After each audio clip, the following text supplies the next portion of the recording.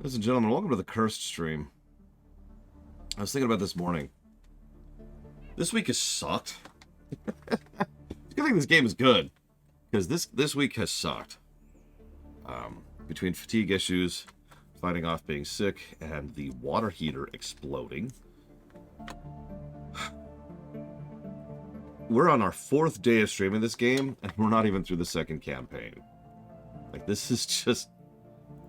Let's get on with this a little bit, yeah? Let's stop being here. I was honestly anticipating finishing this game today. And instead it's like, yeah, no. No. That's not the world you live in, Lore. I mean, it is now at a state of being fixed, Rex.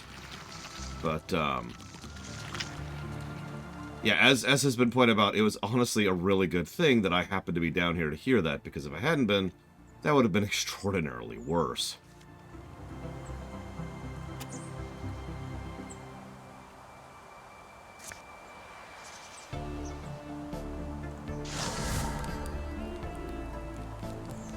Like, just really, really bad. Yeah, the good news is we're mostly done cleaning up after it. I still need to go through with the shop vac and deal with most of the debris left over.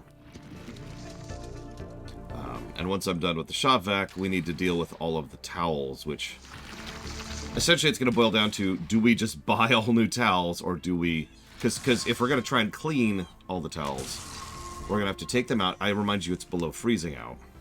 Take them outside, hose them down, let them dry outside in the below freezing temperature. You can already start to see a problem here. And then we have to shake them out a bunch to get all the debris out of them. Then we could consider actually putting them in the washer and dryer. So we're not 100% sure we're going to do that yet.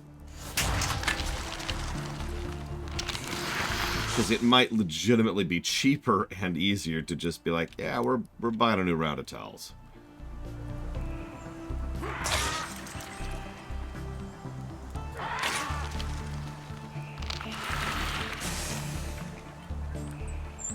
All lore, all the time, Nemesis. Stop dodging me.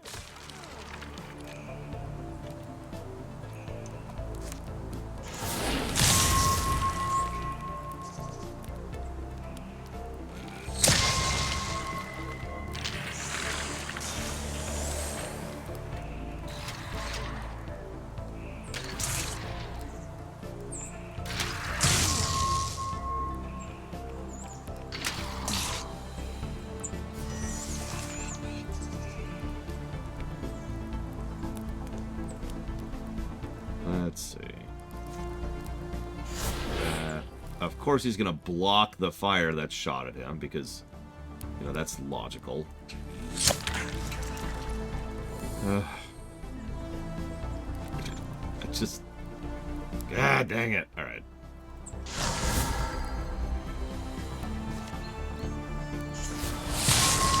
Block this, buddy.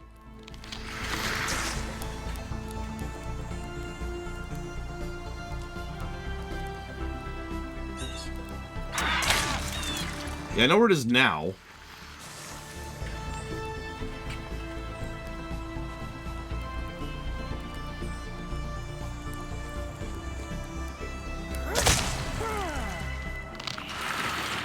That's a good question, TSP. Like I said, we're on campaign 2 of 5. That's why I'm just kind of trying to get on with it a little bit. Because we're taking way too long with this. And that's my fault. I'm the one whose water heater blew up. I'm the one who's been fatigued. It's not the game's fault, so I'm not going to ding the game for it, but we're on day 4. Let's freaking get on with it.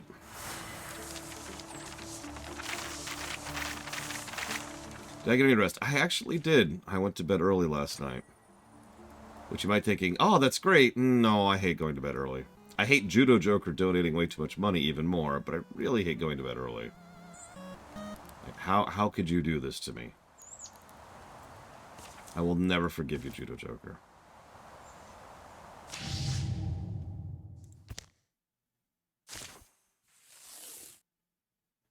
Yeah, exactly, which is more about the hours, not the days. The days matter for real life purposes, not really for, you know, review purposes.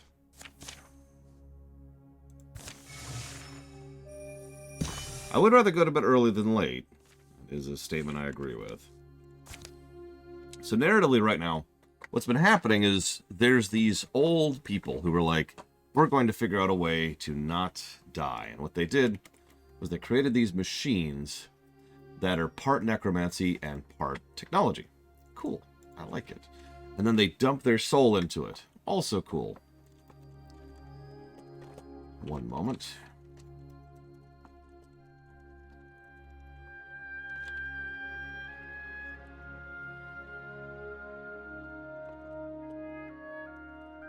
The problem is that Yura's here. The problem is that yes, there's these other creatures, which is the Morthagi. Now, I don't actually know what the Morthagi are right now. They haven't revealed that yet.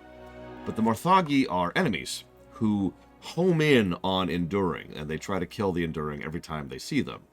So the Morthagi are like, rawr! And so the Enduring simply being here is leading to problems. And the fact that the Enduring are out and about is why the Morthagi keep attacking this region. I don't know the connection between the two, but that's where it's at. Now, the blacksmith who's been helping us this entire time has sought out the secrets of becoming an Enduring because he's old and he's tired and he wants to live forever. And, I mean, that's an understandable bargain, right? The game is also being like, living beyond your natural age is unnatural and it's an abomination and the usual bull crap that always comes with that. But, in addition to that, there's a lot of holes in what we know about that. And that's kind of it. That's the campaign at the moment.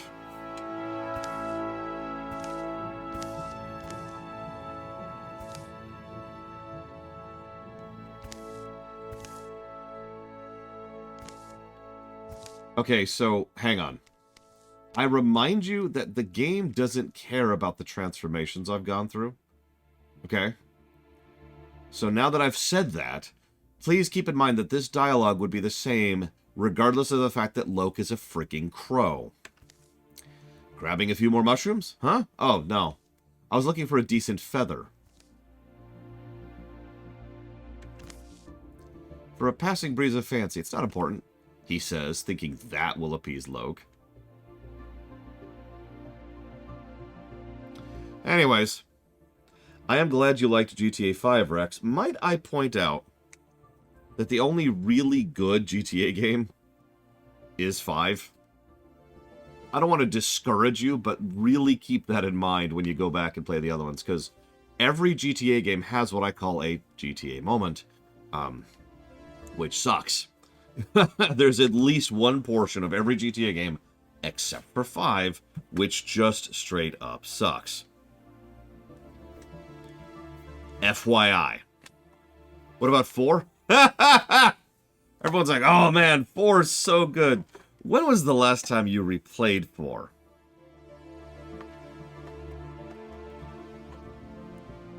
So, for those of you who didn't watch our stream on 4, 4 has a really, really strong intro. And the further into it you go, the worse it gets. Because 4 just stumbles really hard the moment you unlock the second island. Like, the moment you get there, the quality of the missions goes down, and the quality of the cutscenes goes down, and just everything just kind of starts falling apart. And then you get to the third island, which in my experience, most people don't even remember the third island, because the third island is straight up padding. It's just spinning your wheels. The story doesn't move at all. The gameplay doesn't move at all. It's just hang on. Okay, now you can go beat the game. And that's GTA 4. GTA 4 has quite a few GTA moments.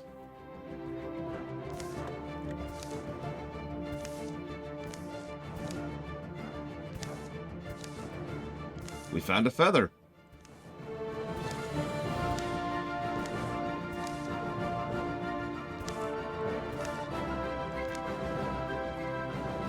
Fine, whatever. I don't actually remember Dark Day. I'd have to look it up. Hang on. God damn it. Just interrupted all over the place today. As usual, this is Kurt's stream. That's what it is. That's what it is.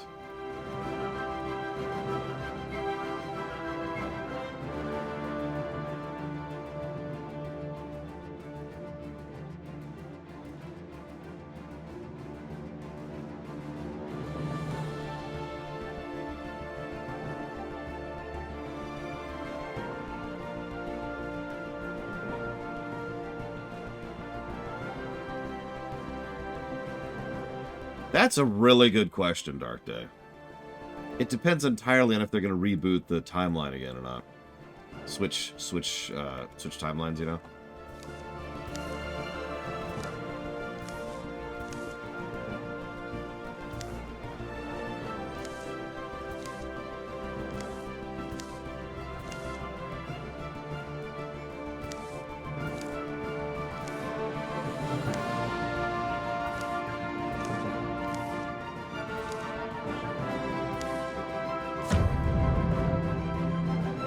That's a good question, Evo. Define the style of. I know, I'm getting pedantic, but I swear I'm asking for a reason. Ah, right, sorry. I actually wrote it down, Judo Joker. I just didn't bow for a minute. I apologize. Thank you, Judo Joker.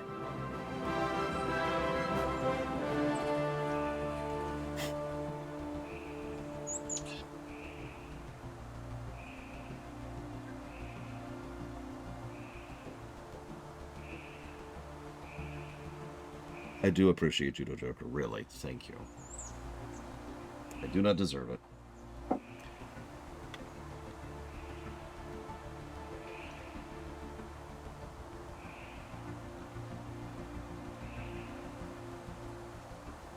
So aesthetically then. Yes. From a purely aesthetic perspective, I do like the little vignettes. Narratively, well, I keep considering skipping them. We'll leave that at that.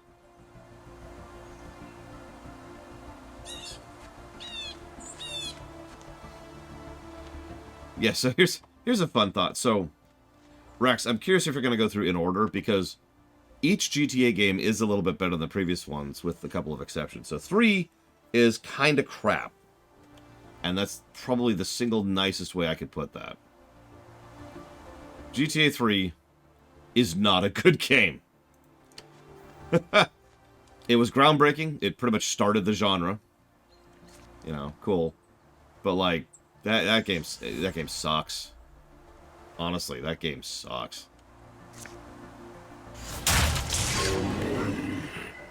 But let's talk about 3's quit point. Or 3's first GTA point, excuse me. So it has several, of course. My personal favorite is when you have to deliver, and this is a mandatory mission, you have to deliver, what is it, like 5 cars on a very short timer, and if they take any damage, you can't deliver them, so you have to go repair them. I'm sure most of you remember the one I'm talking about. That's only the first GTA moment in 3, though. There's worse than that later on.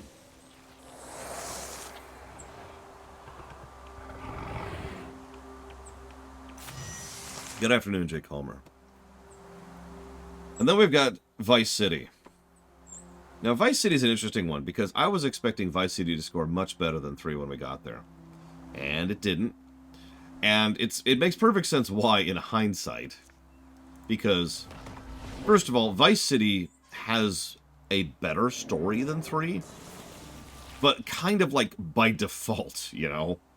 Because Vice City has a story, which shows up for the first few cutscenes of the game, and then the last few cutscenes of the game, and that's kind of it.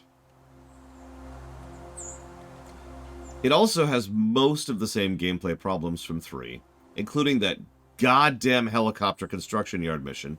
You know the one.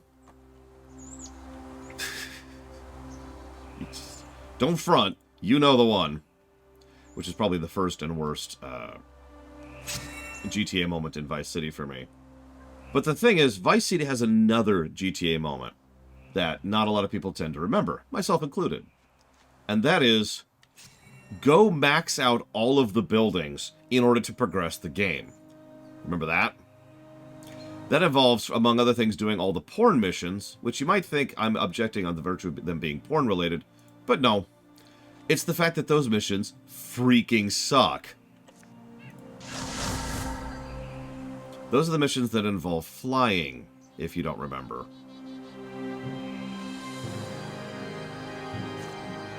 Oh, it's tedious as hell, and it is mandatory. You have to buy X number of properties, and you have to do their side missions in order to progress the game. It's part of the MSQ. Now, obviously making it side would make it less irritating, but the point remains those missions suck. Like the ice cream mission, or again, the aforementioned porn mission, or how about the one, the biker gang mission? Or the one which you have to go up the side of the building. Just, those missions suck. Then we get to San Andreas. Now, I would say San Andreas is the, what do we call that? The establisher. The first real GTA game. By the way, hi, Jake Palmer. If you've never heard me use that terminology before, it's the first game that really resembles itself, right? Final Fantasy IV, Mega Man 2, Legend of Zelda: Link to the Past. You get it. So that's San Andreas. And San Andreas does do a lot right. Its story axis is much improved from the previous two games. Way better narratively. Like, just holy crap. Huge improvement. But San Andreas still has a lot of problems. Everyone, of course, remembers just keeping up with the damn train, but let's be honest, that's the meme answer. There's a lot worse than the train mission in San Andreas. Because the moment you get past that, you get to the outer area, which is cool. Then you start to see the bike missions, which, well, it's really easy to go flying over your head on that. Then you get to San Francisco, or whatever it's actually called in that game. And then you start to have problems. Some of you probably remember when I was streaming San Andreas last time, and the only time I got actually angry, as in went quiet because I was actually angry, was when I was doing the Zero missions. Yeah, then there's the Catalina stuff, the mandatory races, and the awful cutscenes. Let's move you up here. And then there's, God, hang on. And then we go 13, Loner. Then we move forward to the mandatory flight school. And honestly, a lot of the, oh, it's 23, my bad. I was close. Then there's the just a lot of the Vegas arc is just whatever, both narratively and gameplay. Now, granted, one of the best characters in San Andreas is introduced pretty late, and that's a nice little boost to the story axis, but a lot of his missions suck. Like the one where you have to hit the plane at a perfect angle, and if you screw up, you have to do like a 10-minute reset to the mission. Or, how about infiltrating the secret base, which is a Torino, thank you, which is a by the way, have I mentioned that none of these missions have mid-mission checkpoints? So if you screw up at all, you have to redo the entire mission from scratch. Just, I don't even know what to say about that.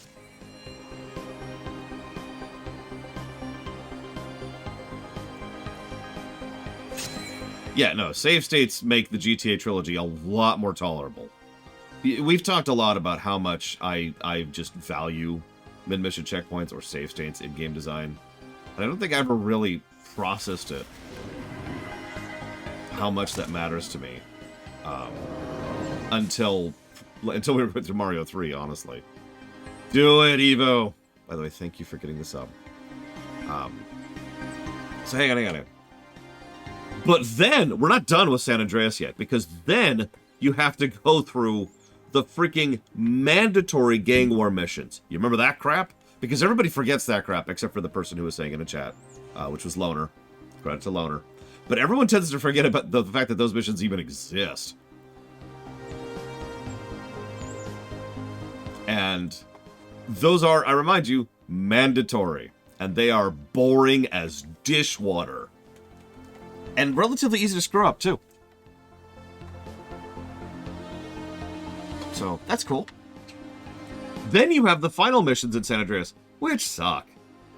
They do have a mid-mission checkpoint. It's the only one in the entire game.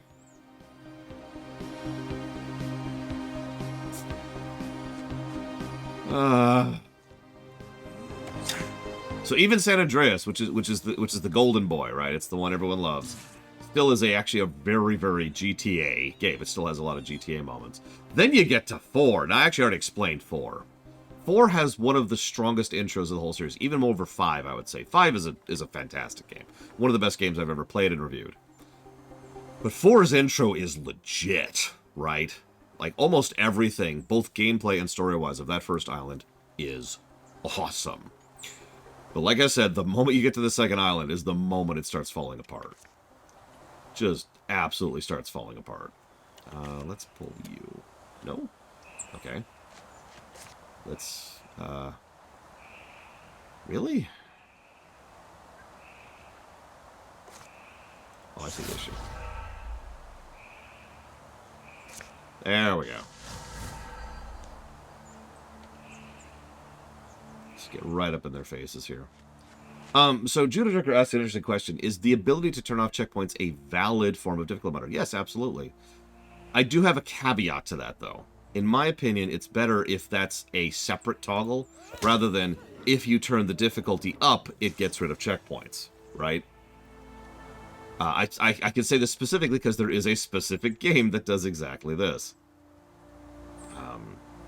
And that would be Mega Man 11, which I prefer to play on harder difficulty, except for the fact that that harder difficulty also includes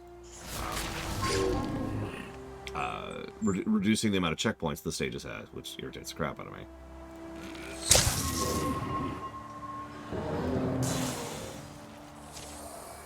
I think that's all of them. That's all the GTAs. 5 is legit. Even 5 has a couple of problems, but, I mean, every game has problems. 5's problems are dwarfed by its benefits. It's such a good game. God. Everyone, we're gonna play 5 again. We're just gonna go play 5 again. Yeah, the entire Kiflam arc can go directly to hell, and the narratives really, really cannot just stop carrying the drama ball for the, honestly, like, 2 full acts of the story. Something that should have been resolved, and arguably was resolved, and then, for some reason, it just kind of keeps treading water for, like, another 10 hours.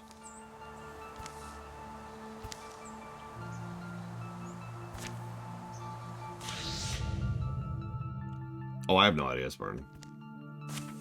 I would literally have to log in to check. Oh, yeah, then there's endings 1 and 2, which honestly shouldn't even been in there. Oh, sure, Judo Joker. Let me guess. It's if you have a cat on camera for 30 seconds. No. Actually, well before burying the hatchet. It's, I don't even remember. We just streamed it, like, a couple months ago. There's a specific mission where most of the drama feels like it's settled between the two, and then it just kind of comes back without any real preamble afterwards. And you could just kind of tell they didn't really know what to do with that last act of the game. Like, a lot of the story sequencing in that last act doesn't actually work. It's really obvious that they had multiple story threads and didn't really know how to put them together, so they didn't.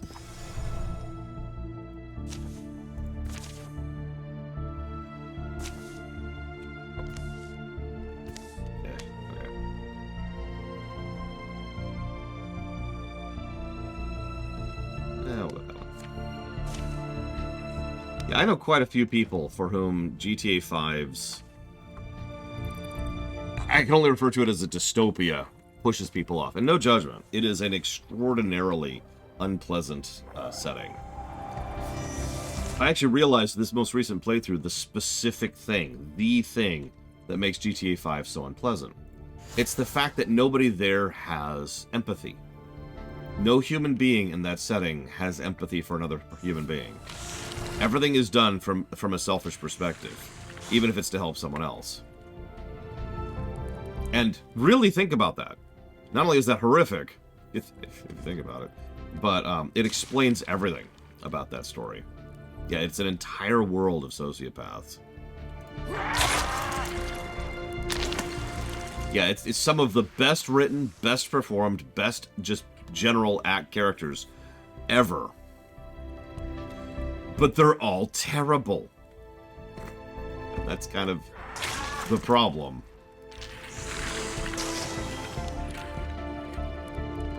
Like, it's kind of like they took the parody and they decided to run with it.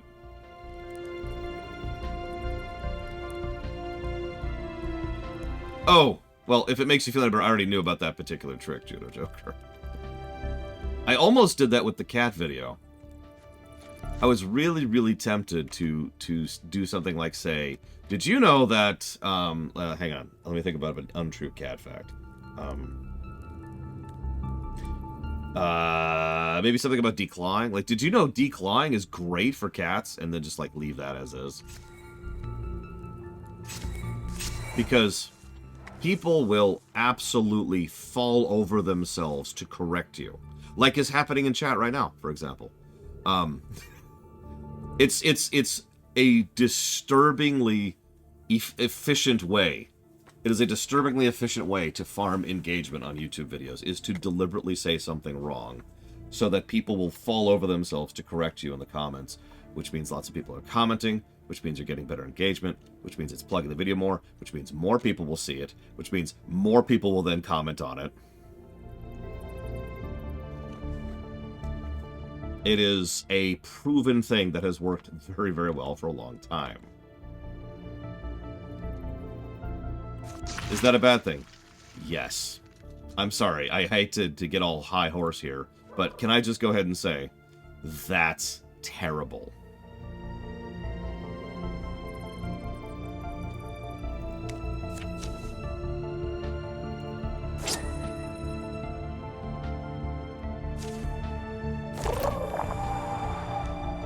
Yeah, negative engagement bait is legitimately one of the worst things about the internet. I mean that with sincerity. Because it's not a YouTube thing, it's an internet thing. It's actually how Twitter operates, for example. I should say operated. I don't know how it works nowadays, but that's certainly how it used to operate.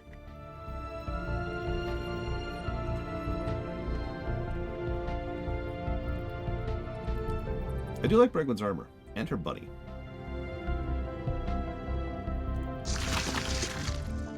These are all very good questions. I admittedly haven't touched Twitter in a while at this point. Like, every now and again I'll poke on it just to make sure that nobody's, like, doing anything horrific. Because that's the life I lead, where I have to check for things like that.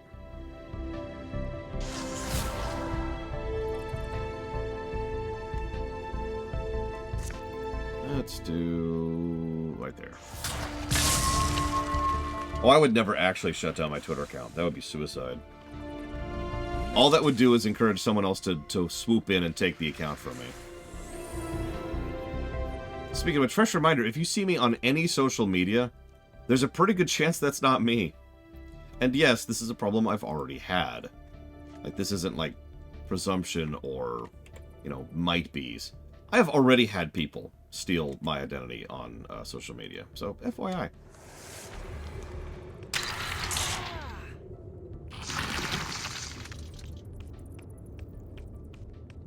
Speaking of which, that's actually not, that's not true. I apologize.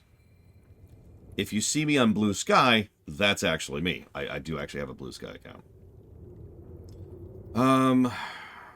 The worst mission in GTA. Let me think on that a minute.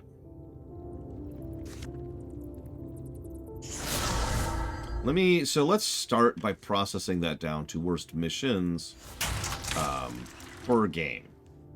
What's Blue Sky? It's Twitter. But, you know, better. For lack of a better way to put that. Imagine a Twitter that doesn't quite, you know, turbo suck, and you've got Blue Sky. Twitter is still there, I just don't look at it, and Tumblr is still there, I just don't look at it.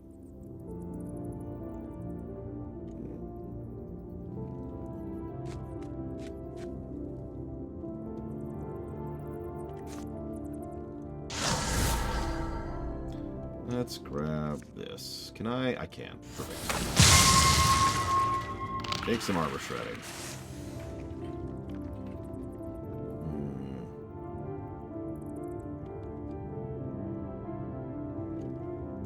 Not quite act, but then again, we are way behind, and so I am trying to hurry up a little bit. Oh yeah, I do have a Reddit account too, although I don't use Reddit anymore ever since their changes from last year. So that's cool. Yeah, this year has not been doing a lot to endear itself to a lot of people, I've noticed. If you could stop sucking for 5 seconds, 2024, we'd probably appreciate it. Just a thought. Work with us here.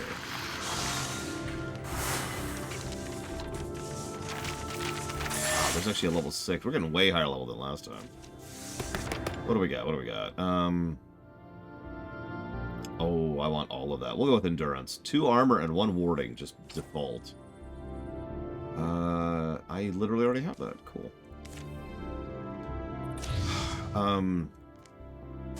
Yeah, 2024. That's where we're at.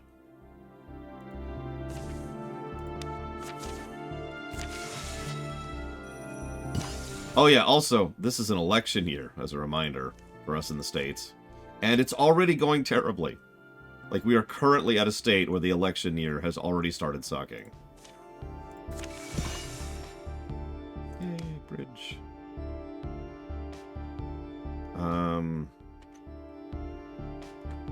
Let's see, any other bridges I could get going? Looks like no. Yeah, I can't wait to do our usual October stream during Halloween for Polemic Day, which will be happening days before the election.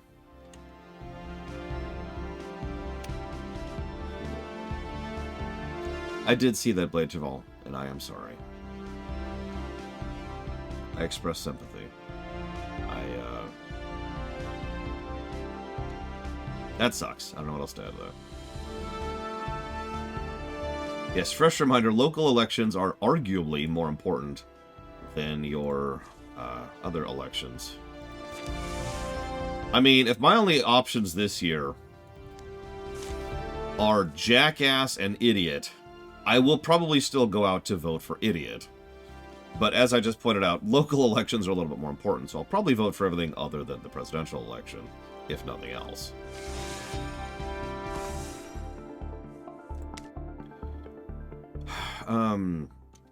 Hang on. Worst missions. So in 3, Joe Biden's a terrible president. Can we just say that? He is a terrible president.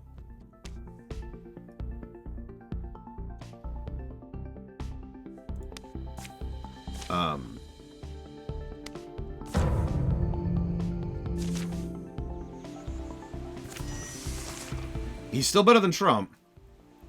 But, you know, can we like have better options? Like, is that a thing we could have?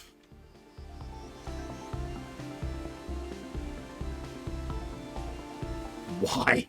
Plates are full. Just why? Okay. I would legitimately rather elect my niece to president than Donald Trump. Civic duty. I don't really agree with that. But this isn't Polemic Day, so I'm going to let that one go. Would you, like, back off so you don't die, please? You can vote for yourself. That's true, I am old enough. I do qualify. I forget how much it costs. Hang on. Did you know you have to pay money to run for president? I mean, obviously, you'd think, well, of course you do, but no, I mean, like, to register. There's actually a fee for it. How much does it cost to run for president?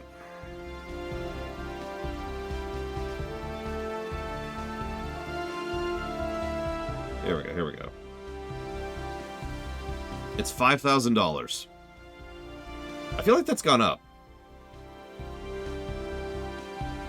Oh. Yeah, I don't have $5,000 to burn. Hell, I don't have $5,000, period. I don't own a house. I'm a has-not. Yeah, that's just to put your name on the ballot, like, legally. That has nothing to do with actually getting elected. To be clear. every now and again, if I can be honest for just 1 second, I wonder what it would have been like if I had decided to go into politics back when I was in high school. I do wonder what that would have been like, what that world would have looked like. I don't think it would be better by any measure, but I am very curious what it would be like.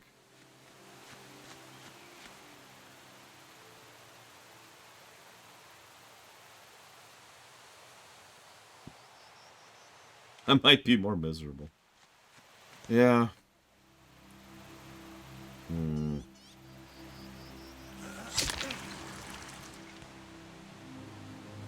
don't know if I've ever told you this.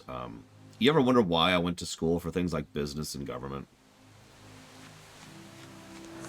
Part of the reason that I was going that way is because my parents, most especially my mother, pretty much demanded that I go into one of two fields when it comes to my career.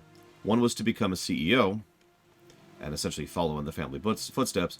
The other was to become a politician.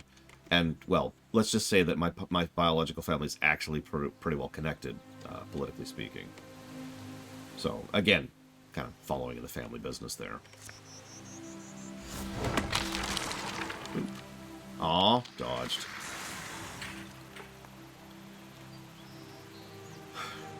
So, that actually didn't go anywhere. No, I stream for a living, so I'm an embarrassment to my family. Let's do this, because she has that ranged thing. That's cool. If I was secretly more powerful than you know, then you wouldn't know it. I actually know how to keep a secret.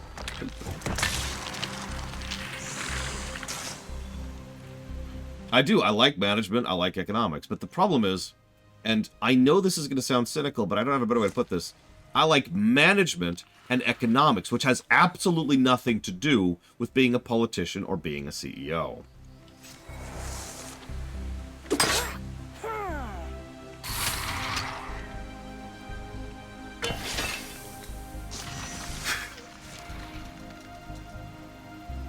That's where the connection... Like I said, if I decided to tap my family's connections, I could be pretty well connected. I think I mentioned this a few years ago. I was putting very real thought into actually going ahead and restarting that political career idea. I decided against it, obviously. But it was something I put actual thought into, not just, you know, it'd be nice if, or random whatevers. Oh my god, these freaking wardrobes. I hate these wardrobe enemies. Let's see if we can kill him. There we go. Wardrobe's dead. Finally. Anyways, I'm getting way off topic. Let's talk about GTA. Enough about politics. That was a misclick. Okay, so now my archer's in melee range. Whoops. Well, obviously, Leonard. Don't forget, I have to be part of the boys' club. That's a more complicated question than it sounds, Yura. You have to understand that when we say presidents here in the state, what we really mean is their administration. A lot of the actual power of a particular president is more on the administration that they run and that they appoint than the president themselves. For example, Reagan himself was kind of a nothing burger and just an evil man. But Reagan's administration, whole different matter, right? Like we're still, as I am fond of saying, we are still in this to this very day dealing with the consequences of the Reagan administration. So, can Trump just leave NATO? No, that's stupid. Could the Trump administration leave NATO? Yeah. Now, there's more to it than that, but yeah.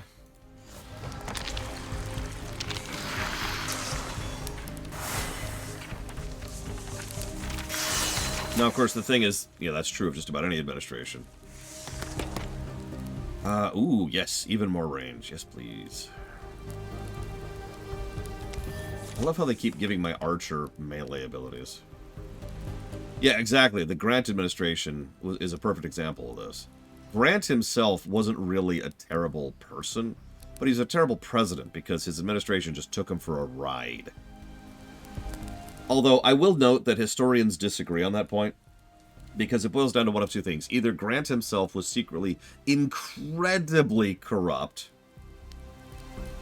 or, and this is similarly possible, he was just incredibly incompetent and had no way of dealing with anything, and therefore, you know, was being taken for a ride, like I said. Your husband sends his regards. Oh my god, this is literally... We've seen this story before. We've literally seen this story before. We're already starting to repeat side stories. And that's like, you know... Yeah, Jimmy Carter's actually another interesting example there. Especially since Jimmy Carter is still a good person to this very day. But not what I would call a good president. Please ask. Hang on. Let me pause everything, because I keep not thinking about the GTA question. Let's work in reverse. The worst mission in GTA 5 is the Kiflam mission, right? You run in a line in the desert for 10 solid minutes. Cool. That sucks. Then in GTA 4, the worst mission in the game is...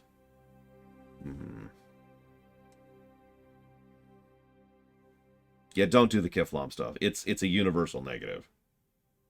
It's also a troll. The reward at the very end is either a bunch of money which you have no use for, or a tractor, which is terrible. And we talked about this during the run. If they gave the tractor some other kind of side benefit, like something really, really cool or really useful, that would have been worth it. That would have been like, here's your reward for putting up with all this bullcrap. But instead, it is just a garbage tractor. And that's the problem. Like, they came that close. Anyways. So, GTA 4. Worst mission.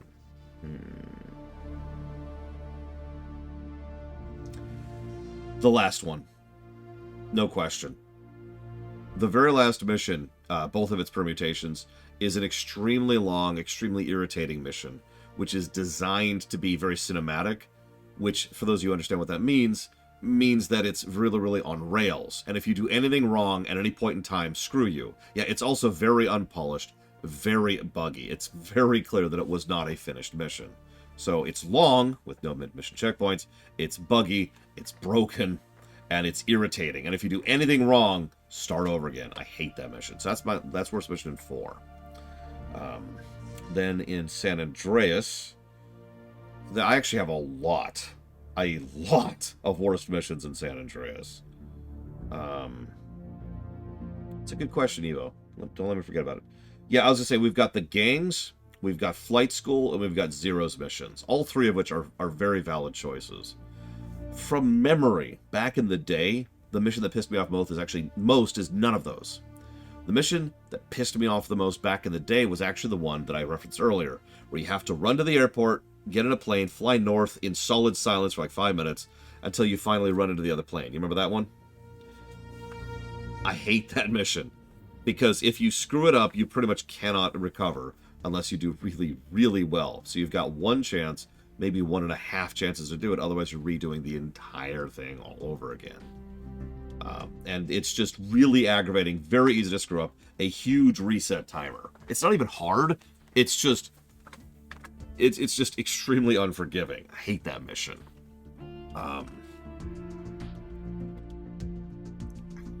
Good morning, Melkor. However, in the interest of fairness, especially after the review, I think I'm actually going to give it to the Zero mission. That it's specifically the one where you're flying around San Francisco with the plane. Screw that mission, screw it hard. Which brings us back to Vice City. I don't even remember the name of the mission, but it's the porn one. Yeah, it's the porn mission. That mission was insanely frustrating to go through. Terrible controls, irritating thing, a timer for no goddamn reason. Like, it checks all the check marks of what a bad mission is. Yeah, the flying one. The flying one where you have to go. And I think, I think you're dropping the leaflets. I think Loner's correct. And then in 3, God, every mission in 3 sucks. I'm not sure I could pick a specific 1 and 3. Obviously, again, historically, that one where you have to go and deal with that freaking the capturing the cars and not getting them hurt on a timer is just really, really frustrating. But yeah, I think... Oh, you know what? Yeah, that's a good pick, Loner. Taking out the heroin dealers. That mission sucked. It shouldn't. It seems like such a simple, but it sucked. So yeah, I think those are our picks. So of those, which one of those is the worst? So the Kiflam mission in 5 is irritating and frustrating, but honestly, I think it's not even on the same level of anything else we just mentioned. So that's out of qualification. I will say that it is also optional, which does mitigate it a little bit. The final mission in 4, being as buggy and broken as it is, probably qualifies for the worst, like on a technical level.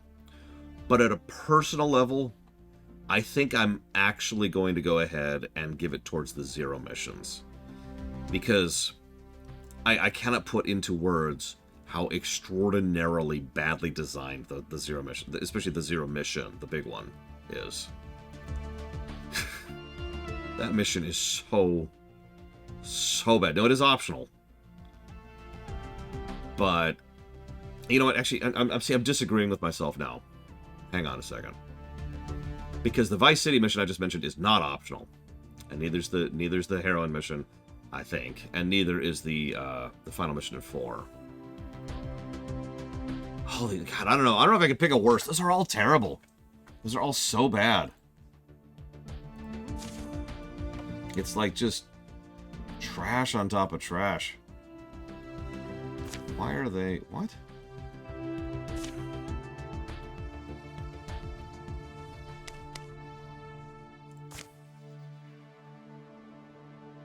Yeah, we've got lots of options for worst. And yeah, oh my God. No, we were talking about those ones earlier too. Yeah, that's fun missions. Fun missions. Really? Really? Is this where we're at now? Okay, new plan. Cancel job. Yeah, go here. Good night, Dark Day. Okay, so now to address Evo's question. So I regret introducing the elves in RFF1. I am strongly tempted to retcon them out of existence. Like, that's kind of what I'm thinking right now. Because that would probably be the best overall option there.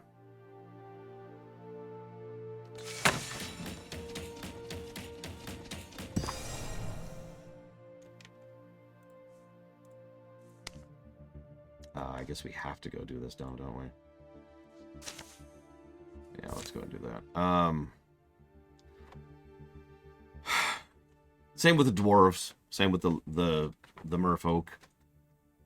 Just kind of, they're all gone. They're all dead. They're all gone. I'm still debating, truth be told. It is something that's kind of low priority, but it is something that I do need to look into and think on. Because elves, so we've got elves, we've got dwarves, we've got giants, we've got merfolk. I think that's it. All of those need to be explained, because none of those exist in the other FFs. And RFF1 was not built to connect to the later RFFs. So, I need to spend some time figuring out what I'm going to do about that. I have fallen into the Star Wars trap.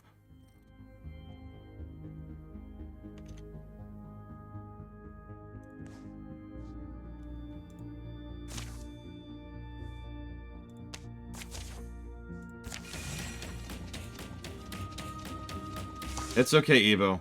I will never forgive you for the fact that I literally just answered your question. Damn it!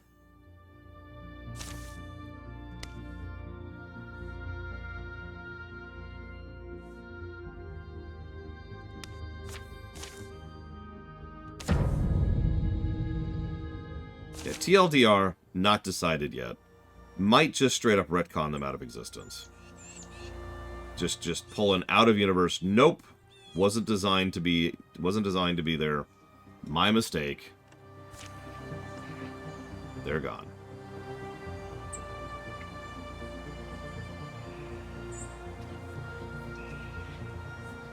That's the easy answer. We'll see. I really hate how many comments I have on the new Super Mario Bros. U post-stream wrap-up who are like, oh my god, it's a rumination, yay. I don't know, at this point it feels like people are just spitting on me.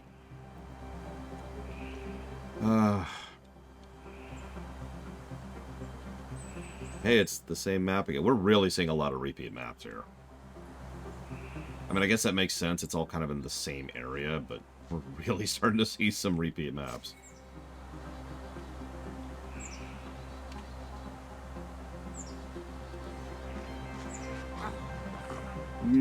I don't believe you, Braywin. First of all, because I don't believe you in general, but also, and more importantly, because I never stopped talking about things.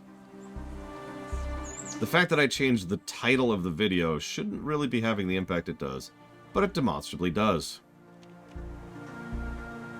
Like, as I've already pointed out, I have factual data showing that more people will actually watch a video just with no changes whatsoever other than the fact that I changed the title of the video.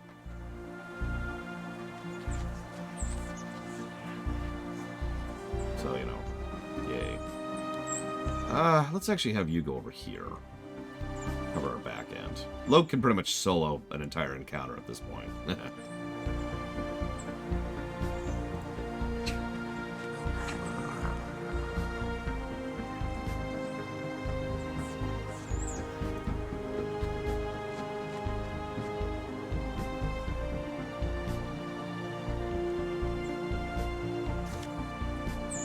I know it shouldn't bother me yet.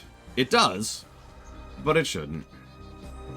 I think I just have a low tolerance in general right now, like at this point in my life. I think that's what that is. Just like, god damn it! Sure, Evo. What you got? Hit me! Yeah, no, it is why clickbait is so rampant. Oh, check this out. Check this out. So, I was doing some algorithm research yesterday, specifically. And a really, really common trend that's happening right now is to put blatantly clickbait thumbnails and then factually incorrect information in the video. I feel like I already said this. And it's been getting a lot more rampant than usual. The specific example I saw was the cast of TNG then and now. And the idea was that it was like, here's where they were back then, and here's where they are now. And that makes sense. The problem is, first of all, as I already mentioned, whoa! As I already mentioned, the information is flat out wrong. But my personal favorite thing is that the then was a picture of Troy, and the now was a picture of a porn star. I don't know which one, but it was clearly a porn star with extremely fake boobs, and I mean like, you know, giant chunks of plastic on her chest, in a string bikini, who looked nothing like Marina Sirtis at all, by the way. And that was listed as the now.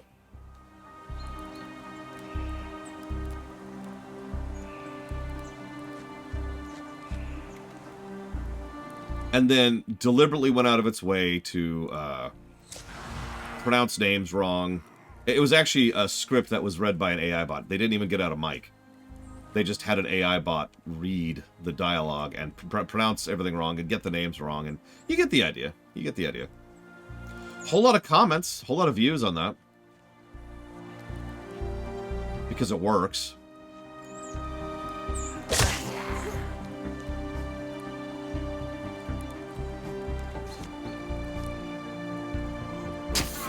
Hey, the tail was useful.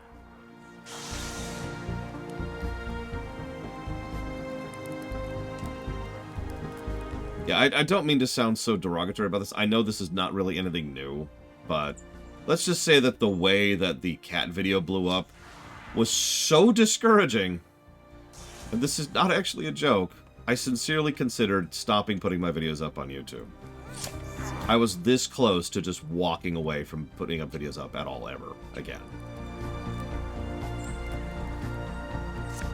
It is so discouraging. So disorienting. Like, there are literally more people watching a 30-second cat video that I threw up as a test video than watched the weeks of effort by multiple people, wonderful work of art, fantastic movie that I highly recommend everyone watch, Final Fantasy II Rewrite. That is a factual statement. Why bother?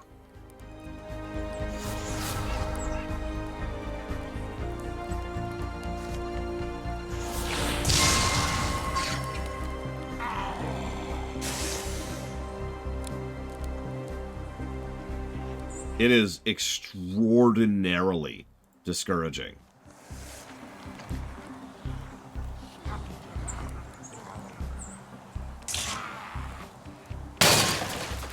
I really don't like that enemy at all. The mush rocks.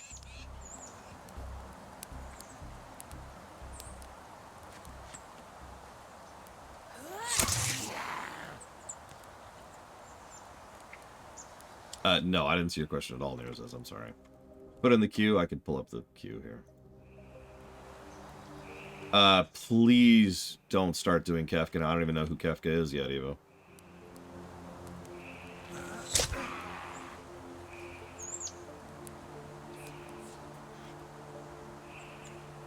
I mean, it's just... I don't have anything else to add. Why bother? End statement. Let's put you over here.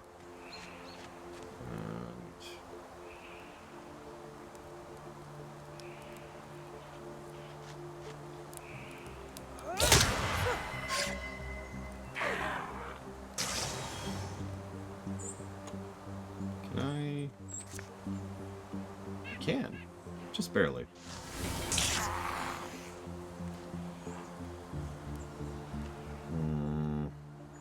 This dread has so much movement.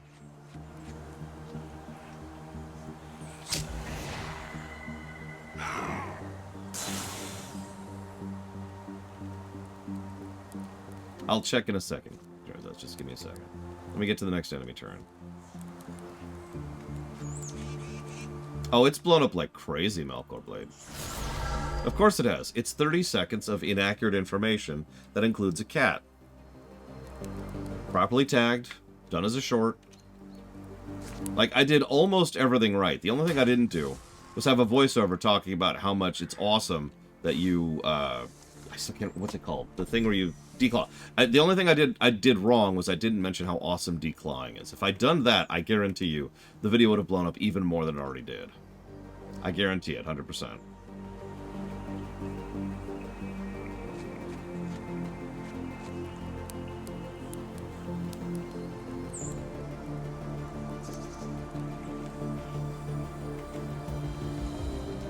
Hit him from here? I can. Screw it. Go for the shot.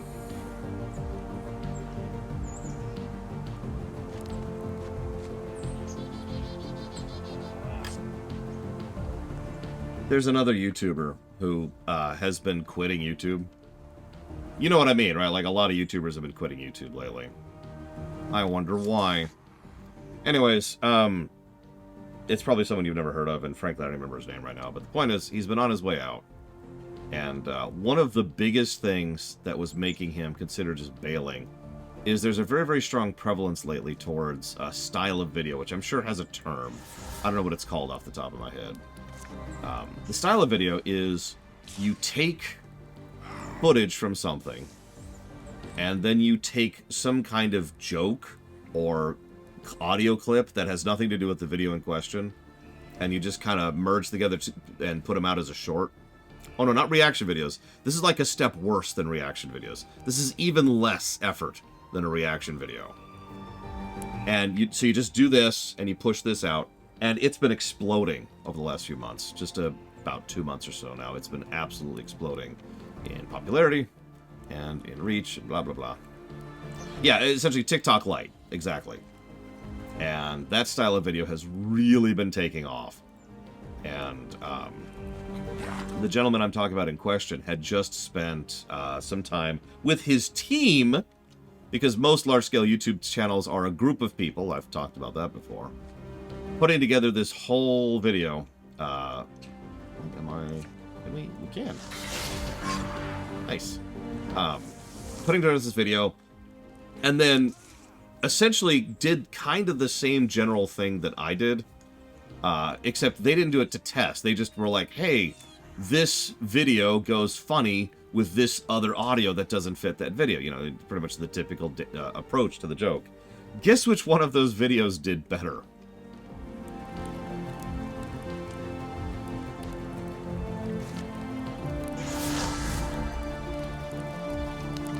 And that was just a, alright, that sucks kind of a moment.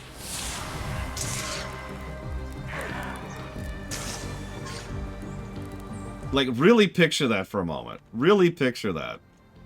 I'm sure some of you understand what it would feel like if you just threw something together as a random gag, and then you spend weeks working on a project, and everyone's like, oh, that gag was great!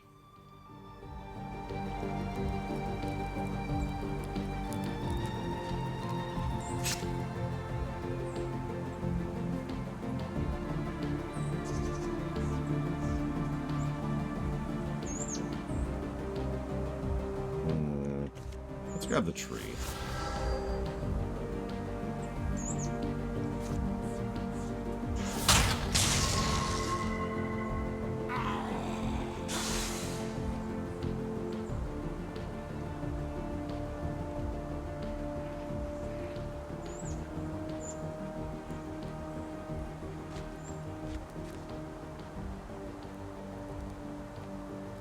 God, this tread is so fast.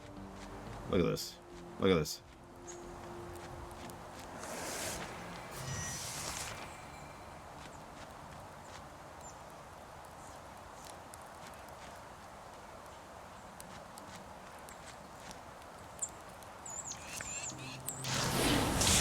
Anyways, first world problems. I don't have a right to complain. Rant off. I apologize. But I almost quit YouTube this week. Still thinking about it, if I'm being completely honest with you.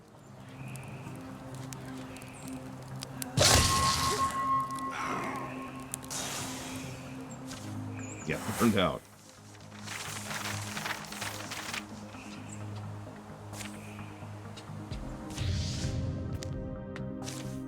A chance at what, Mr. Red?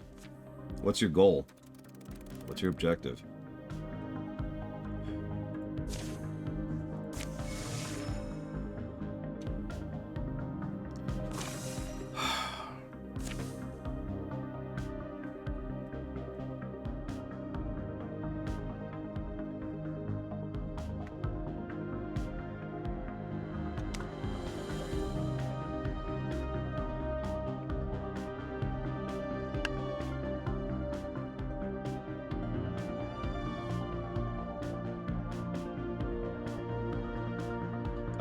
What?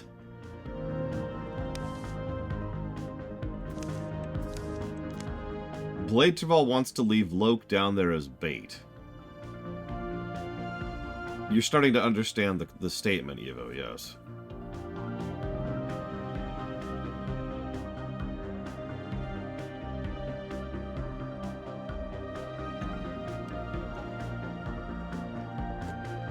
Yeah, no, I always recommend people not watch the VODs on Twitch. In fact, I've put serious thought into disabling, because you can do that. You can disable the options for Twitch to archive your own VODs, just to force people to not watch them on Twitch.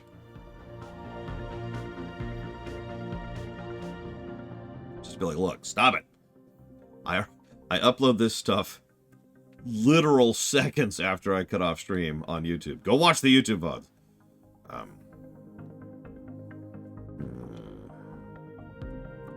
Loke can survive as bait. He's fine.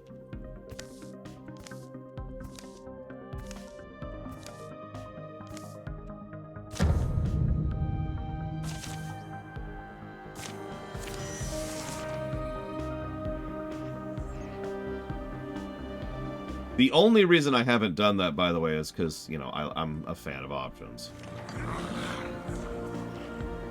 These options are good.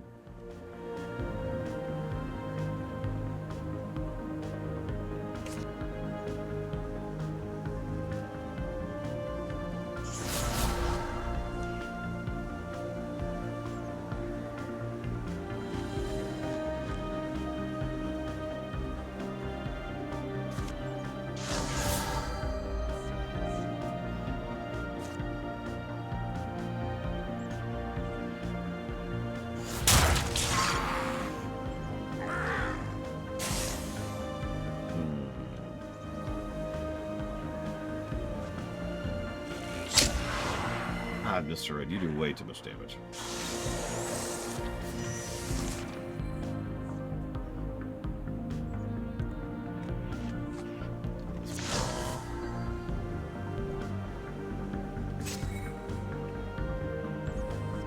Yeah, no, it is... that's a good word for it. I like that word, Melkorblade. What we have right now is functionally dystopian. I don't want to sound exaggerative, but the fact that that is the way things are is by itself problematic.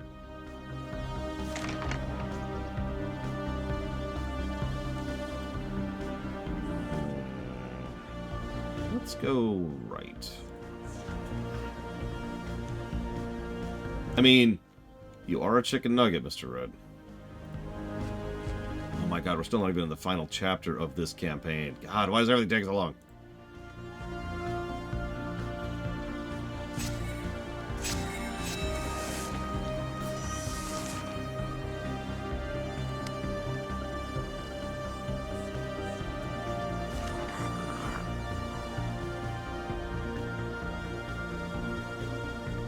But I didn't review the cat. That's not even the actual audio. You could tell, right? You could tell I just grabbed an audio of someone purring and slathered it over it. I believe this is a 5 chapter. I believe all the campaigns except the last one are 5 chapters. Pretty sure, pretty sure.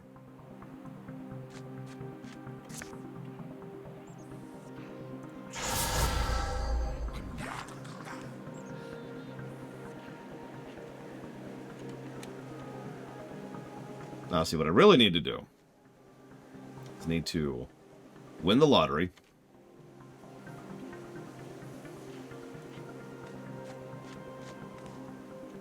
And then get more depressed, because that's not actually going to solve any of my problems. Because it wouldn't.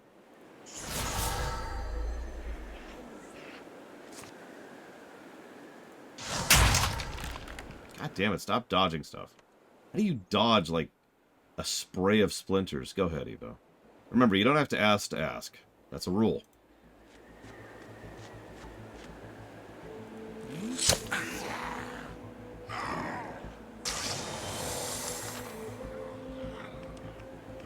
That's true. I would be able to give money to other people. That is the one truly good thing that would happen if I won the lottery, is I would be able to give money to other people.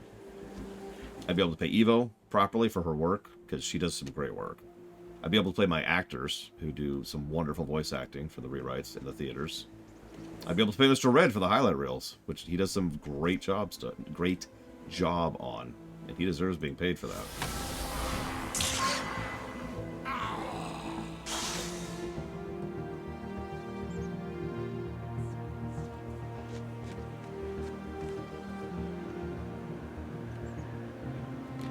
Right. Sorry, Nerzes. Sorry. Hang on, let me check the question queue.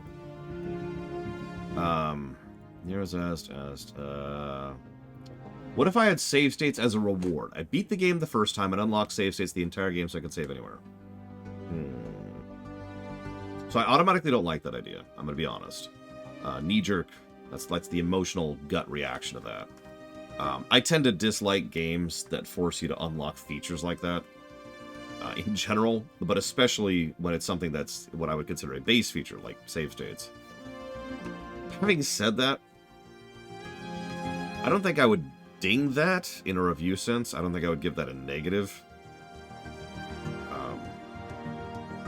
but I'm not sure I would enjoy. I think it would also depend on, like, what exactly unlocks it. Like, do you have to beat it on a certain difficulty? Do you unlock save states on that difficulty and no other difficulty? Do you have to spend a currency in order to be able to progress? You know, something like that, right? I think it would depend a little bit on the specifics.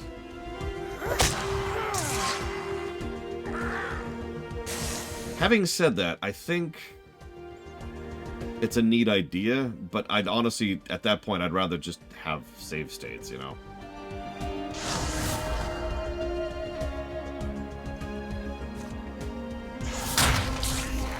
I will admit I'm also kind of biased against that concept because I hate what the Tales of series does.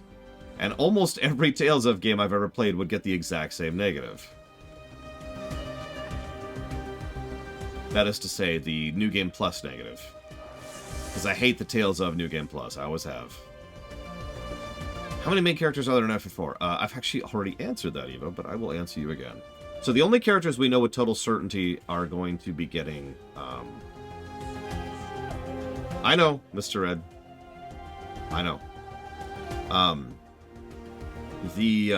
Yes, that thing. I hate that system there, as is. So... The bare minimum is Cecil, Rydia, Kain, Rosa, Golbez, and Zemus. These six are main characters for RFF4. Everyone else is a little bit more debatable. So that I would say is the floor. Because I know I have a pretty vague idea of what I'm going to do with Tella. I know exactly what I'm doing with Yong. I actually don't really have a plan for Palom and Purim yet. I've already kind of mentally decided I'll come up with something later. Because whatever it is, it's not really going to matter.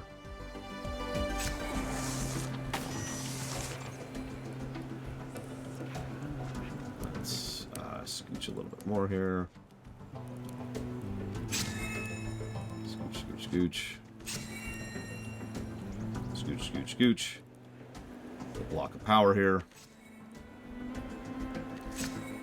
Sure, Act. If it's just, you know, grow a pair and grow up, that's probably not feedback that's really going to help. I'm just going to let you know right now. Because I've been hearing that my entire life. From my mother, whose primary... how do I put this? Her primary philosophy in life is that life sucks and there's nothing you can do about it. End statement.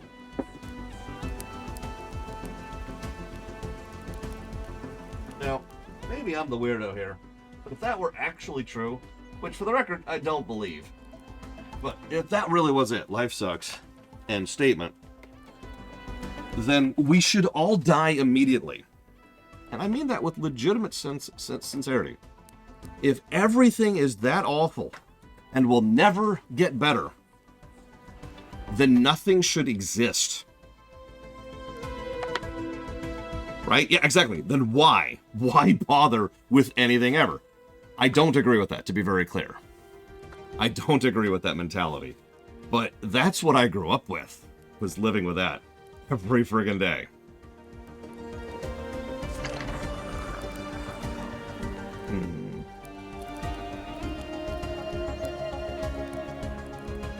Let's grab the fire.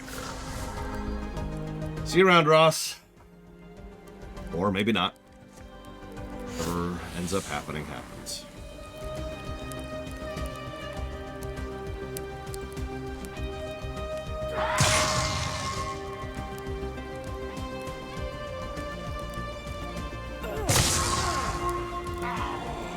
I have no idea, Evo. And I don't actually care.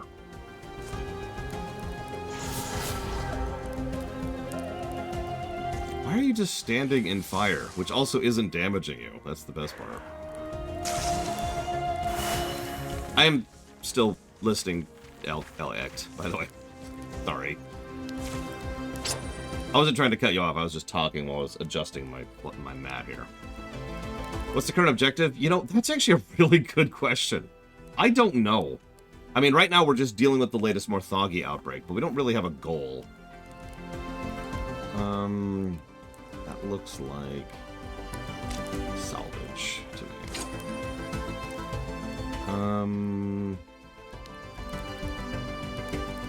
That also looks like salvage.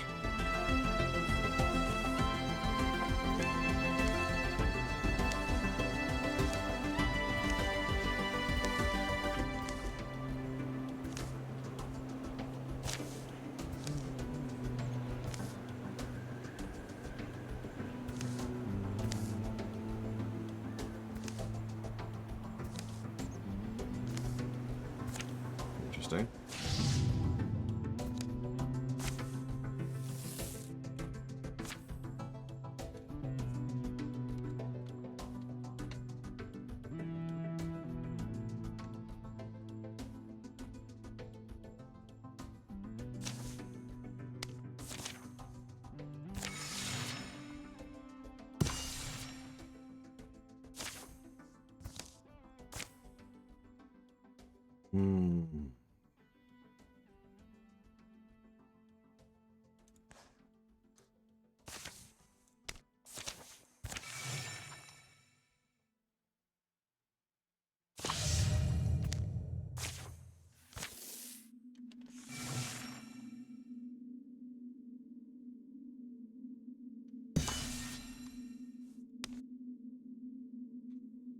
Should probably go do this.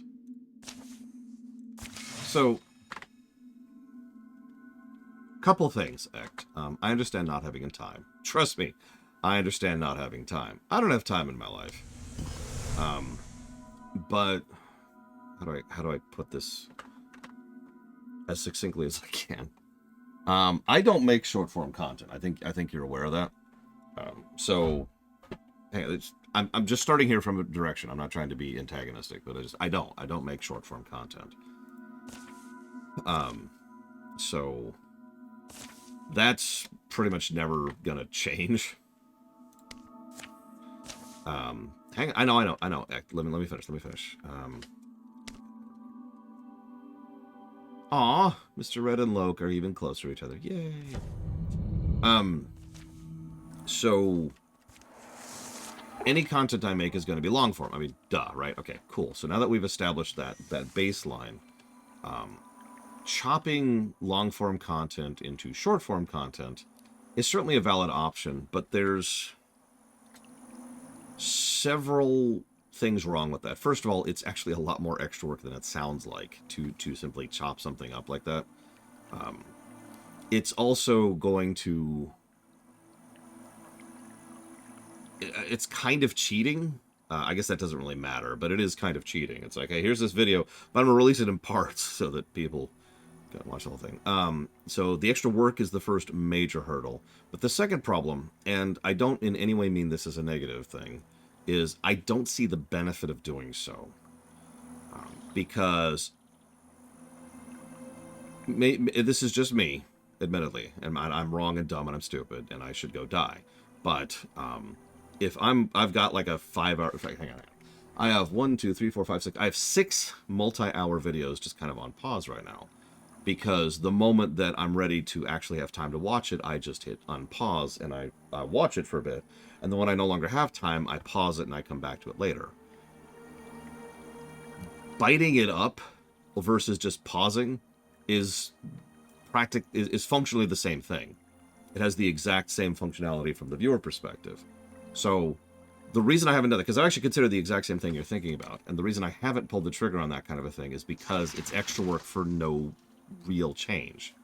Like, it's no real benefit, because it's, practically speaking, the same thing from the viewer's perspective. It's either you're clicking different videos and pushing through them, or you're clicking one video and you're pausing as you go through it. This is especially true since YouTube will actually save your location even if you close the video.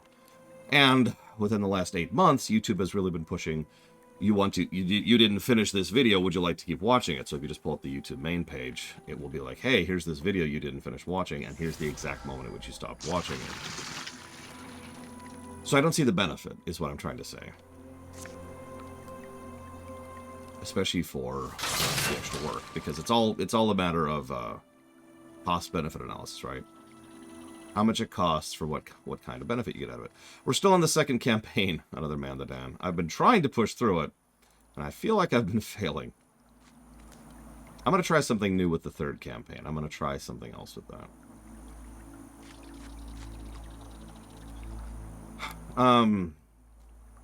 I suppose the algorithm... That's a horrible thing. The algorithm might be a reason to put that extra work into it. Assuming it did work, which is, of course, the question mark there. Because the algorithm likes it when you put out videos regularly, and it likes it when you put out shorter videos. So it'd be like, hey, you put out another video. Hey, you put out another video. Hey, another video. Hey. So that is something that is valid and is worth considering. The next campaign, I'm not going to do any optional stuff at all, Colgrim. We're just going to beeline for endgame stuff, and we'll see how under-leveled we get. Because right now, I think we're actually a little bit over-leveled. Like, Loke is level 6 right now. That's the highest I've ever actually gotten to.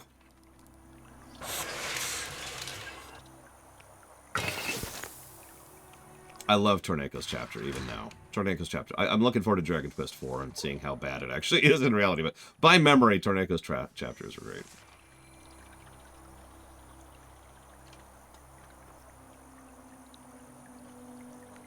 No, I feel you, Act. I really am, believe it or not, in the exact same boat. You want to hear something? This is embarrassing and a little gross. So spoiler warning, okay? Spoiler warning, spoiler warning. Gross warning, gross warning. Gross warning, gross warning, gross warning. You know the primary time I have to watch YouTube videos, or anything for that matter, is when I'm going to the bathroom. It's something I do in the morning to pretty much help me to wake up. Is to get my my brain engaged.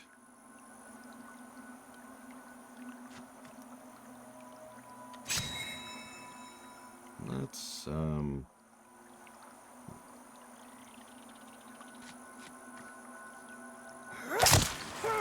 yeah, let's just kill the butler.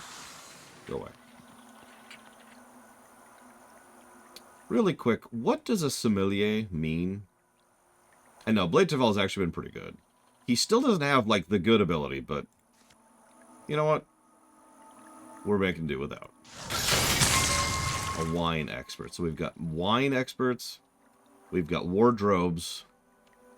We've got butlers. We've got cows. I've been paying attention. Every single one of the enemies of the Morthagi are, like, base-level servants, right? Have you noticed that? They're all just, you know, droids, effectively.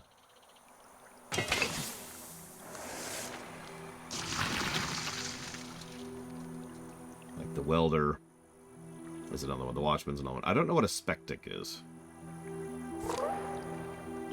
They look like a necromancer's everyday servants.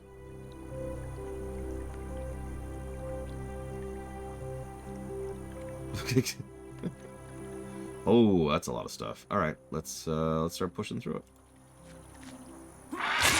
Go, Loke. Carry my... Loke is going to retire at the end of this chapter. It's really going to suck because he is extremely well geared and extremely good at damage, and he's been kind of carrying my party a little bit.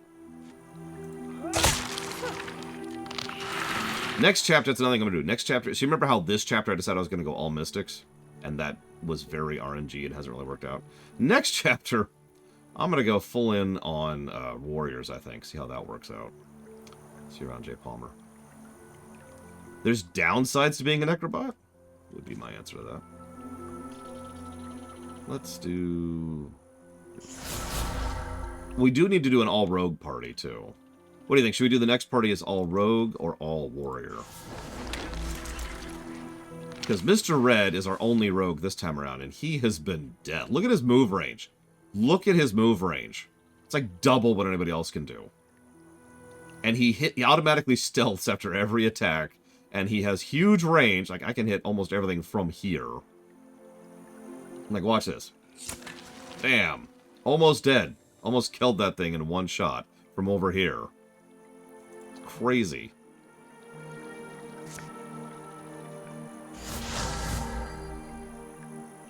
Yeah, I do like how each class is worthwhile. That's a huge benefit in the game's favor. Let's do you. Now let's have him dodge, which is exactly what I wanted. Not that I'm aware of, even, no. It's a fun little game. It's just the narrative axis might as well not even be here.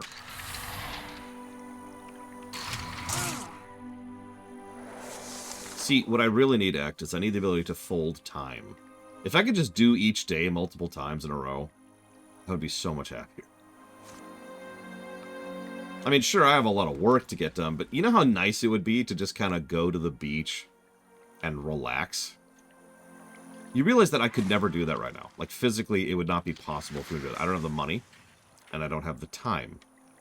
If I did decide to go and relax for a while, I wouldn't be able to do so, because I would know exactly how much time I am burning doing so. And it's not possible. Okay, fine, I'll go to the beach with a friend. How's that sound?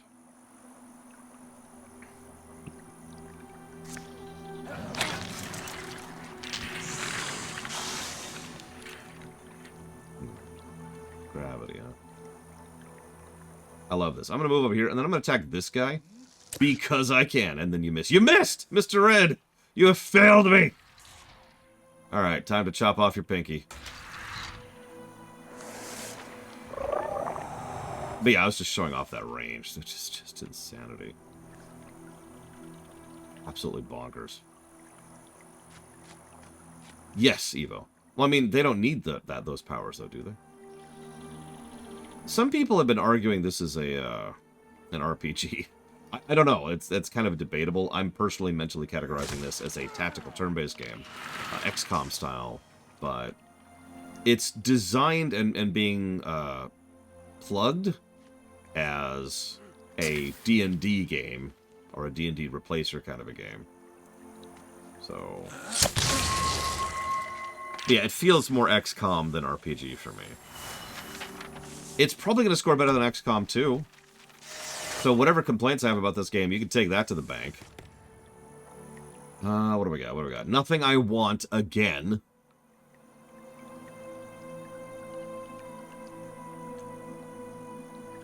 Okay, I was going to get an upgrade to Mythweaver, but this comes with the ability called Shardnado. I mean, come on. Look at it. Yeah, me too, Act. I'm really, really curious how Enemy Within's going to score, because, like, I remember liking both XCOM 1 and 2, and then you saw what happened during XCOM 2.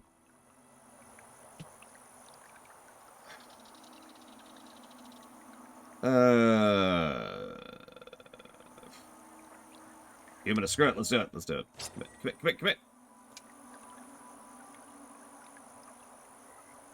Yeah, Loke will retire at the end of this chapter, and I'm going to lose my biggest heavy hitter. That retirement mechanic kind of sucks, I'm not going to lie. I'm not a big fan of the fact that a party member can just be lost because I have completed a chapter.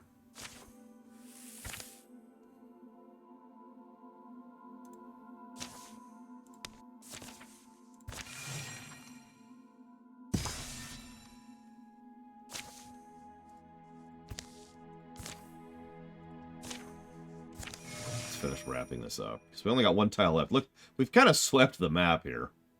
I like to think of it as conquering, you know. Alright, let's kill him. Roar.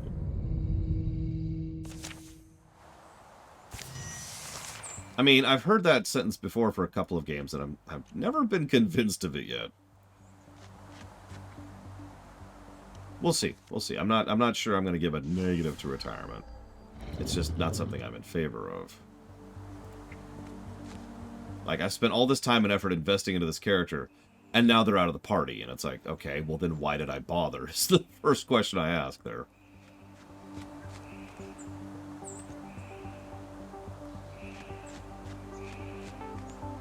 Evo, you don't have to ask questions. Now, part of the reason I'm not going to judge the retirement thing yet is because we actually haven't had a retirement yet. Our last campaign was too short to actually hit retirement age. So this will be the first time we actually engage with the retirement mechanic. And we'll see what happens.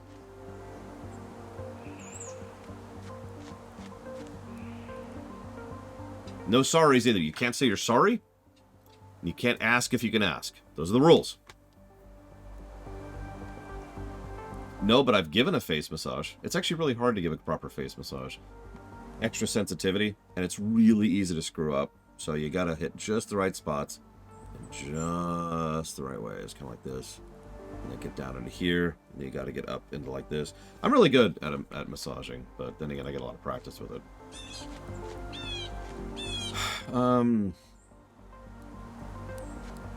You shouldn't do that, Laura. I don't have to justify being good at something. I can just be good at something, and not have to justify it.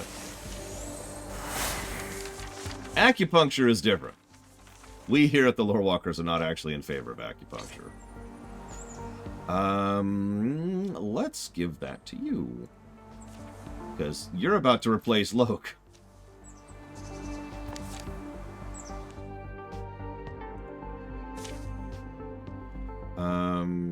Let's do Heartwoods and Spell Threads. Yes. Okay. That's everything. Let's head here.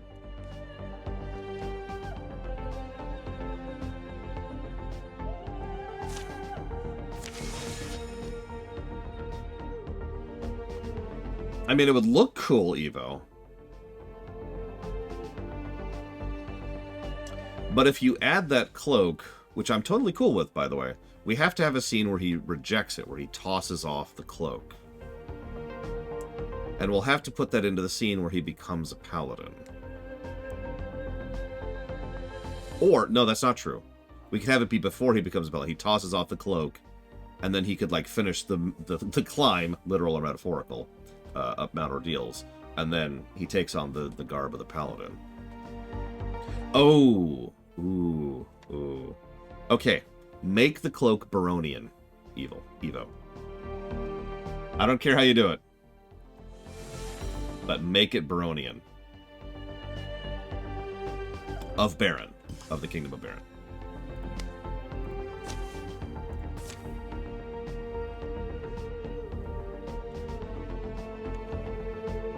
I can already see how that scene would unfold. I mean, the placebo and the nocebo effect are real things, which really sucks if you think about it. You ever think about that?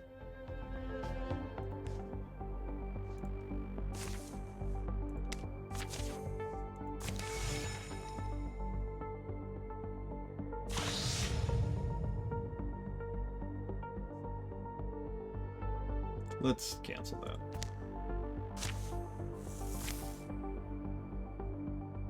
Well, that's kind of up to her, Blade of All, because she's the artist, and I'm not paying her, as we talked about. Everything is volunteer work. So I quite literally do not have the right to demand anything of her. So it is kind of her idea.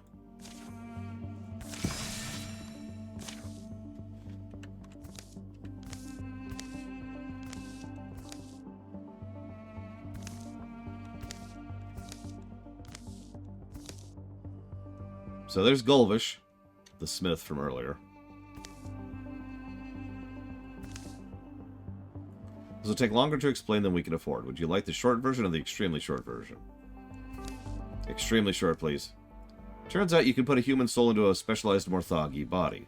The combination of mechanism and magic is novel in that extremely short. Quidmia here, they've kept an enclave of these folks ticking for a long time, but due to a disagreement at the beginning of their endeavor, the Morthagi you are familiar with have been created with the singular purpose of destroying them. Us, now. Oh, okay, that tracks. I sure hope so, Act. Like, I'll give a glowing recommendation to most of the people who've worked under me. They've been relentless in hunting us down, denying us resources, to the point of destroying entire towns. But if we can take back our stronghold, we can deal them a great blow. That let us lead you to the Heart Room. I'll explain further. We are not beings of war ourselves, but if you can cut down the Morthagi on the way, I can lock the doors so we can buy us some time. We won't be able to clear all of them out at first. Focus on moving forwards. Oh, there's a bellhop now. Cute. And a coachman. Okay, that's a map. Hang on. Since this is like a boss map, we'll go ahead and get some boss music going. Just some basic boss music. Well, I play something for Ross, but he bowed out. Not that I blame him. I wouldn't watch me either. So, here's something for like the 3 of you who recognize this song.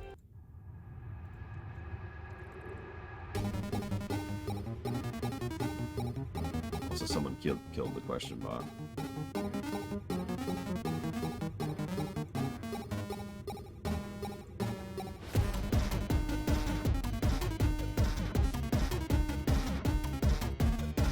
This is a remix by Shara X, by the way, to be clear. Shara X is another excellent remixer, which I highly recommend looking into if you're into mixes.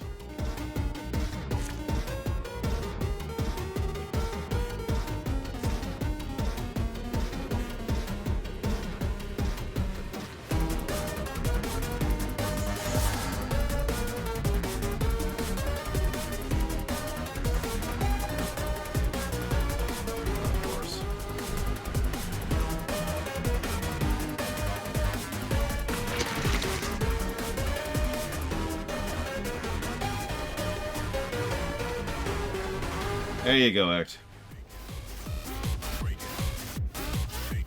Yeah, this is a spoiler from Deltarune, which I am aware of thanks to speedrunning.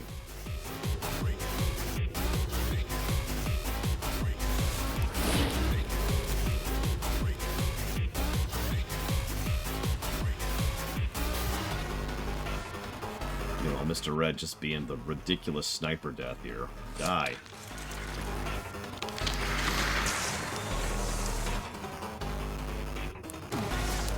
Jesus.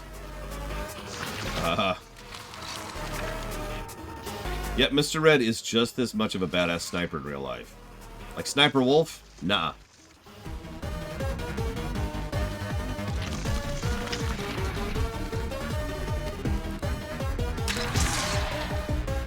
I like it, Evo. I like it. Black and red is a really good color combo for Dark Knight in general. If you remember, the actual canonical Dark Knight color combo is black and black. So black and red certainly fits for me.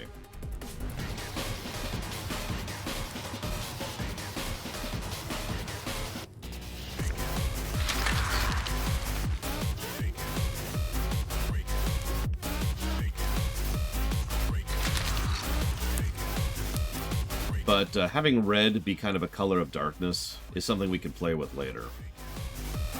Since I do kind of plan to do more stuff with the light-dark dichotomy in future games. Maybe not anything like major thematically, like 4, but... Congrats, King DD3. Let's do this on you, I guess. And now it's just Devil May Cry time.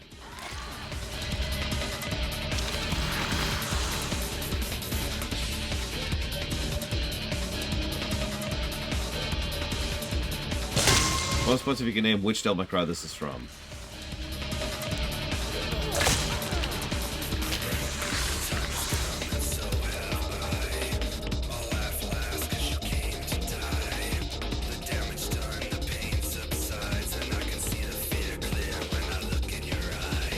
A wardrobe back there too. Sorry, hang on. You asked a question. 4 is correct. What I mentioned in a Smite game. Remind me really quick. What is a Smite game?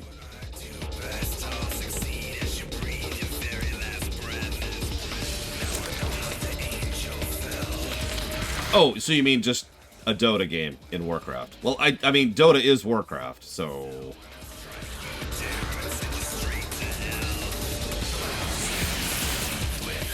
I suppose by default. Did you just take 3 actions? Jesus! Okay, time to focus down the butler.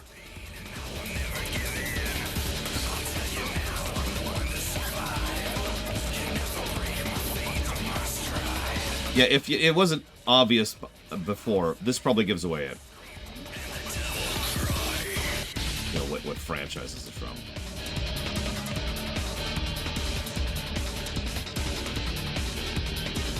I trust your artistic sense and your color choice, Eva.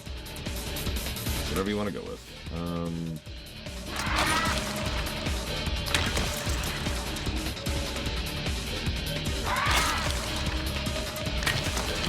Listen, the butler's causing us issues, Crazy Norris. I don't know what you want from me.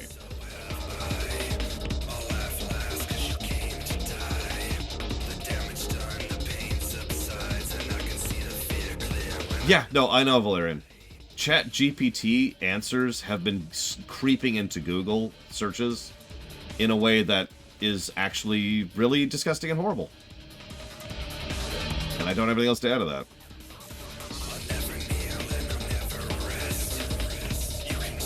That sounds wild, Roman Kira. Is people adding their DM experience or raid leader as actual skills and experience on a resume?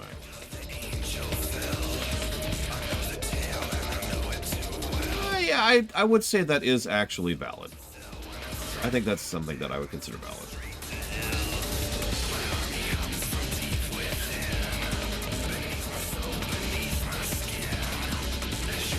Yeah, Google has done a lot to get worse, and we can actually point to it. It was pretty much the beginning of last year when it started getting much worse.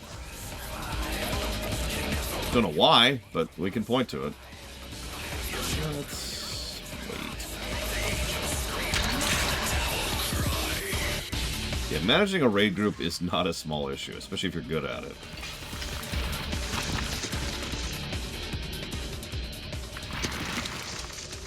Now, granted, most people would probably be like, "Oh, that's dumb. You play video games? You're dumb." Or, worse, they could say, "Oh, yeah, I play video games all the time." And it's actually like Fortnite. Alright, can anyone name what game this song is from?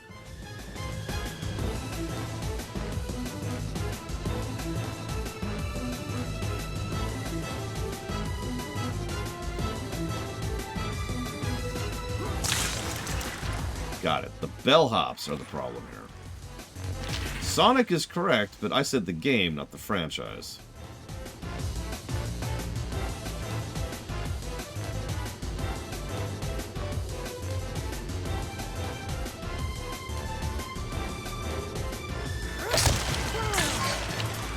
There we go. Now Ross should be able to move.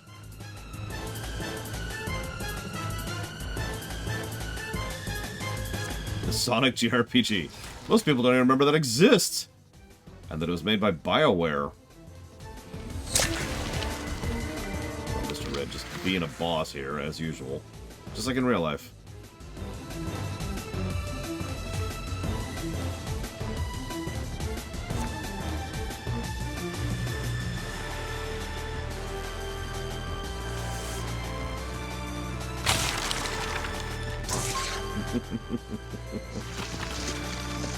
Or maybe I'm mixing up my games. There is a Sonic RPG, and there is a Sonic game made by BioWare. I just thought they were the same game. Oh my god, these enemies! Oh, the mage just got tossed. Oh,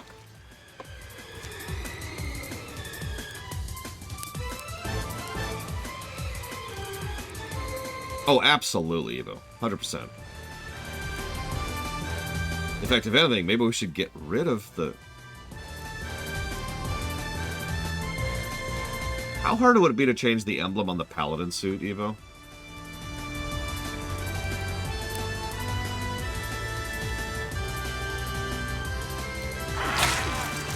I have no idea it blows snow.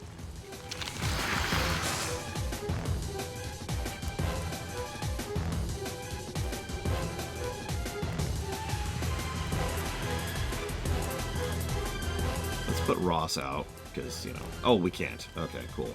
Let's run for our lives. Let's get attacked as we're running for our lives. If it makes you feel any better, ditto, but in reverse, Yura.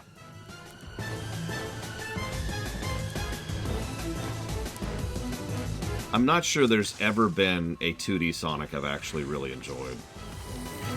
For reasons I've already talked about, and therefore will not bore you with here. Do I think the cat liked me? Pocket likes me well enough. Oh yeah, by the way, his name's Pocket. He is my niece's cat. She was quite happy to see her Pocket on a video, which makes that the only video of mine she's ever watched, by the way.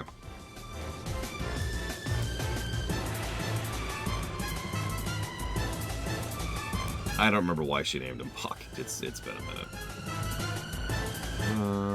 Let's grab this.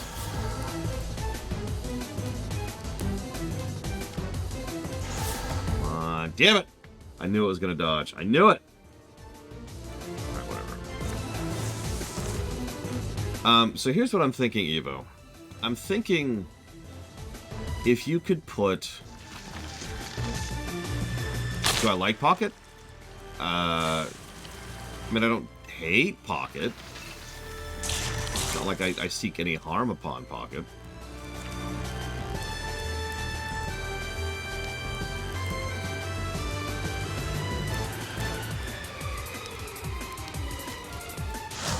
Sonic Unleashed, by the way. The one nobody liked except for me. Dodged. Why do they dodge fire so easily? It's kind of weird.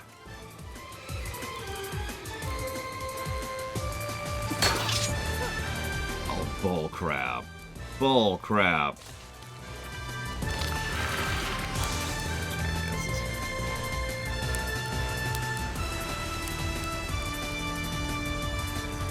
No, in case you weren't actually watching the video, Pocket could not wait to get out of here and go back upstairs. First thing he did as soon as I let him leave my arms was he raced right back up the stairs. He does not like being down here.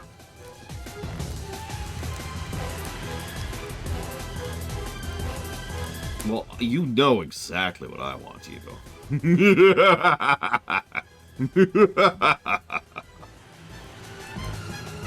No, I did act. For the sake of the test. Honestly, I have no idea, Spartan.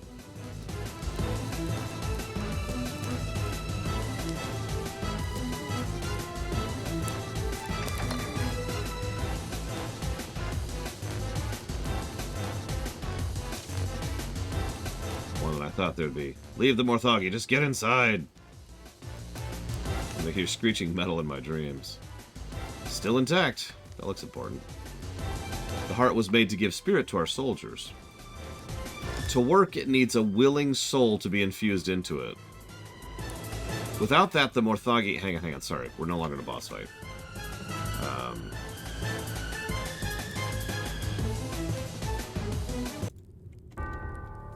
Without that, the Morthagi have been able to use our own constructs against us for centuries. But if you had a willing soul, the constructs would become agents of the heart. Sounds like that would make this fight considerably easier. With the base under our control, we could be much more helpful in the fight against the Morthagi. The fusion is permanent. The upside is something akin to our mortality. So we can sacrifice a party member permanently in order to get this for whatever benefit it'll give us.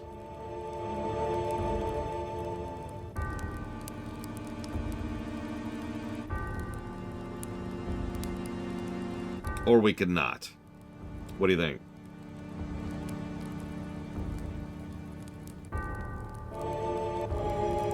So here's the thing. We could sacrifice Loke, who is about to leave the party. And normally I would probably consider doing that. But hang on. I'm not going to do that because I want to see the retirement mechanic in action. I want to see what happens. And I'm not losing any of my actual party members. So for that reason alone, we're going to go ahead and say no. We'll fight whatever we have to fight, we will do so together. If there's one thing the chicken nuggets stand a chance at, it's destroying Morthagi.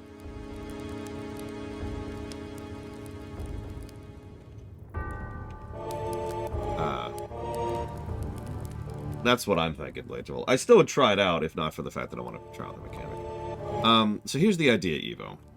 I had an idea based on your concept of the tattered cloak. If we do the tattered cloak approach, What I'm thinking is that he will actually be primarily wearing Troya colors, right? In his paladin outfit. Mostly symbolic, more than anything else. And in fact, ideally, I'd love a third Cecil. I'm not going to ask you to do it, don't worry. But, like, if we get to the point of actually making this into a game, I'm going to ask for a third Cecil. Because we'll have a Baronian Cecil, indicative of darkness, a Troya Cecil, indicative of light, and then we'll have a third Cecil, which is both. You get where I'm going with this? So, I want the Dark Knight one to have the Baronian emblem, and I want the Paladin one to have the Troya emblem.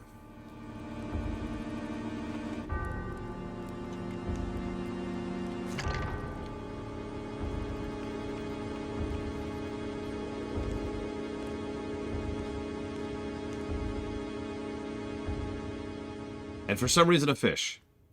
I don't know why there's a fish.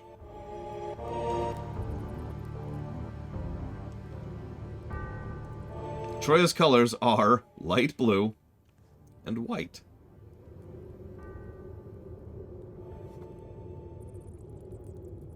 Probably Crazy Norse. No! Why are you redoing Paladin? Why?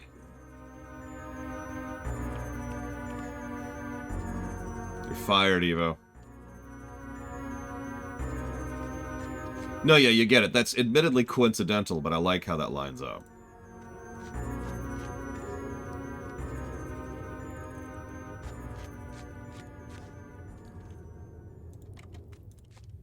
And now, the most terrifying song ever. Bragwin's theme song.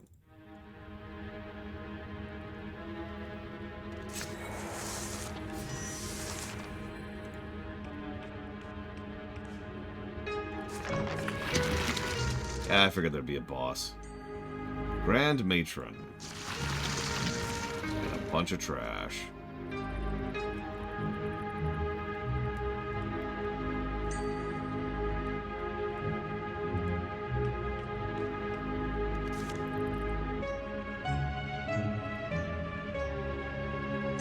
Since this is actually a boss fight, let's see. What else we got? What's a game I haven't played music from in a while?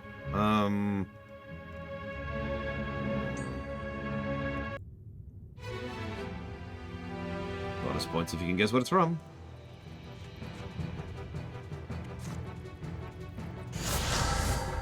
You can fire unpaid interns. It kind of sucks, actually. But it is a thing you can do.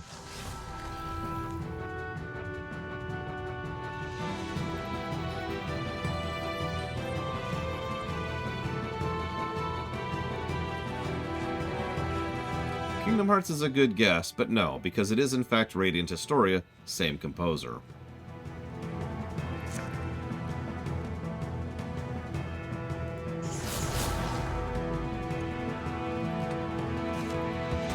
Oh yeah, hit the whole group. Boom.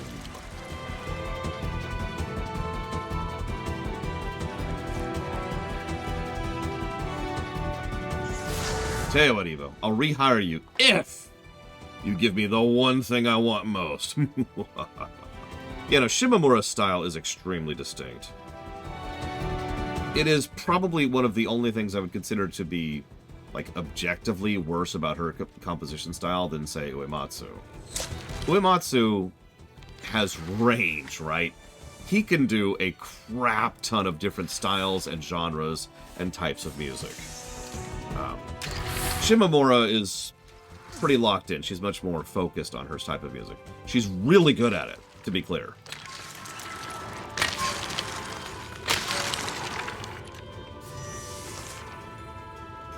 It's like having a voice actor who's always identifiable, but they're really good at their voice, versus a voice actor who you can't even tell it's them.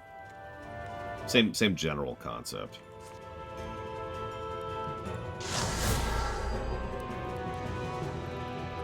Let's see if we can stun them.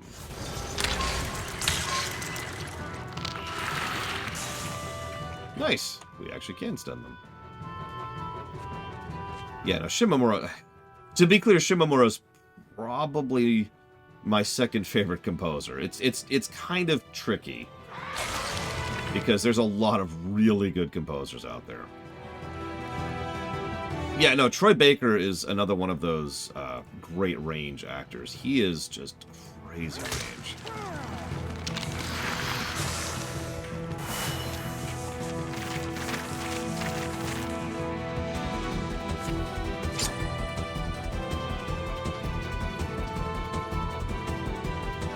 Shield. No, I'll take the salvage. The worst composer I've ever heard.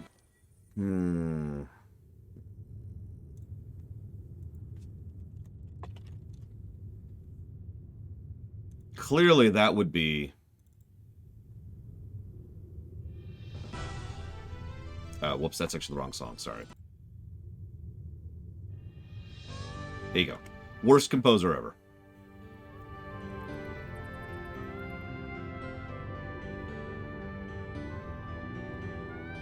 Composer I hate, but everyone else likes. This one. I legitimately can't stand this composer. He's probably made like 10 songs I've ever liked in the history of his career. Braegwyn's retiring too. Oh, jeez. I'm losing both of my melees. That's going to suck. Let's give Mr. Red even more accuracy, shall we? The demise of the Morthagi here is a boon to our kind and yours. We appreciate you taking the risks of battle. Like you said, win-win. The base is yours to do with as you like. Just don't go rampaging the countryside. We strive only to defend ourselves. And the day may come again when we have to, but with this haven, we'll be prepared. Cool. 10 years pass! God. Yes, Yasunori Mitsuda is a very, very popular composer that I can't stand his music. He has, like, I would have to really sit and think about which one of his songs I actually like.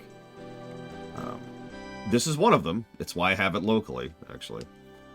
But no, if you want the big one, the one musical creator that I cannot stand that everybody loves, it's the Beatles.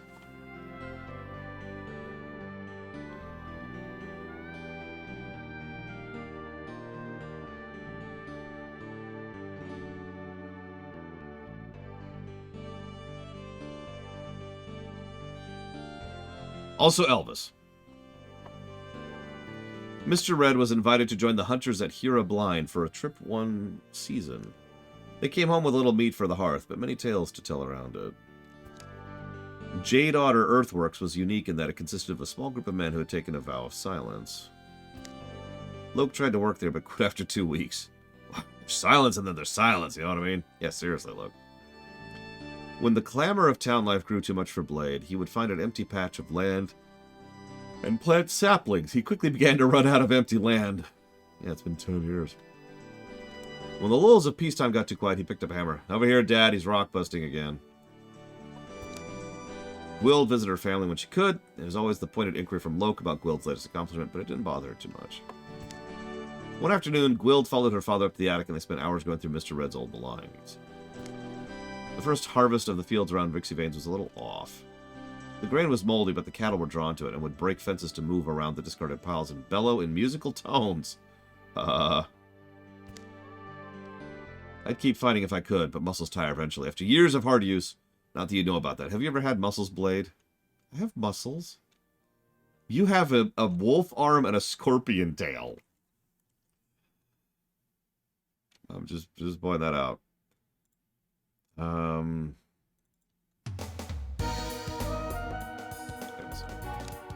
Loke has retired. He's no longer in your party, but he'll go into your legacy and maybe part of future stories. When her fighting days were over, Braegwyn traded in bashing skulls for bashing metal. The maces she forged were heavier than they looked, and any who could wield them suddenly remembered battles they had never fought. Braegwyn Great Hips has retired. Martha and Mac's daughter has a receipt, so we actually have a grandchild now. And a son. Okay, cool.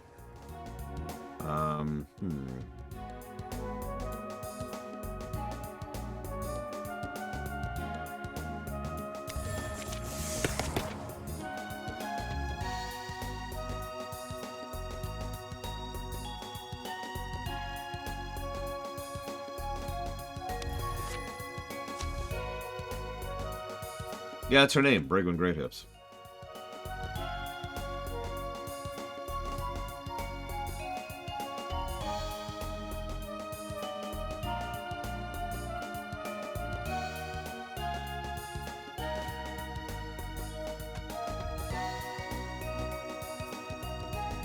Okay, so who benefited the most from Loke's lessons? I don't know what this does, but let's figure this out. So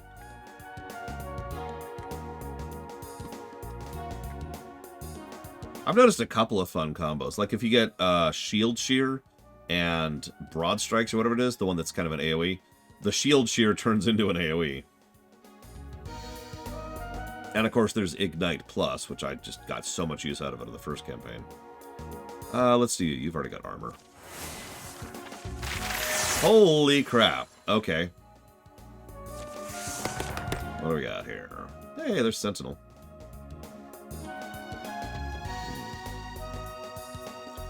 But Battle Dance is much more useful.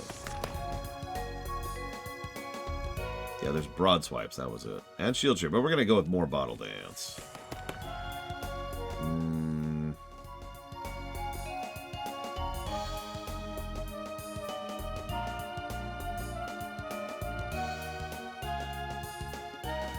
This is why I gave him armor, too. I kind of figured he would be replacing it.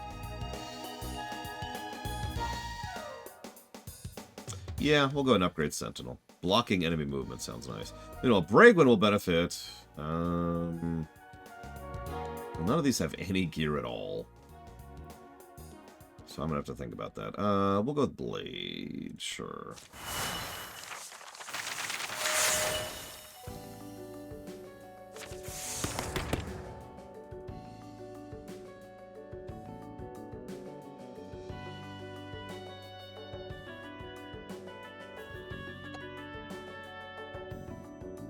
Oh god, enter Guardian even if you end your turn by attacking.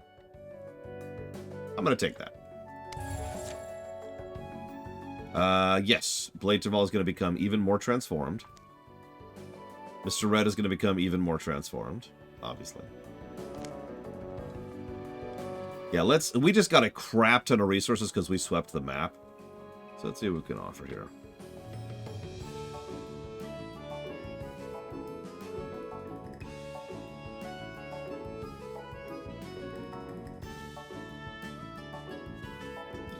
Okay,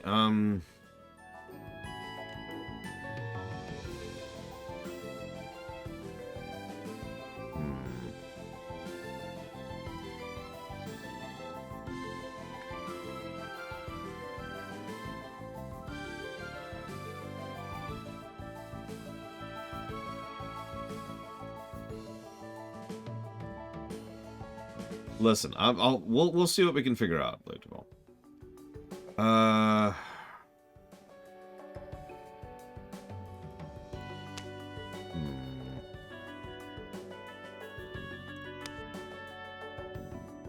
Yeah, we can afford that. Get her some reach.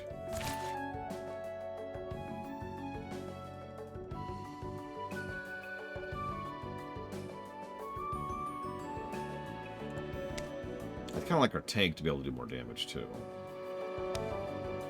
So we'll just get him a basic gold upgrade there. Mr. Red's kind of already kitted out.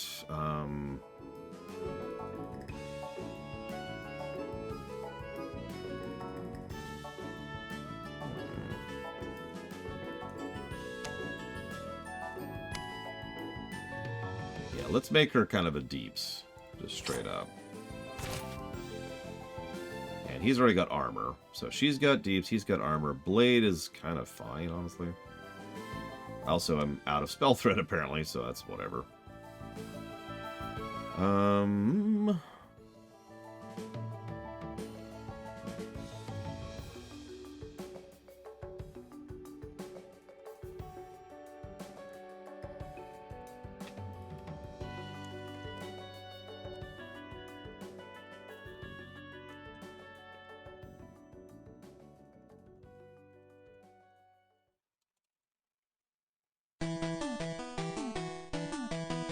Pretty appropriate music for what I'm doing right now.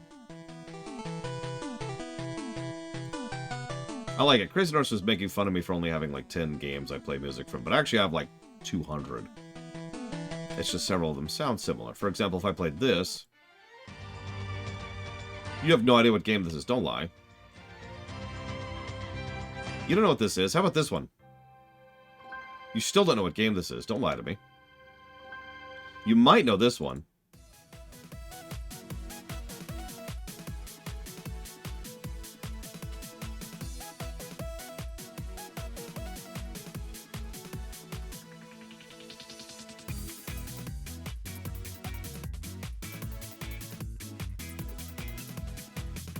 If I wanted to get really mean, I'd play a song like this. Because nobody's ever heard of this game. Which is a shame, because it's a damn good game. Like, seriously, I want to review this game someday. And see if it's actually as good as I remember.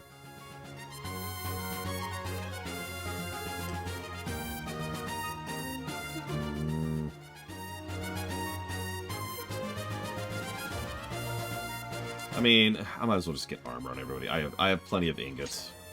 Let's just get some armor.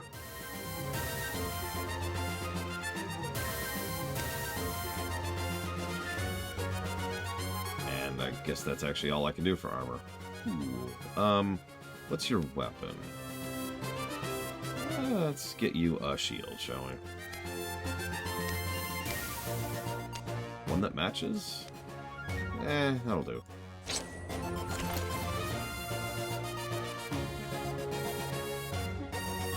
That'll do. Next. Oh, hang on. Nobody actually guessed this one. I was going to go even more esoteric than this, because I do actually have one song that's even more esoteric than this, and it's this one. If anybody's ever heard of this game, I will put $5 towards the game of your choice.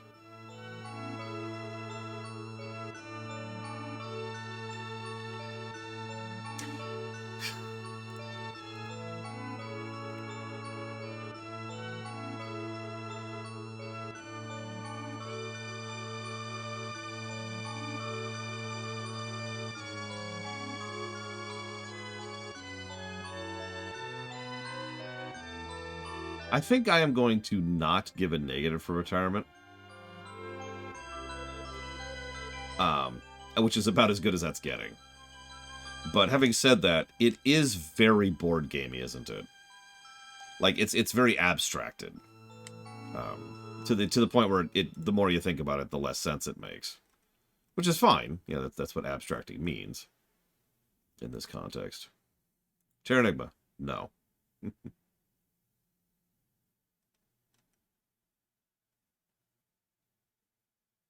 Yeah, exactly, Colgrim. You've run around the loop again. Here's $200. But I do like that you get to pass down a chunk of experience. I'm with that.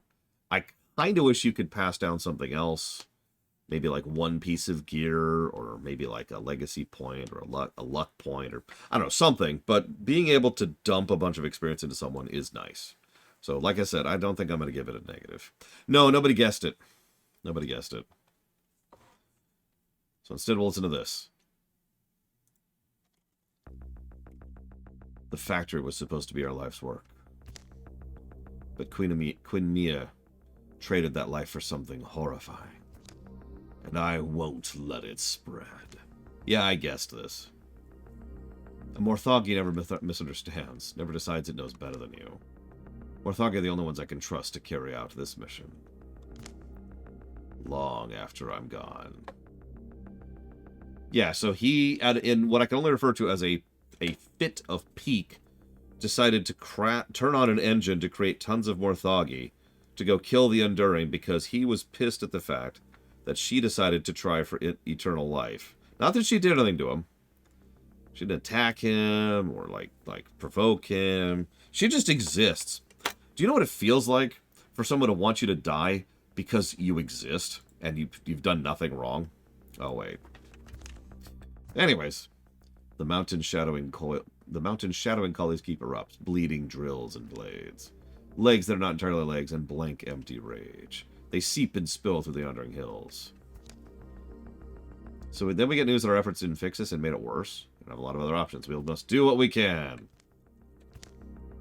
Listen, the Morthagi want these Enduring dead, right? Once that's achieved, they'll stop disassembling our whole blasted civilization. Then they'll go back into the Earth, or wherever they go. I'm saying there's a lot fewer of those Enduring. If we could take them out... Well, if we help the Enduring in fighting the Mythology, we should. They haven't hurt anybody. They haven't. Wait, what it sounds like to me is that they want immortality. And to maintain it, they don't care how many towns have to be destroyed or other people killed.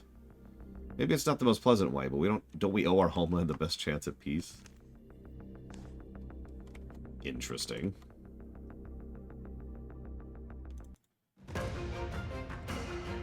Well, back to the overworld.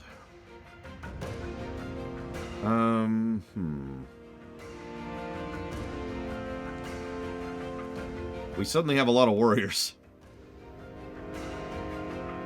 Go figure.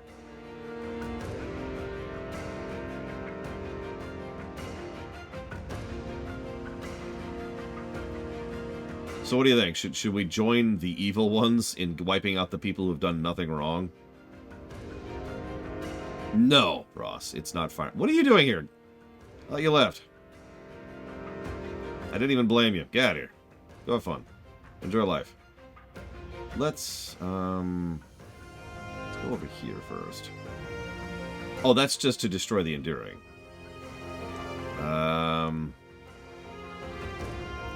Yeah, I don't feel like wiping out a people for the crime of existing. That's not what I would call cool.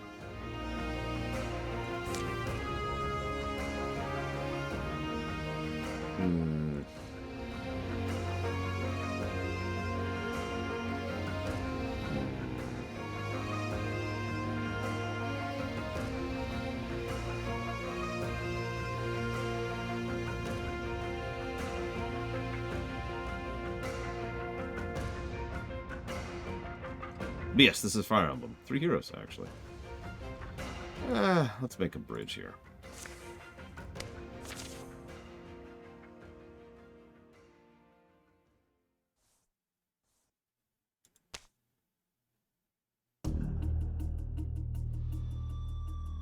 Which one was Fate's? I don't remember Fate's. I'm really bad with names. You know this. I have no brain. Speaking of games that nobody's ever heard of, I'm kidding, you've heard of this game, but you probably don't know the game, and that's okay.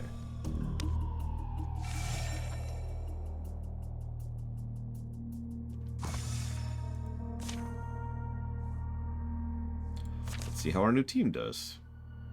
Ah, that one. I think I've played that one.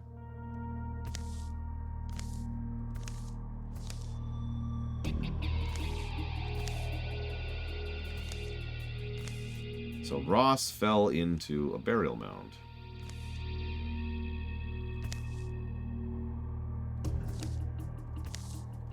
Which is also a factory.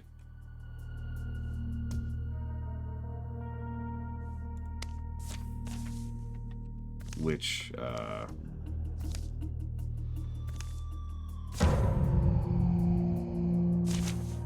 cool. Blade starts combat with half health. Great. That's a good thing. No, let's just try to make him an X8. Let's see. What's another game that nobody's heard of?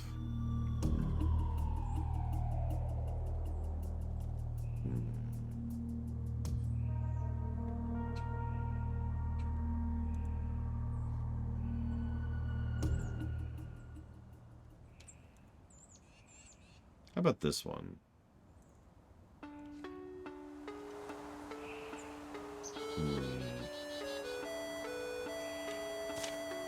Did I go with you?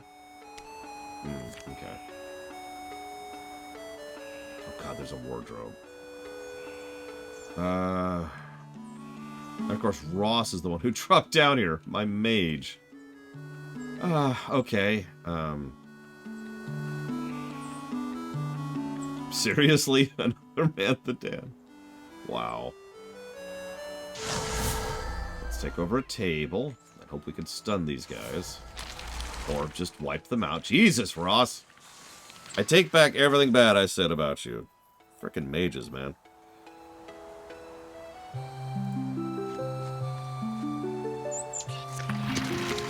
Of course there's a bouncer. Mr. Ed, could you deal with this bouncer, please? In the traditional fashion.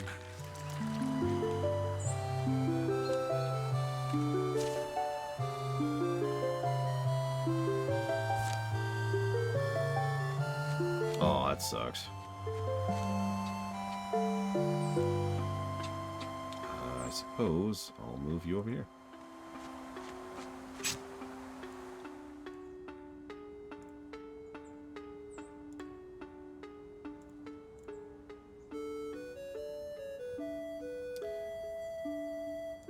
I like both of them equally, Evo. I make you decide. Evil laughter.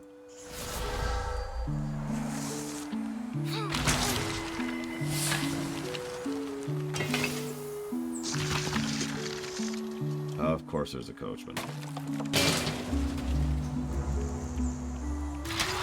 I'm not actually being facetious. I really do think both of them look equally good.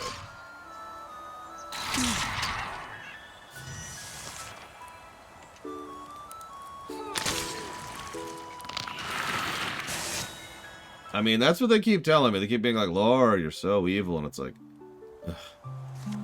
Fine. If you will call me evil, then I will be evil. Look at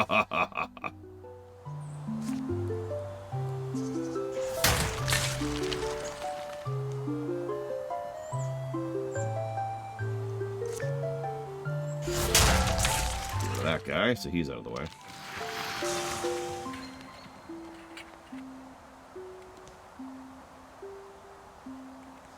Anyone? No. Damn. Oh, okay, whatever. Get up there. Listen, everyone kept telling me I was evil, so I said, screw it! I believe the trope is actually called, Then Let Me Be Evil.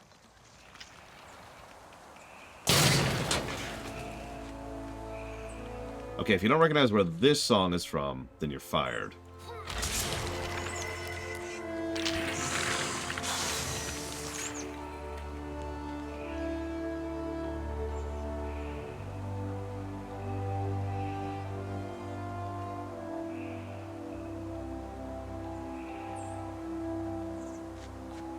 Out of a cannon into the sun.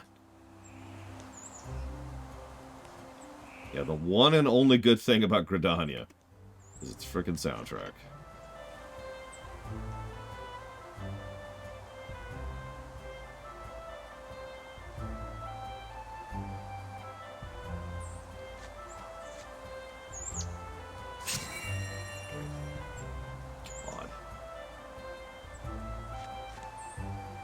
I was telling Evo, I think, about how funny it is to me that, you know, the place you'd think would be like the nice, beatific, beneficial place is probably the most evil of the city-states by a wide margin. Not the mercantile nation in the middle of the desert. Not the former pirates. No, no, no, no, no. It's the woodsy people.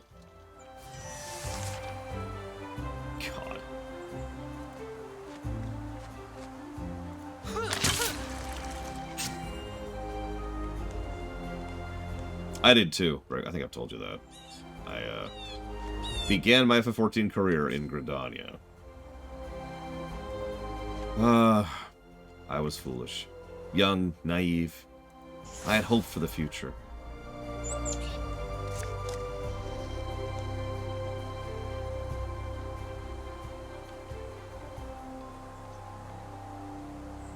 God, there's not a lot of stuff to use in here.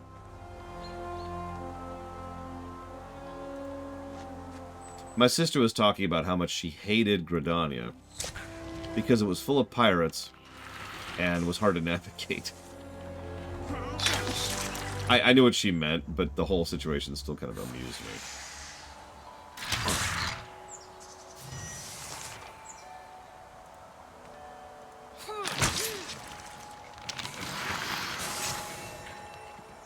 Who's left alive? Ah. Okay. Yep.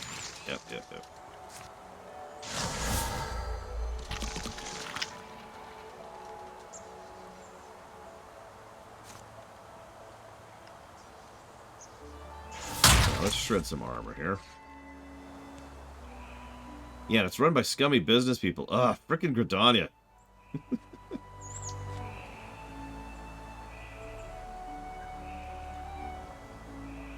Yeah, notice Blade started this battle at half health, and she's still just like, yeah, I'm good.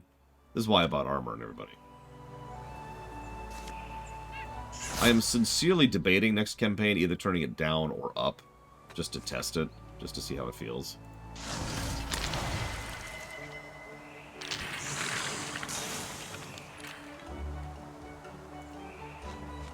Now we're playing the Lord of the Rings game. I'm kidding.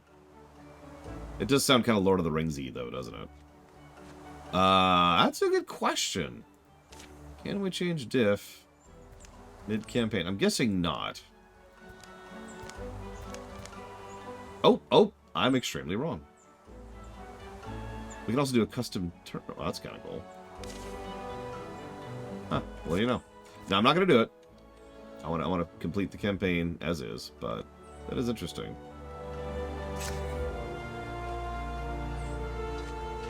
I do like being able to change the difficulty on the fly. That is a cool option to have.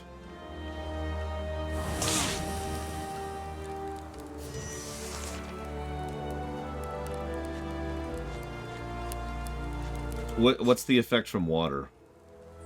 I don't remember off the top of my head.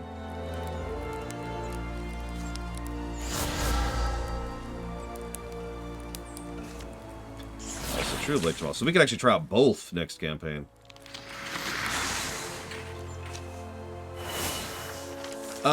Yes, Jukeboz. So I kind of mentioned this, but I apologize if I didn't make this more clear. Triangle strategy is hard. I will say that I don't think there's any mission in that game that requires grinding, but it is quite unapologetically difficult.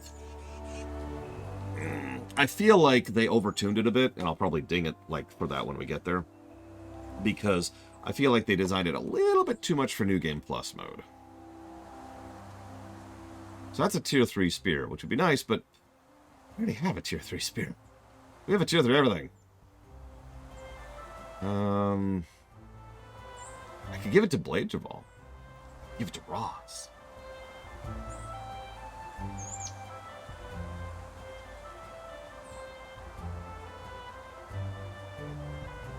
Oh, nice. Action point refunds on crits. That's crazy. Yeah, no, that sounds like awesome. Here you go, Ross. Have spear.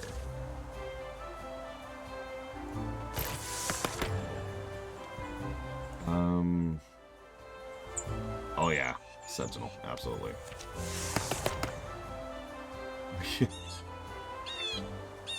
Holy crap, Bard 2? Bard 2 is once per combat, as a Swift, give plus 50 crit chance to all allies within 5 tiles for 1 turn. Now, we don't have the combo to really make that worthwhile, but at the same time, that's practically a guaranteed crit. That's just, hey, go kill the boss. Okay. That's nuts. You know what, I'm gonna go for that. Screw it.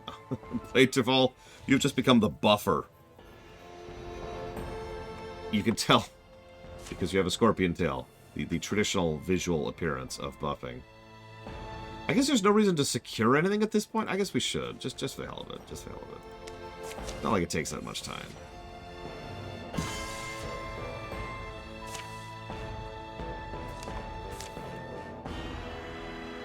I mean, it feels like that's more under builds, Colgrim, but I am very slowly building up to multiple build positives, because this is kind of legit. And I do agree that the power progression curve, the level ups, is kind of legit. Speaking of which, I'm also going to do something here.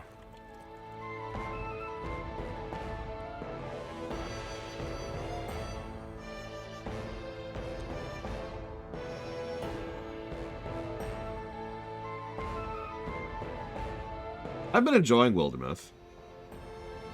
The narrative's there, but I have been enjoying everything else about it. Like, I haven't gotten bored of it so far, which is good.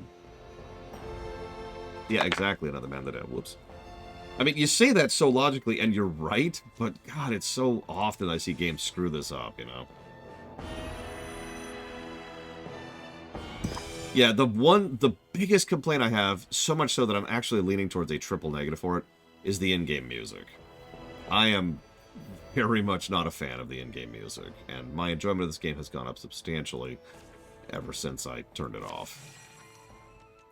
I'm gonna laugh if this game beats XCOM 2. So, excuse me, I gotta rock.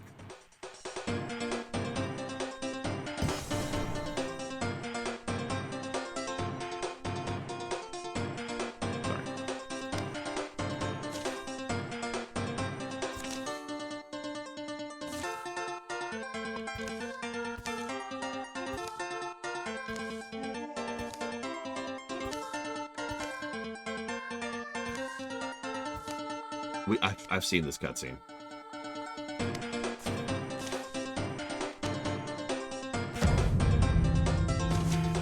Do you not like it, Melkerblade? I mean, it's fine. I won't take it personally because this is one of my remixes. I'm actually rather proud of it. I wanted to have... I wanted a song that has a lot of layered guitars. Like, as if 3 or 4 acoustics were all playing simultaneously. So here it is. This is back when I was just playing around with stuff. Just trying to come up with whatever. Like, say, this. It is a remix of Robo's song from Chrono Trigger by me. Wait, this might actually be the wrong version of the song. Hang on. That's actually the wrong version. My bad. Hang on. Is this it? Nope. Hang on. Hang on. Hang on. Hang on. Hang on. I gotta find it.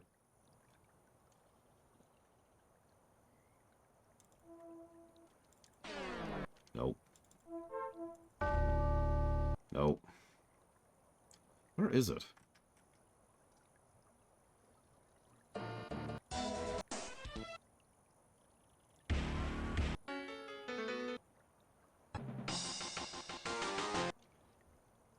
There it is. This is another one with me playing around with the instruments of a remix. Let's have you... You already have a fire spear. Oh, absolutely, Ross. I mean, I like the first one quite a bit. As weird as it may sound, I hope the second one isn't longer, because those kind of games outstay their welcome very, very quickly.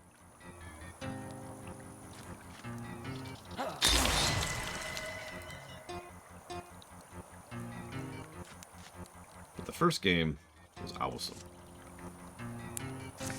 Oh, whoops. I really hope there's spittoons. If there are, we're totally going to do them. For those of you who don't remember, last time it was specifically donated for that we do all the spittoons. This time I'll do it for free.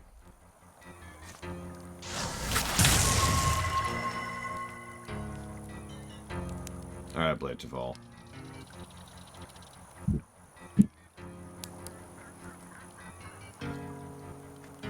I want you to sting that thing with your tail.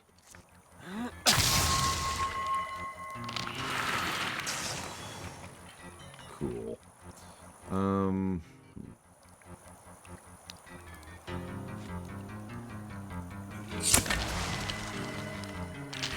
I just noticed this is also acoustic guitar. I really liked that particular sound sample.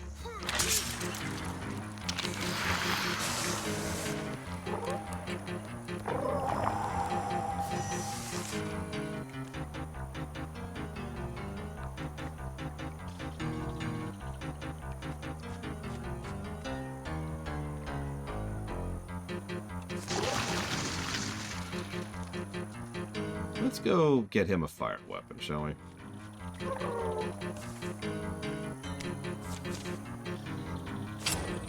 So this isn't actually FF5.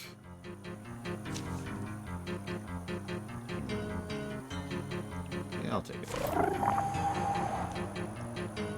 Actually, I use tracking almost exclusively. I much prefer mod tracking for music, for remixing.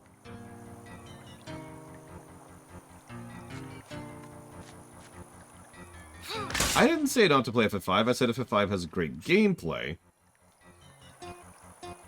And a story that's there. It's not a bad story. It's just, it really is there.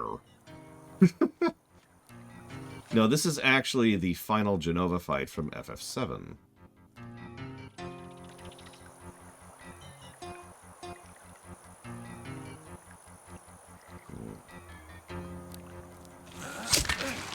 Little wardrobe.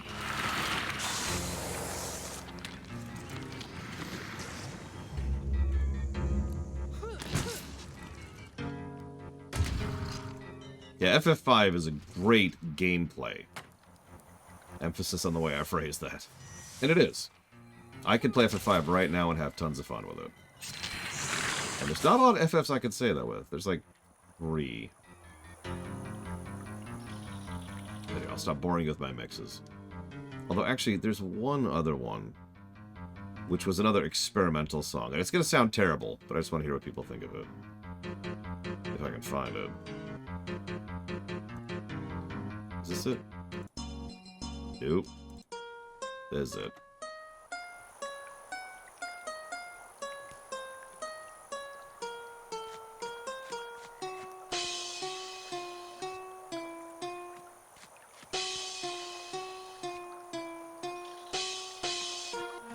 Probably not, Evo. But then again, maybe. I don't know. FF6 has tighter design, better level design, better item design, better quality of life features. It just plays smoother. FF5 has better boss design and better kit design.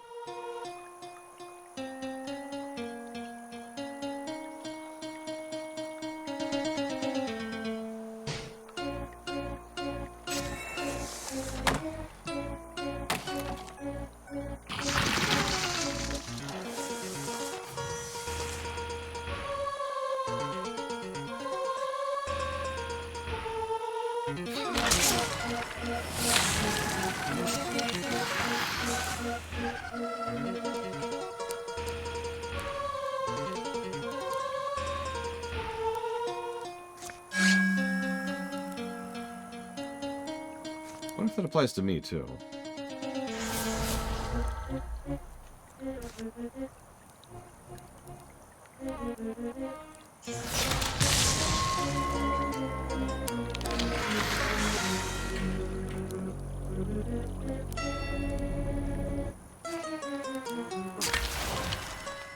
That's just because of the ones I'm playing for you. I have just as much of a tendency to speed songs up. For example,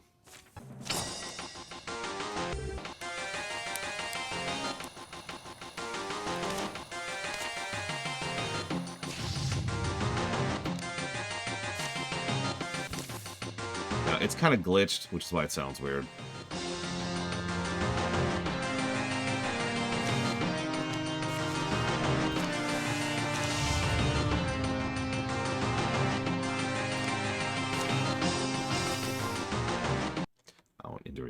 Of that. Some of these songs are from, some of you probably remember back in the day, I actually did a lot of music. And then all that music got lost when I lost my hard drive. It's the only major hard drive loss I've ever had. And so the originals of all of those songs are gone. So what you're listening to is a CD that I had burned beforehand, which I then ripped back into audio format. But like I said, I don't have the XMs anymore. They're gone. No, this kind of predates the availability that I had to upload things to any kind of a website. So, I hate incursions. Let's go ahead and finish this pass. And then let's head up here.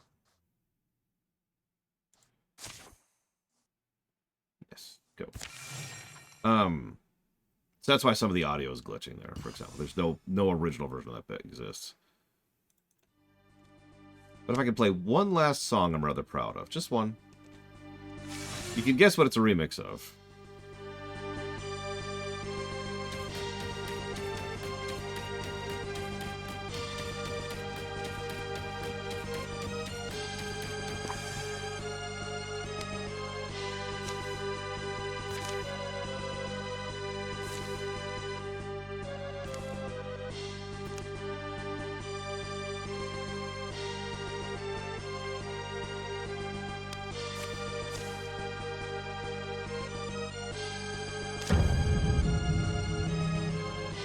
That's funny, Colcrum. What kind of pizza did you get?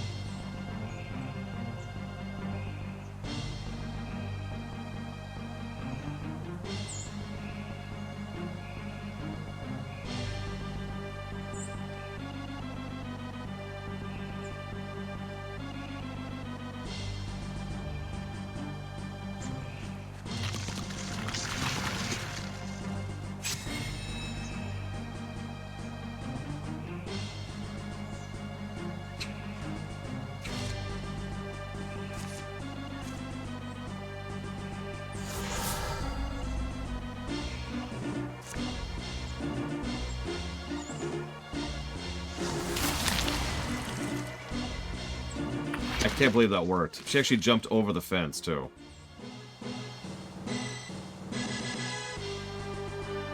So what do you think? I know it's really simple, but I'm really proud of that second iteration. Especially since, if you remember, that's kind of what the Pixel remasters like to do, too. They have, like, your straight remix, and then, like, a variance remix, and then it goes back to the straight remix. Yes, we have gained the infinite power of jumping over fences.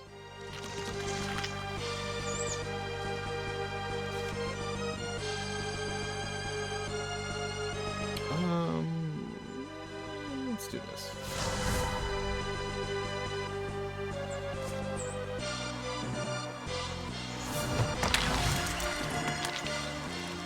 But you were quite correct, Braven. This is a remix of the Red Wings from Final Fantasy IV. Let's do it again. Shoot.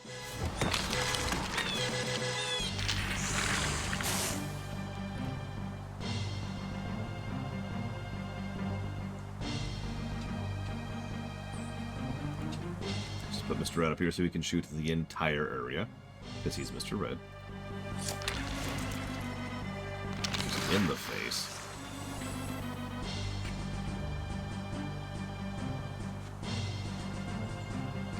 Bye, Evo.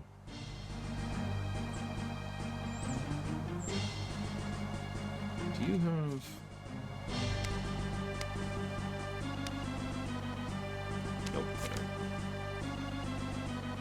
Nope. Depends on which era we're talking, Era. Back in the day, I used one of the mod trackers. I forget what it was even called. I haven't had the software in a long time. Like, this was made on Mod Tracker, for example.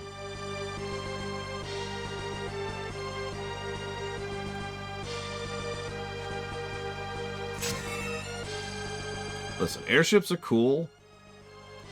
Like, I'm a ship guy, right? But I'm kind of a spaceship guy and a naval ship guy at the same time. So naturally, airships are the perfect merger of both. And this sounds like a joke, but it kind of isn't. I really do absolutely love airships. We need more airships in our lives.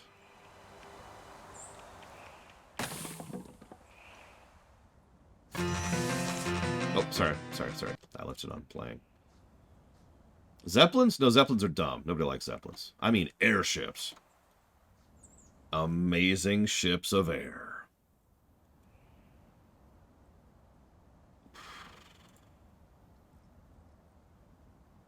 Yeah, let's get some appropriate music going here.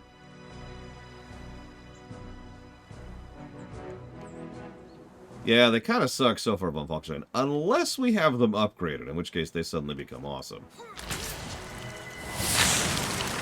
Like that, for example. Yeah, the Hindenburg kind of made airships not a thing. Thanks. Thanks, Hindenburg. Appreciate you.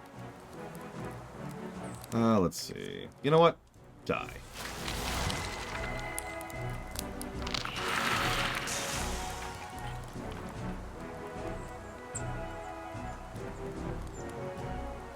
Dirigible.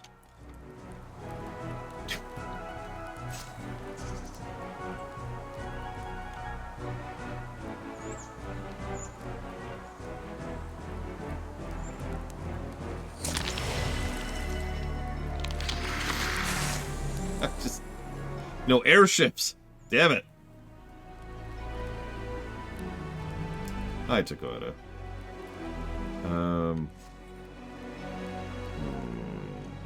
Screw it. Let's just get... let's do this. Let's assume they're going to spawn, like, right here.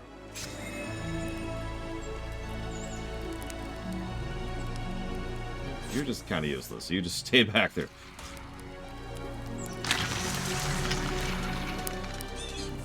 Listen, what I'm talking about is the kind of thing that's physically impossible to exist in real life. It's effectively a ship that happens to be in the air. Like, imagine a boat, except it's got propellers on it. And there you go. There's an airship. Let's kill the wardrobe. Maybe...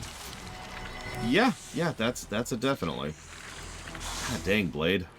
Almost as bad as Loke was. By as bad, I mean, like, as good. Like, you're killing stuff. Holy crap. There you go, Skies of Arcadia, which one of these days I'm actually going to play that game.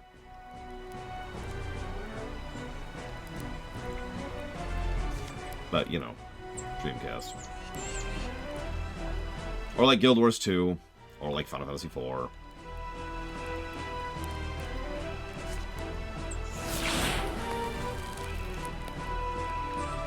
Let's, should have enough for one more. Oh yeah, the Helicarrier. The Helicarrier is really, really stupid, and I don't care because it's so cool. It's like hilariously stupid, and the more you think about it, the more you look into the physics of it, the stupider it gets. I just kind of don't care. It's the mechs thing all over again, right? Yeah, like the one from the Avengers. There's others, but that's probably the most popularly known one. It's like a sand ship, right? A sand ship is extremely stupid, but it's a sand ship. You know? Think a submarine, except in the desert.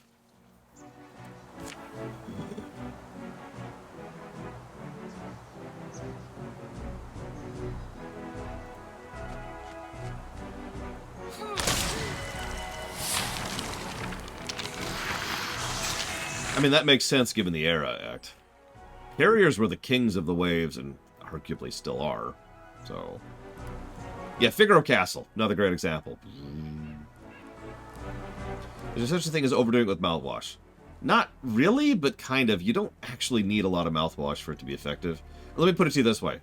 If you put a little bit of mouthwash in, you hit effectiveness very quickly, and then the more you put in, nothing changes, because you've already hit the level of effectiveness. Does that make sense? You really don't need that much. Let's have you... God, what do I do with you? Would I trust Musk to invent airships? I wouldn't trust Musk to invent a fork. Now, would I trust the people who work under him and use his money to try and do some actual good for society to invent airships? Maybe. I'd think about that. Speaking of which, Mr. Red, I want you to kill things. Let's kill that. I would also trust Musk to claim he invented airships. That's that's better than mine.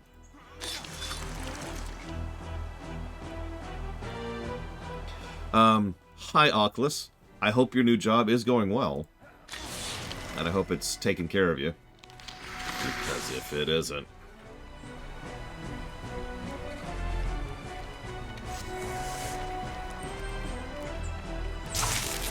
No, don't throw blade. No!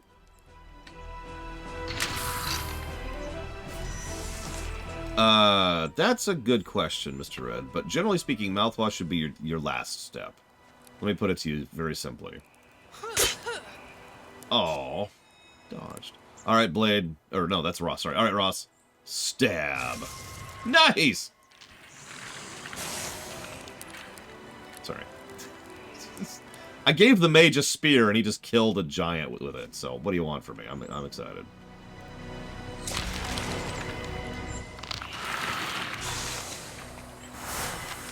Punch.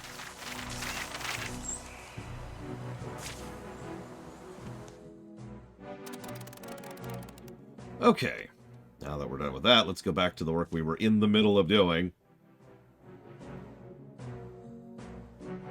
Is EV the future? What's EV? Like, I probably know what that is, but the acronym is just drawing a blank from here. What is Ross doing? What are you doing? What are you doing?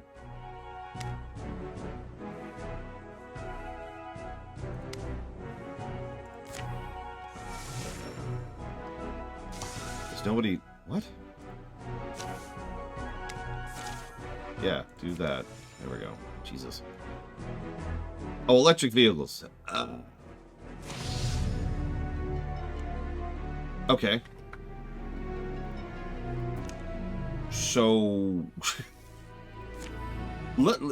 so you're actually asking several questions here. Will electric cars fix everything? No. Let's just start with that. Are electric cars better than gas cars? Yeah, absolutely. However, even that is still a asterisk-y problem. Why are we not? Because of the fact that no, I agree, they're net positive, but they still need to be dealt with. The electricity that's being generated that they charge themselves off of has to come from somewhere, excuse me. And the batteries themselves have their own problems. But I do think moving to electric from, you know, just straight up gasoline is a good move. Absolutely. But yeah, there's definitely an electronic waste problem, and there is definitely again, the power has to come from somewhere, and most of our power plants, especially here in the States, are still coal-based. So... if you look at it from the zoomed-out perspective, we're still burning a whole lot of crap trying to power our cars. Now, point is, that's still a fixable problem. You know, that's step 3 or 8 or 15 or whatever we're up to at this point. But I don't think, like, electric cars are going to fix everything. I think they are going to be a good step, though. Did you see a moth that landed in Blade's hair?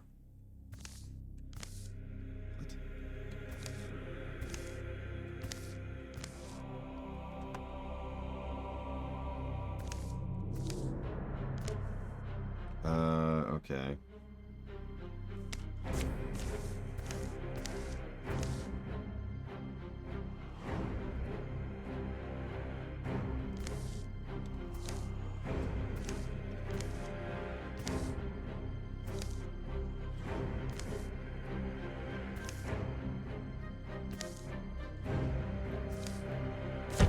Mr. Red, in character, listens to a rock for advice that was given to him by a blue jay that was his best friend. I don't mean that as a dig. That's a statement of fact.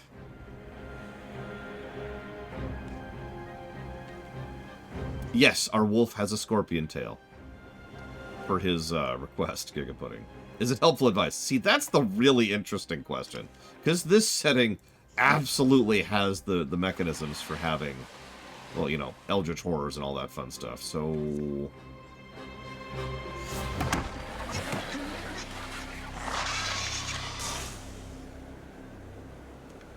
I have heard of Pal World. I don't know much about it. I know it was showcased yesterday, which is why it was fresh in my memory. But I know, like, nothing about it. Hi, Evo. Oh, cute. We need to kill them before they kill us. The DPS strategy. Oh yeah, the gun Pokemon. The not Pokemon game. I remember seeing that when it was first announced, like a year or two ago, something like that. And yeah, I remember it looking like a joke. Interesting that it isn't.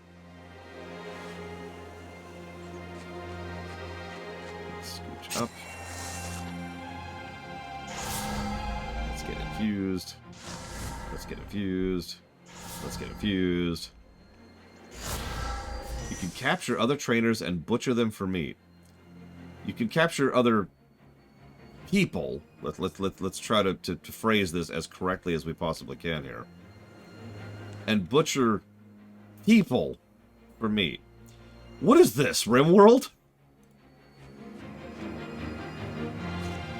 No judgment. I love RimWorld. I wish I could play it more, honestly.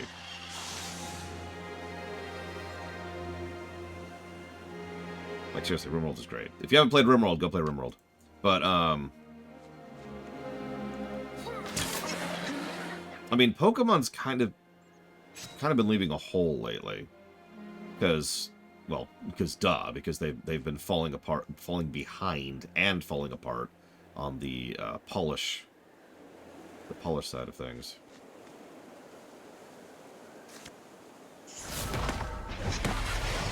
Yeah, also Pokemon doesn't have a PC market. Oh my god, Melkor plate. Just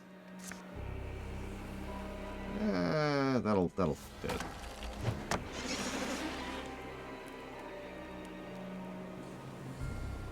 I'll say, if I'm going to play a Pokemon fan game, it'll be Uranium, because Uranium's actually on the list, for those of you who haven't looked at that lately.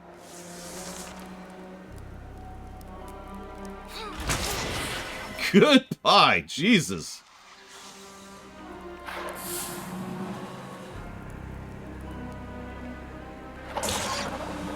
So, that's good to note, by the way. Teleport still triggers Vigilance. Alright, you know what, Ross? You've got a spear. Ah, blocked. Damn. Alright. Time to show him how it's done, Blade Cheval.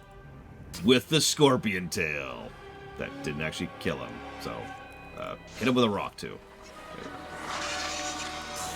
Which one's Infinite Fusion? I want you to attack that. Just get rid of it. Oh no, this isn't even D&D Light, honestly. This is an XCOM game.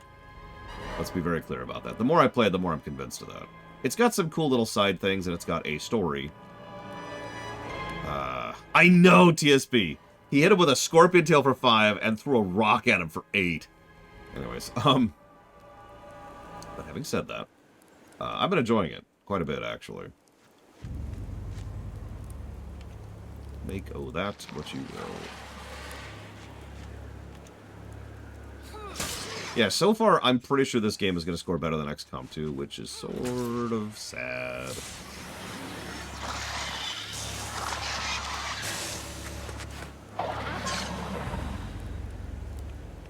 Gotcha Act. That sounds wild.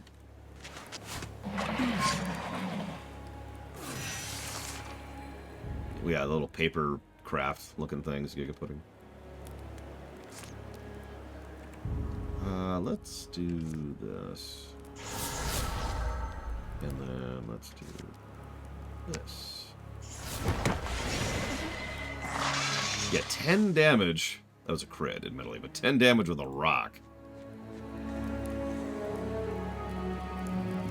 Every year, tens of thousands of people die to rocks.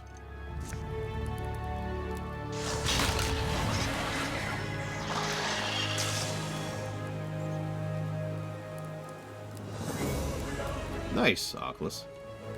Here's hoping that, you know, that spreads. The power situation has definitely been one of those things that needs to be solved. And not just because of Fallout. Alright, Mr. Red, bring it home. Good job.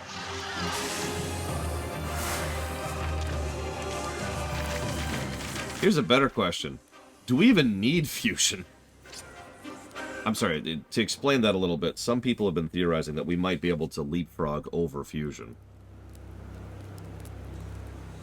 But in all honesty, I know, right on the van that end. In all honesty, being able to reuse nuclear waste material would be extremely useful if it actually works. So that is a tier 3 two-hander. Problem is, I only have one person using a two-hander right now, and she's got a really good one. I could put it on my ult, who's not really doing anything right now. Or I could replace... What is this? What's this? A fire great-hander. It's a... Oh, it's a one-hander. Oh, oh. Oh, yes. No. You're taking that. Plus to accuracy. Let's give that to Blade. Yeah, the Cobra X enrichment process.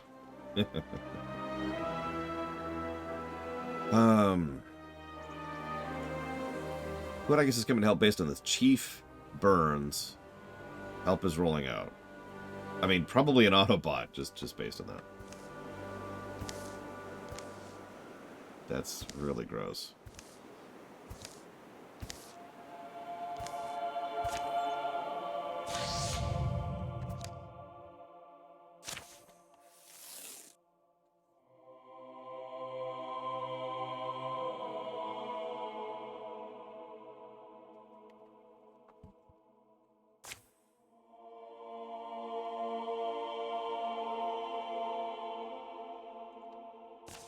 Unfortunately, I haven't really looked Just Rob TV. Although there is one run I've been plugging as far and hard as I can, and it's the one... I don't even remember the name of the game, but it's played by a dog. And I don't need to say anything else, because it's a speedrun being played by a dog. Go watch it if you haven't... I haven't had a time to watch it myself, but god dang it! In the interest of fairness, that's cheating. I knew it was coming. I was aware of that run before it started. We are not yet 2/5 of the way through this game, Evo. We're going to try something new with the next campaign to see if, you know, it goes a little better.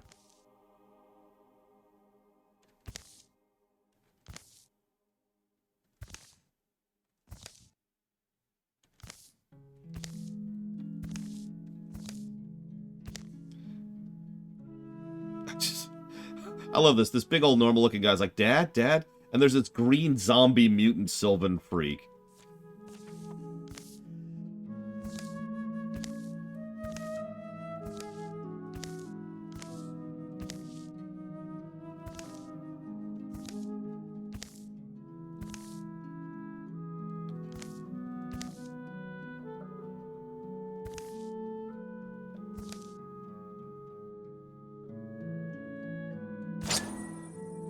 Well, we just found a tier 3 axe that I have no real use for.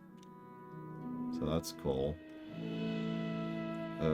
Sure, whatever. Have an axe, guy I don't use. And I start this battle injured. Oh my god, look at this place. Oh my god. Okay, okay, okay.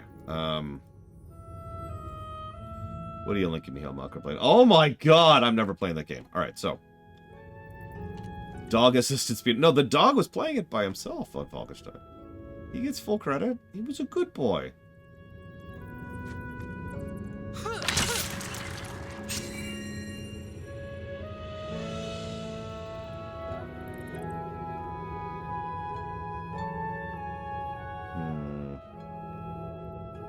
Yeah, human-assisted dog speedrun. There you go.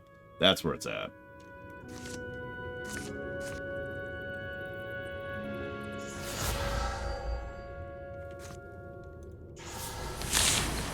Who's a good little speedrunner?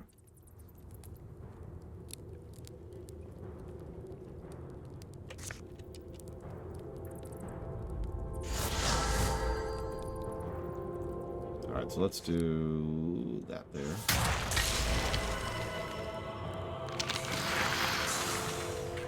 And, whatever. Scorpion Tail.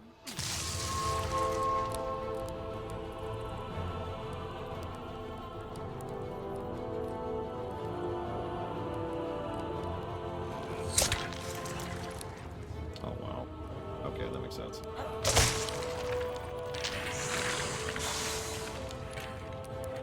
I mean, that's just a Dinobot at that point, Zactaft.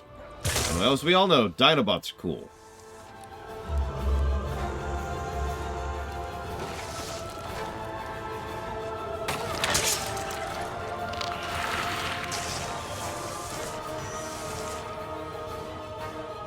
Wild Act. I mean, I guess I don't have anything against Pal World if anybody wants to add it, but that's just weird, you know?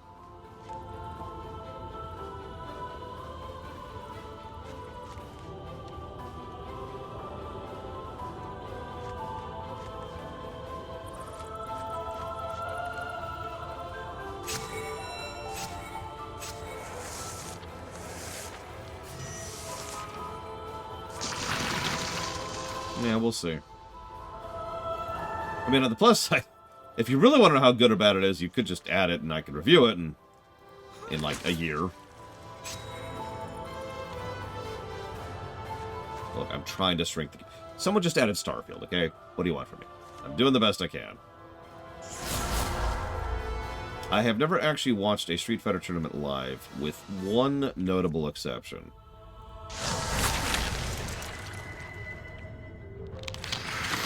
That was a while ago, though. So, for all intents and purposes, no, I've never seen a Street Fighter tournament live.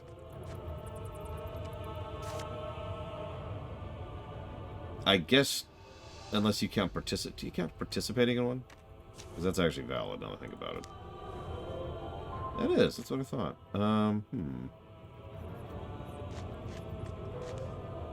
Yeah, I used to hit the arcade cabinets quite a bit back in the day. When I say back in the day, I mean, like, 90s. Mid-90s. So it's been a minute.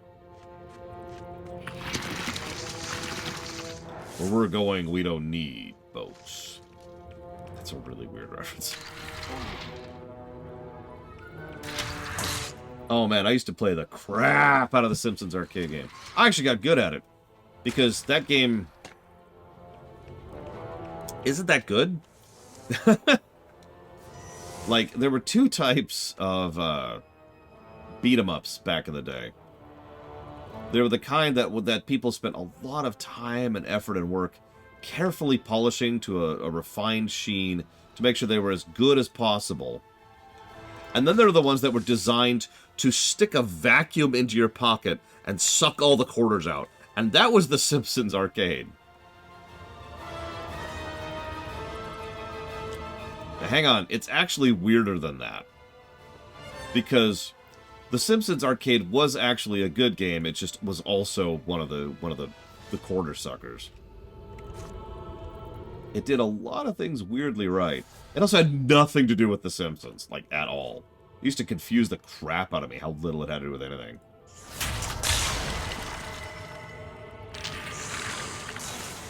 It reminded me of the X-Men arcade game, if you're familiar with that one.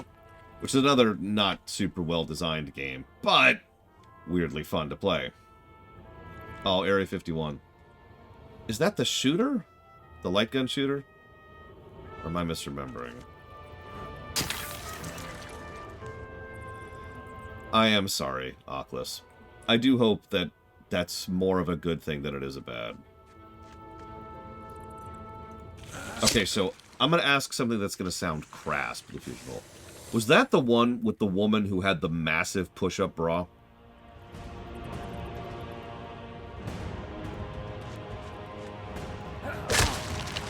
Her boobs weren't actually that big, but she had a push-up bra that was trying to lean in that direction. And she was in the soldier uniform, and she was like all over the arcade thing, and she would show up periodically in the missions.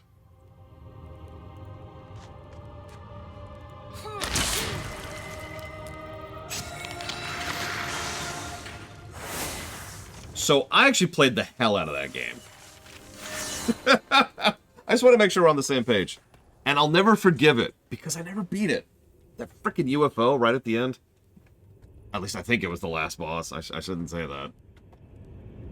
Oh man, I used to play the crap out of the game though. Let's give you... I mean, Windwalk is just a frickin' teleport.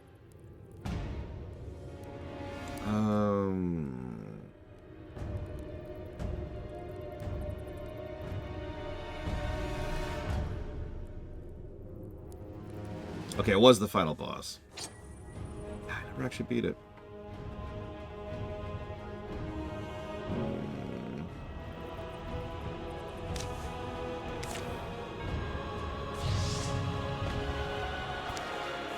Who is Blade? Nobody. I mean, I shouldn't say it that way. Blade is the granddaughter of... Hold on. Of Loke and Mr. Red. Loke and Mr. Red had Marthand, and then he had Blade.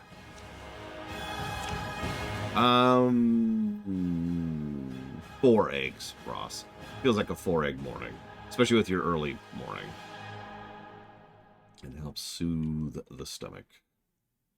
It is a randomly generated name. Because you're not even related to Blade Travell.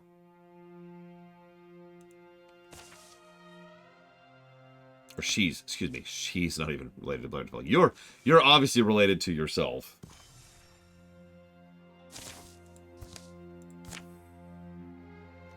Or are you?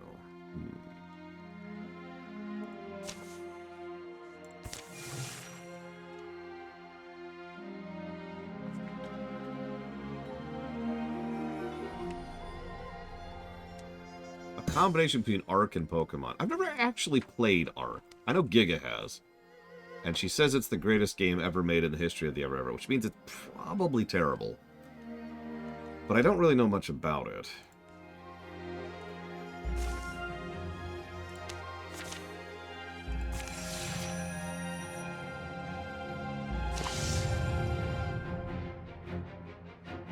Oh god, don't get rid of that health.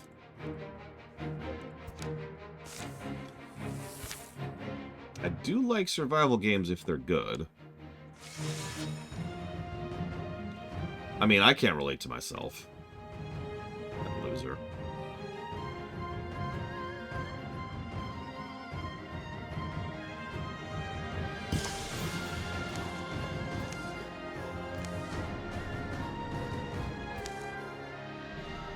Well, Ross is talking to a turtle.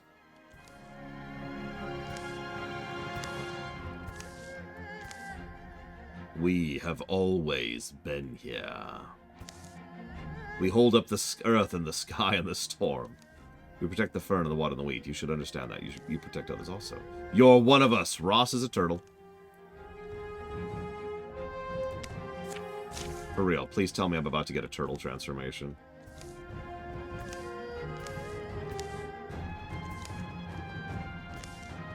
After your death, we will discuss this matter further. Do I become a tortoise? The precise form is open for negotiation.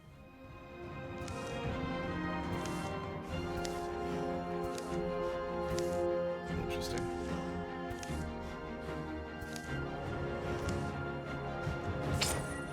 Interesting. Here you go, Ross. Turtle training montage. Let's go with that.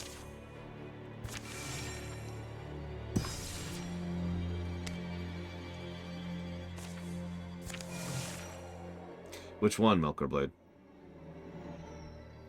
Pacific Drive?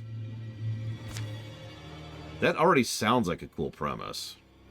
You know, honestly, if you could secure a decent job in the afterlife, that... Yeah.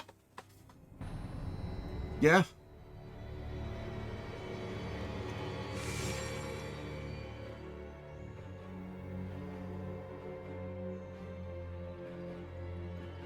Why would that be a stupid thing, Zocteft?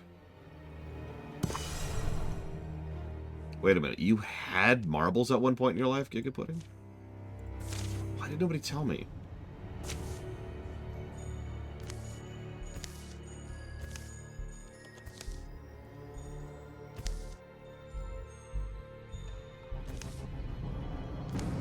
What? The Thrixel is going to help us fight the Morthagi? That's... okay.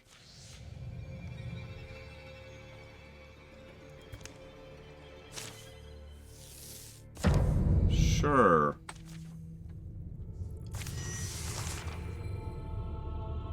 Yeah, we just have a Thrixel this map. Or forever,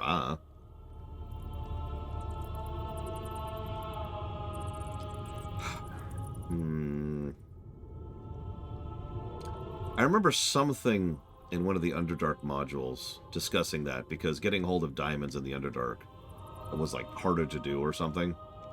But otherwise, no.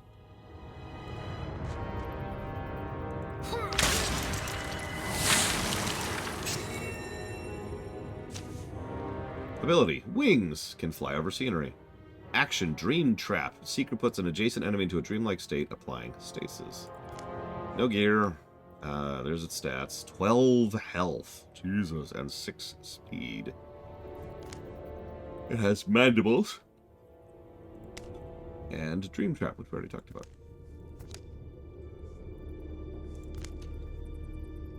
It is alive. Has extra armor, extra damage, extra health, mobile, perceptive, monstrous, Thrixel, and wings.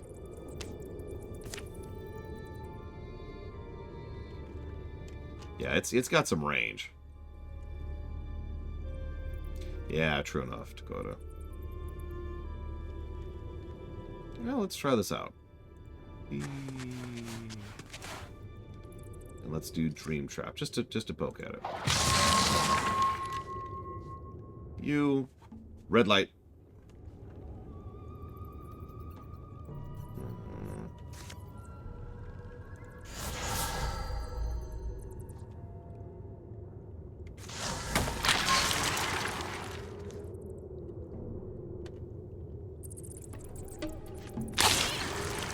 Alright, Blade Jamal. Show us how it's done.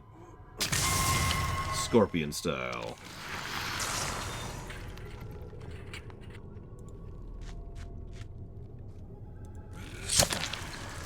It's on random right now, but yes. It's funny how immediately distinct Warcraft 3's music is. At least to me. Scorpion style. He's just throwing rocks. Cuts to a scorpion just throwing rocks with its tail.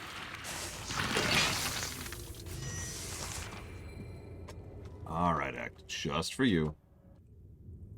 There you go. We had to skip 3 songs in a row. It's on random, I swear.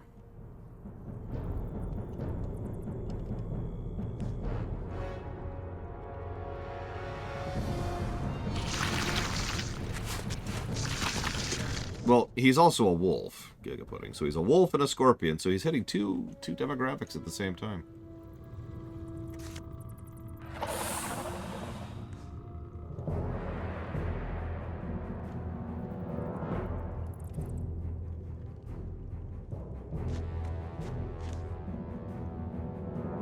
Score werepult.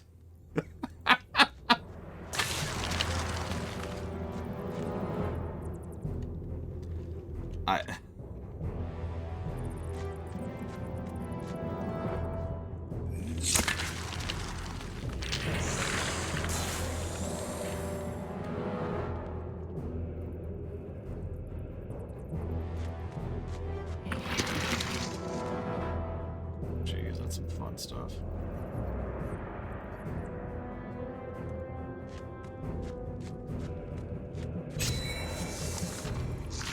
Oh yeah, once Blade Vault evolves again, he'll become a Furianapult. Furianapult. He started off as a furry. I don't know. I don't know what to call his first form. It was just Wolf. Then it became Wolf Scorpion. Then it became Wolf Scorpion Catapult. I just started as furry. I mean, no judgment. Although, wouldn't that be victim blaming in this exact case? Since, you know, he would be the target of that. Oh god, I'm with you on that, Act. Take some frickin' time and make your games good. Jesus Christ. I cannot be the only one who would rather that they take their time with the next Pokemon game. I can't be the only one. Yeah, announce something else. I'm not even a big fan of PMD, and I'd still rather they announce something else.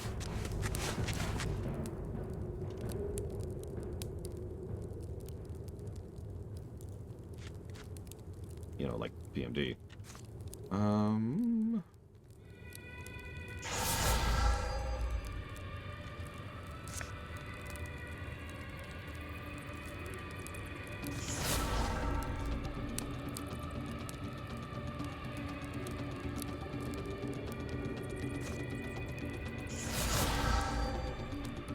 I mean, that's the problem. It's hard to vote with my wallet when it comes to Pokemon Violet, because by all accounts, they're actually good games. It's just, you know, unpolished and unfinished games.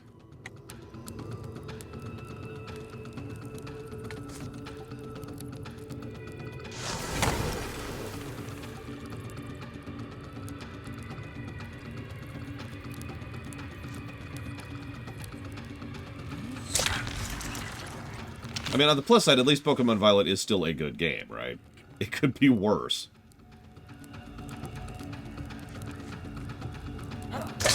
Still, it will be interesting to see what Pokemon does this year, because they took way too much.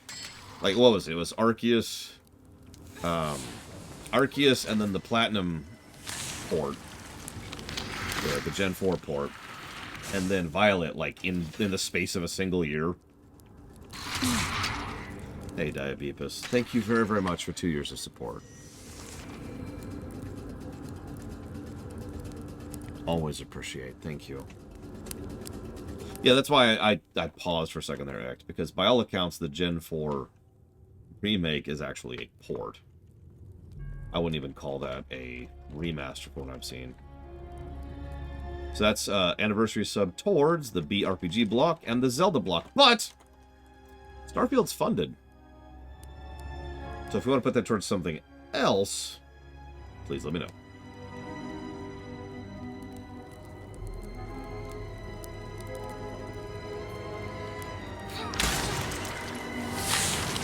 I really like this Sentinel Plus Spear combo.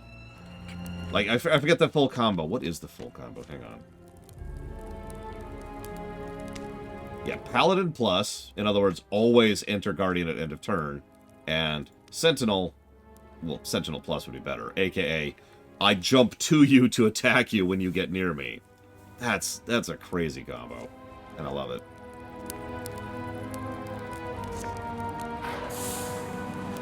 We'll find out, won't we, TSB? Everyone keeps bashing Starfield, and I'm not going to be surprised if I, too, bash it. But believe it or not, I'm actually walking in pretty neutrally at this point. Yeah, hence the spear. Another man the dead. We will see. And that's pretty much my mentality on it, is we will see.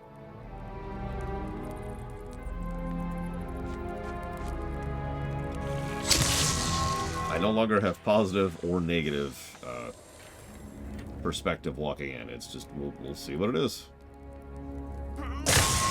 Dawn Trail. You got it. Absolutely. Thank you again, Diabeepus, very much. Yeah, I know, Act. It's kind of a shame, because you'd think logically, especially as a reviewer, I should always walk into a game neutrally. But there's something enjoyable that I don't like losing about walking in hyped for something and then having it pay off, right? There's something nice about a situation when it really does pay off and it really is as awesome as you were hoping for it to be. You know? Like Mario Wonder. Great example. I was pretty sure Mario Wonder was going to be amazing. And it freaking was.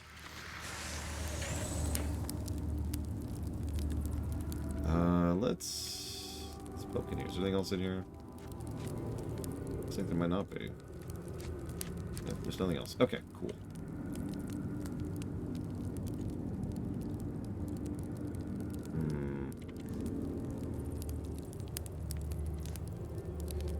Yeah, that's another one. That new Prince of Persia one. So yeah, that's the other feeling. You walk into something not expecting anything, and it goes well. You know, that's another fun feeling, for like the way I put that.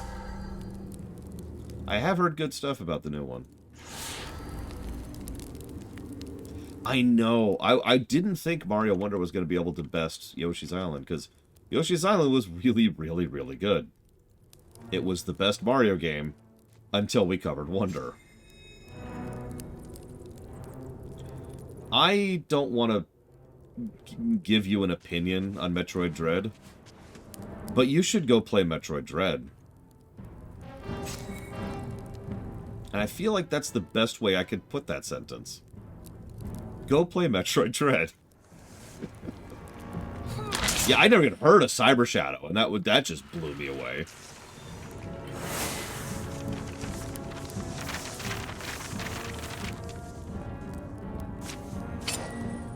Ooh, new armor. Let's put that on you, Ross. Here you go. Have some new mage armor.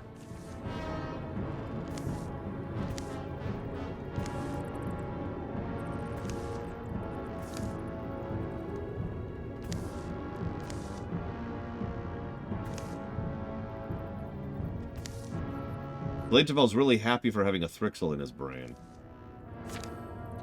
Cool.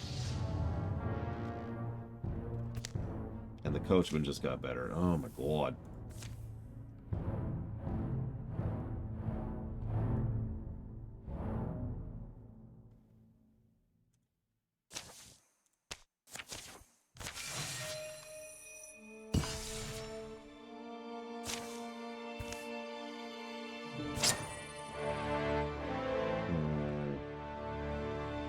More accuracy. Yeah, we've pretty much swept, so let's go finish this up, shall we?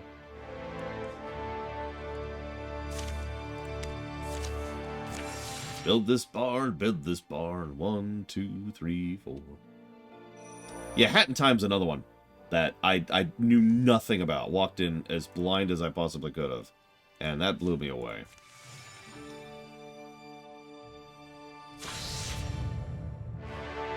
Let's cancel that.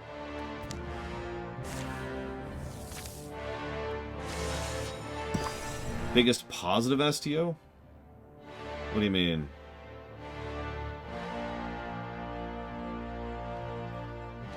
Ori 2 is an interesting one, because I like Ori 1, but I do think Ori 1 is a little overpraised. I think I talked about that during the run.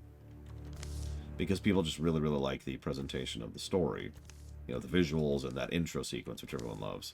So I walked into Ori 2 kind of expecting a, honestly, like, below average Metroidvania. Something that would still be net positive. But I wasn't expecting much, right? And then Ori 2 was great. Like, Ori 2 was exactly what expansion effect should be. The first, but better in every way.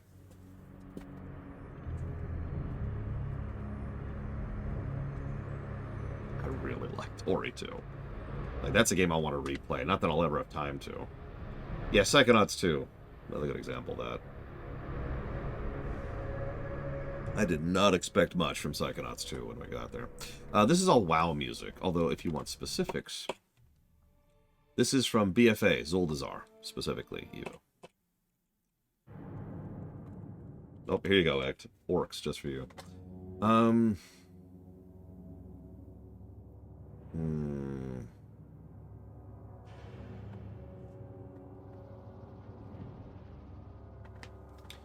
Let's do this. I don't like walling.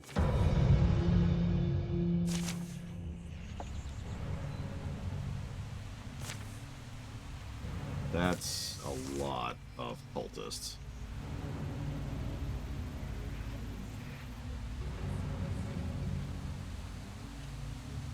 Yeah, Crosscode was a game that just I did not enjoy. I wanted to. I really did. And it did several things right. But I just was not into that. Alright, Ross. Open the door. On nothing. Oh, there. Mummy Demastered. Mummy Demastered's my fault. I'm the idiot there. I'll own up to that.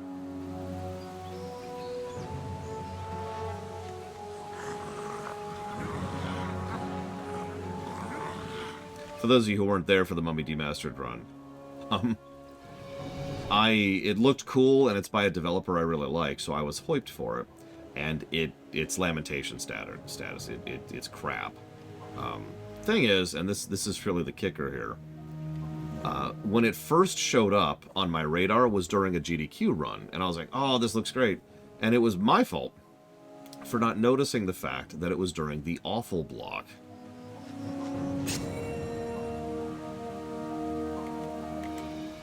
That should have been a bit of a warning. Yeah, it's a game in which you can machine gun down the undead in a Metroidvania style thing, and it's just, yeah, no, that's, so I think Hero Witness actually gave us the term cash-in syndrome. So it's expansion effect, which is great. Expansion effect is when you make something and it's great and it's improved and it's awesome. We were just talking about that with Ori 2. Then there's cash-in syndrome, which is kind of exactly what it sounds like. And that's Mummy Demastered. Any questions?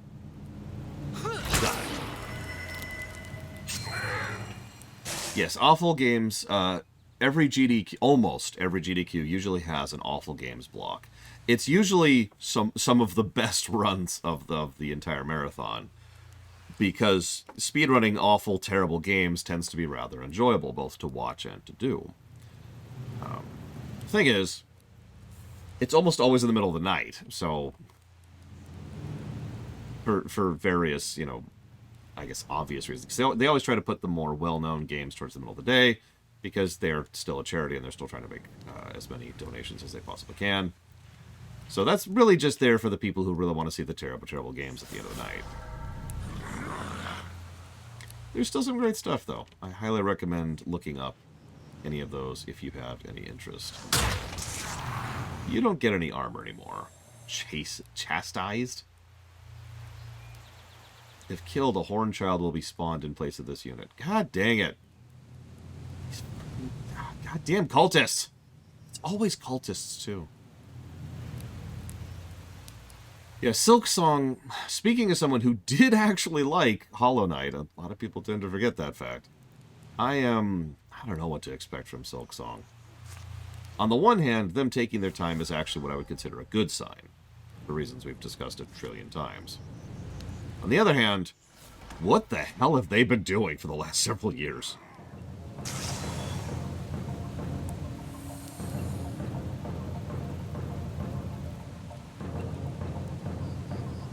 Yeah, almost every Souls-like I've liked that isn't a FromSoft game, I've actually enjoyed. Remember Code Vein? I got into that a lot more than I thought I would. And, I enjoyed Hollow Knight. I loved Jedi Fallen Order. I haven't played Neo yet. I still kind of want that one to happen at some point. And I haven't played Lies of P, I think is the other recent one. But I've played several, and I've enjoyed several. And now I'm going to kill this kid. Die. Any questions? Oh yeah, Stranger in Paradise. I knew there was another one. I think I'm going to at least enjoy the gameplay of that. Like, at least. We'll get there someday, Crazy Norse, I swear.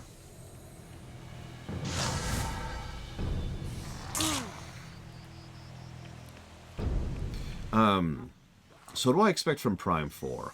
That's a really good question.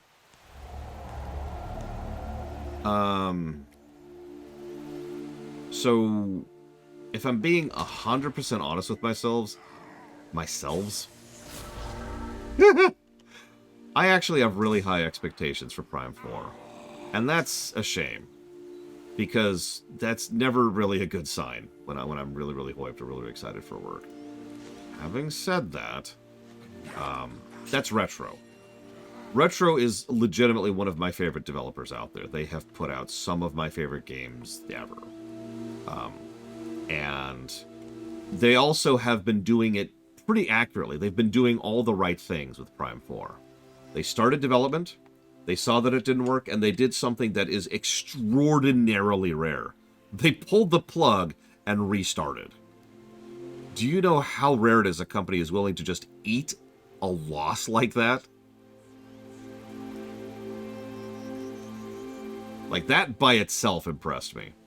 That's when they pulled Retro in, consequently, and said, hey, fix this crap.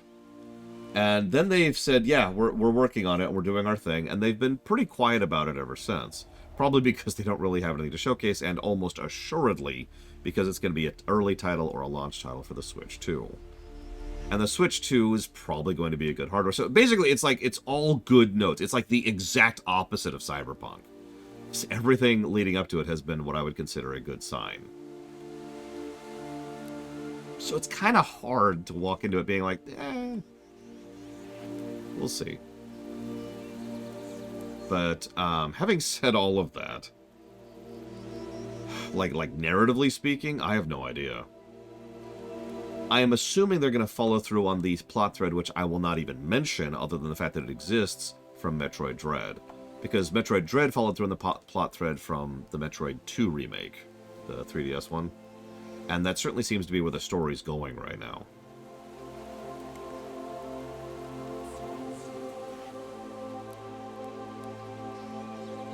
God, Metroid, your range is stupid. Why is your range so stupid, Mr. Red? Hey, Ross, poke! You do 10 damage with a spear, Ross. You're a mage. Just as a reminder.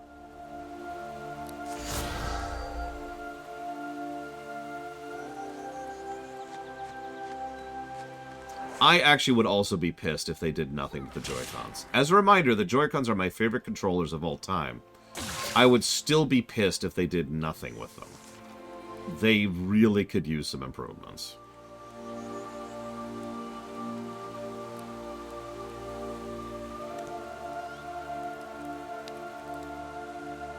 Yeah, bare minimum, fix the freaking drift. That's the bottom. That's the floor, right? You know, good point, Crazy Horse. Never thought about that. Once per turn, as a single action, Mr. Red targets an enemy, causes it to suck up health from nearby enemies as temp health. The number of enemies and health taken increases with the size of the target. Yeah, fix the drift, fix the battery charging problem, fix the disconnect issue. I don't even know what that issue is, but it exists, and I've seen it on multiple Switches for multiple people.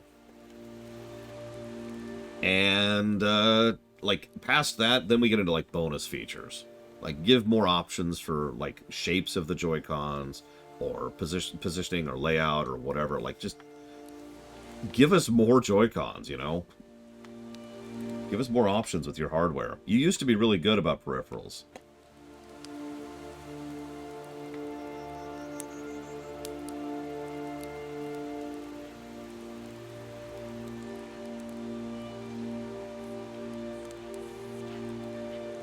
I actually don't want any of these. I'm going to go and reroll.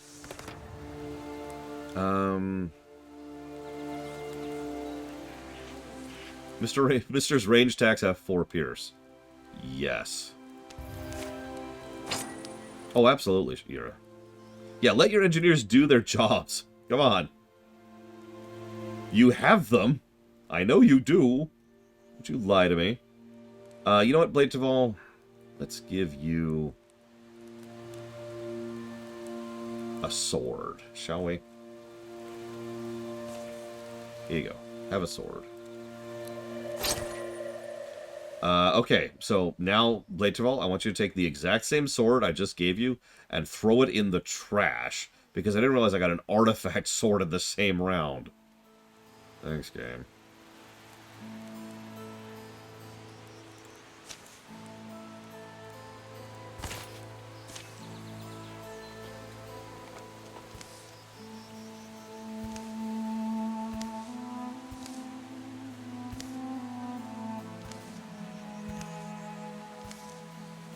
Aw, we killed its mommy.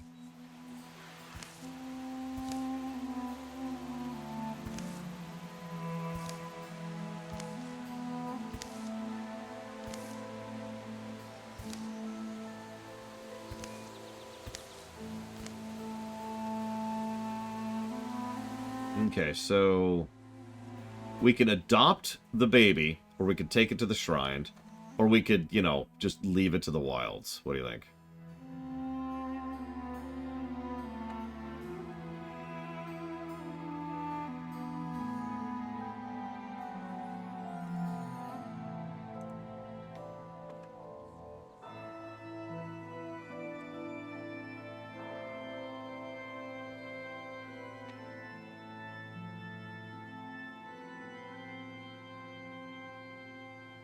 Seen a lot of adopts. Let's do it.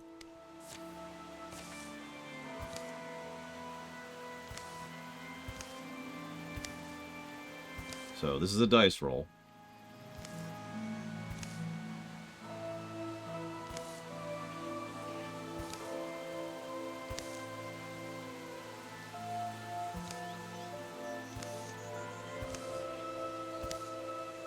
And we failed.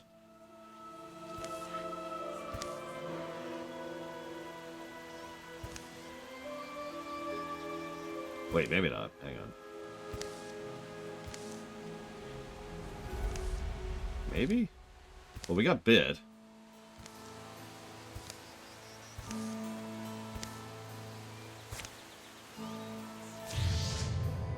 Okay. Whatever. Anyways.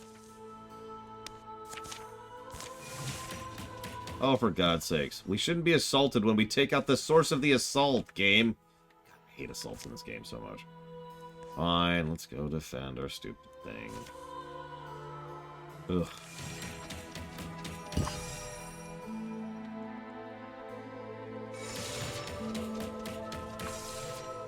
Yep, fine, let's go. Let's defend. Let's go, let's go. God, I don't care. Let's go. Take the fight to them, just so we can get the fight over with quickly.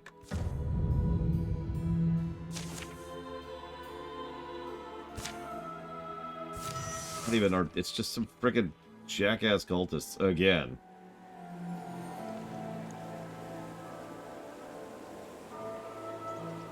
Charge. Oh, wait, that's the wrong way, isn't it? Oh, I can't. Ah! Take the camera. No, there's enemies down here. I'm right, I'm right.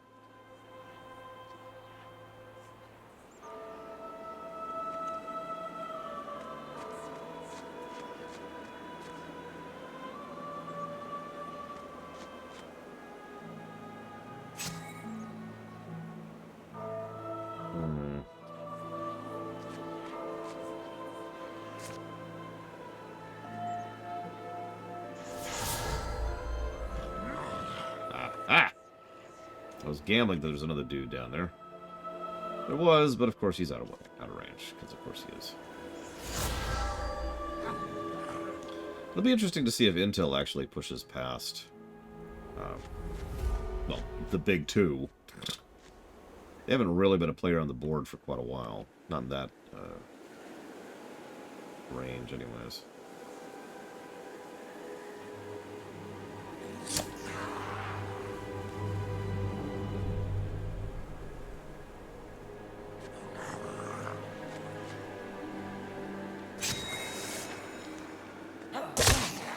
Immediate. I don't mind having an expensive GPU as long as it's actually really good. Like, or to phrase that slightly differently, I don't mind paying for quality. But the requirement there is that it has to be quality. That's sort of the implied intent, right?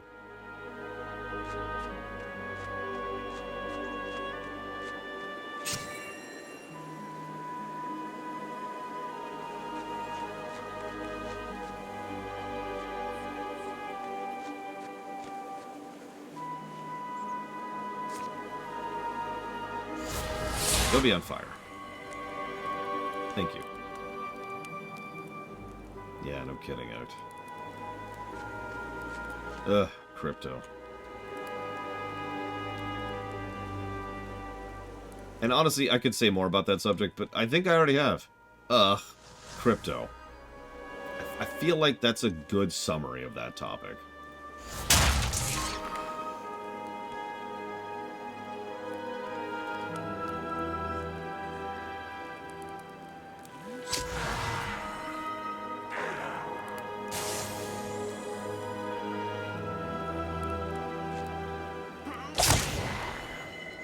Really, Giga Pudding? Is this that sister?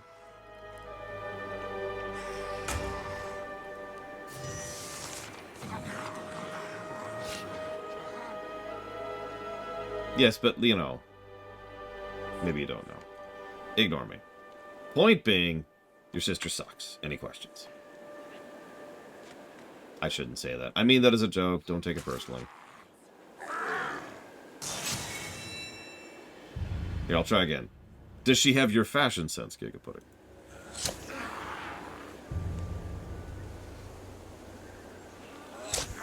Wow, the villagers are actually killing things. Does crypto actually produce anything? That's an interesting question. So the answer is yes, but Tequetta got there first. Crypto produces a great deal of waste. The electronic waste from crypto is pretty bad. Like, there's worse, but, you know...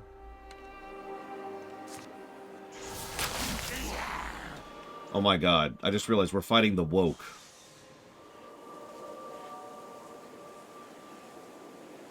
I don't really have a joke to add on top of that. I just want you to know that we're fighting the woke right now.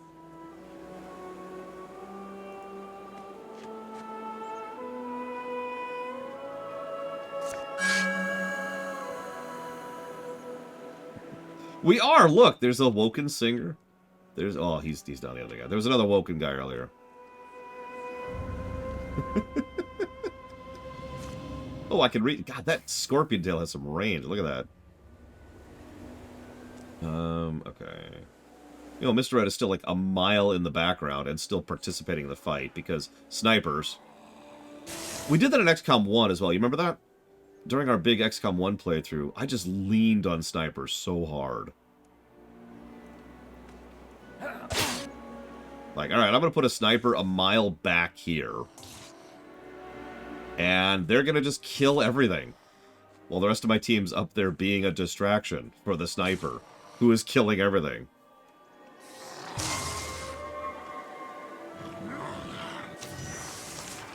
Okay, this is actually getting a little hairy. So... yeah, your job is to spot for the sniper. You got it.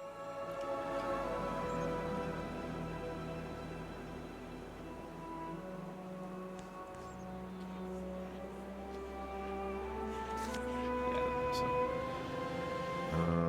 Okay. It's actually bad. Alright, mister, I got a new job for you. Cover the back. By yourself.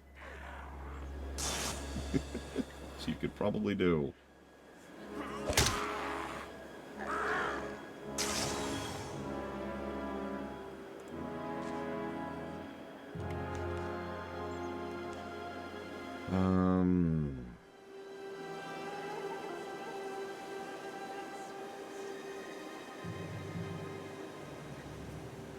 I could see that act, yeah.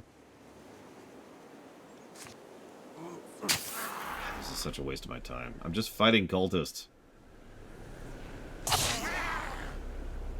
For no really good reason. It's just... that's what's here. Wasting my times. Alright, you know what, Blade? I know you're a mage and all, but you have a spear.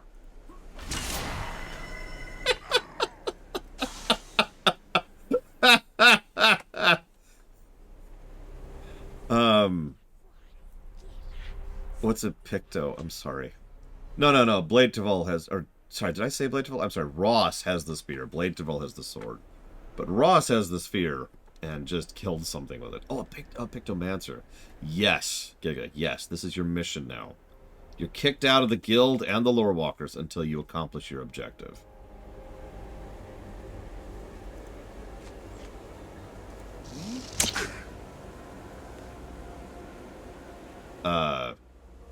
If you do both portraits, yes, Evo. I'm still not requiring you to.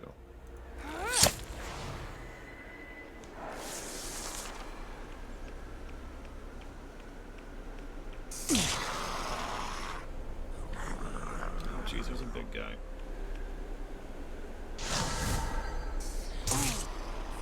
Marthan might actually die in this fight. Because those guys have just been harassing him. Yeah, there's not a lot I can do about that. Death can be perma. That's how I'm going to phrase that.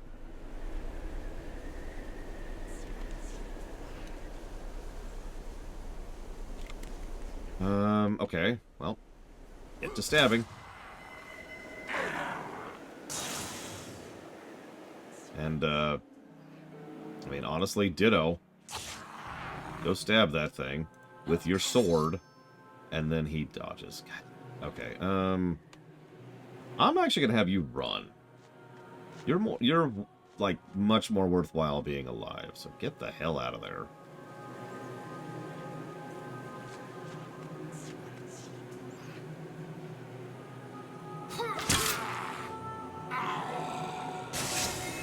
No, not really, Act.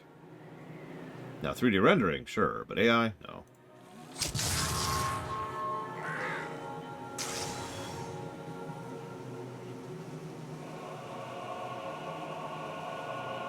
Yeah, I think I'm just boring. It's never even occurred to me to do so until you said something just now.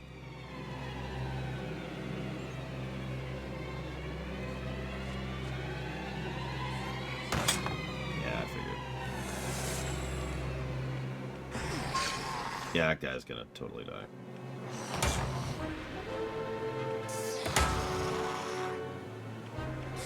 Yep, he did. Alright, freaking cultists, just die.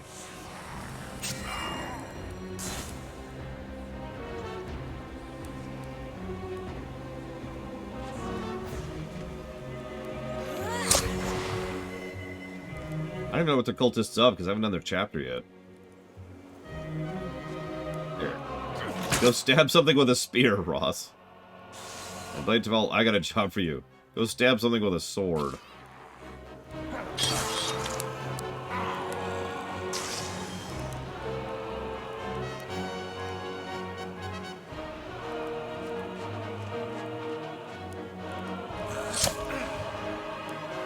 Okay, good.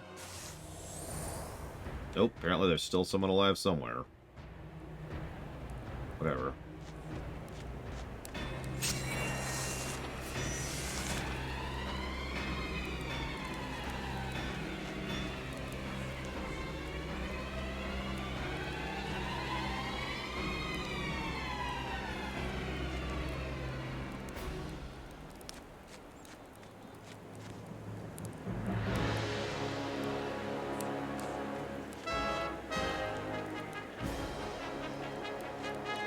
Actually, Spear Mage sounds really cool.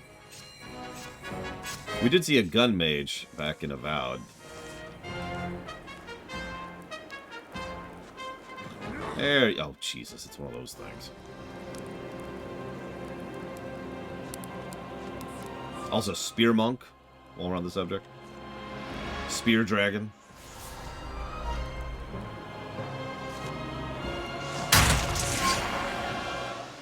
Gun Mage was in 10-2 as their version of a Blue Mage. Spear Lich. Oh, yeah.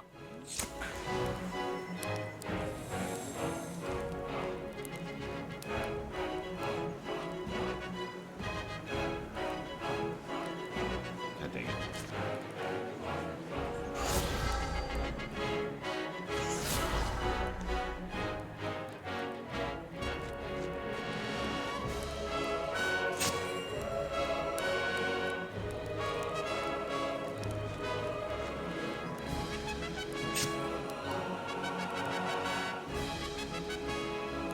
Can get close enough to shoot. Okay, we done with this awful mission? Nope. Oh my god. It's just like two little nobody nothings too.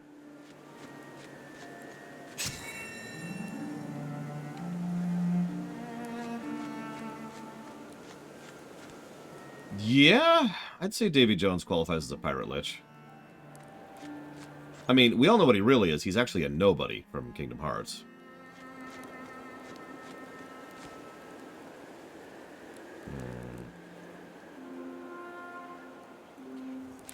I usually tend to go for quality over quantity in general, Act. So I think I'm going to lean for that, especially in something like a military. I don't want people going out there with, well, you know, guns that are going to fall apart the moment they use them. A Pirate Mage! Honestly, Pirate Mage is actually a pretty common thing I've seen in fiction. A lot of people do that. Okay, now that we're done with the filling, the padding...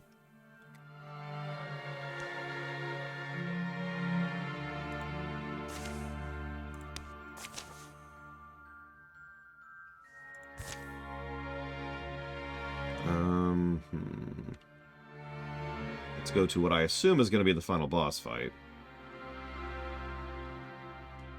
Let's find out in a minute.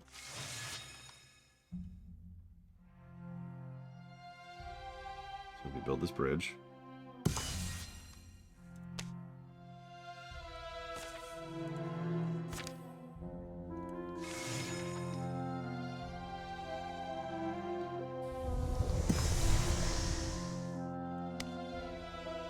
Okay. Final battle. Okay, let's switch playlists for a second.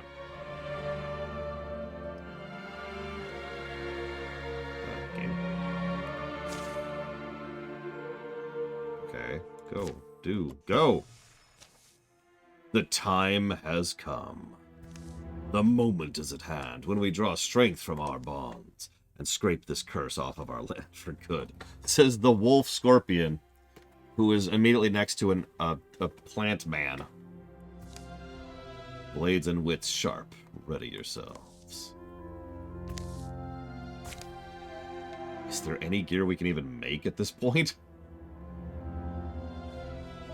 Like, for real, we're probably kidded.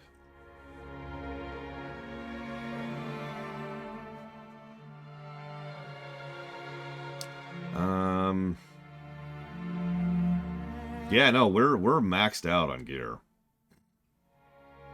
I don't know what engine this was made in. Does anybody know? Like, Ross has a tier 3 spear, for God's sakes. Blade Deval has a tier 3 artifact sword. She has a fire greatstaff. He has a frickin' tier 3 big killer axe, Thanefeller, with a good shield. I don't think I can improve any. Hang on, is there something I can put in his offhand? Oh, can I put another crossbow? Can I dual wield crossbows? And is there any purpose in doing so? Screw it, let's just test it. Whatever. Screw it. You are now dual wielding crossbows, Mr. Red. As it was foretold.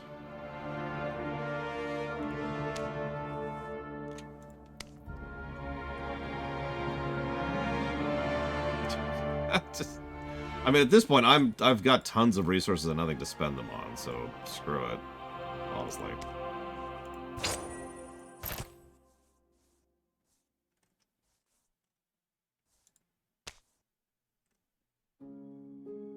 Apparently, this was made in Java.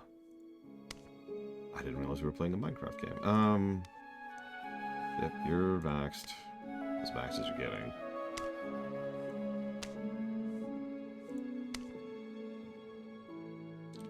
Yeah, no, we're good. Let's go to the final battle. I have been prepared to pay a price for the form I took. A price of flesh and breath. But it cost more than that. It cost peace. It cost the person I loved most, and though Veneer and I never spoke again, perhaps the rest of this can still be put right. In the days when the flood of Morthagi had slowed to a trickle, Mr. Wade was able to locate an opening in the cliffs. A lot of things in my life. There's a whole matter of new thing. Any fun facts about the Morthagi to take the edge off this place? Nothing that wouldn't creep you out even further. With stone and iron and bone closing in. It can feel unlucky to be made of softer things. But we have strength of our own. Which should not be underestimated.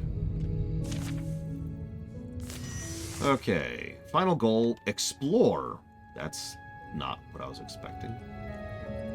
Okay, sure, whatever. Let's go kill the butler. Because we're playing Secret of Evermore now. Sorry, spoilers. Oh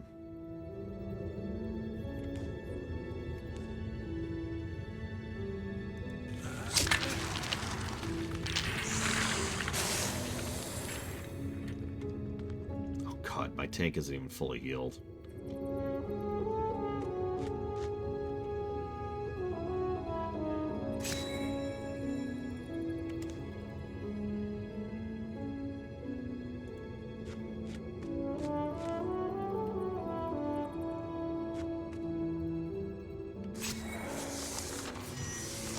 I mean, that's pretty normal act, so that wouldn't surprise me. I wonder.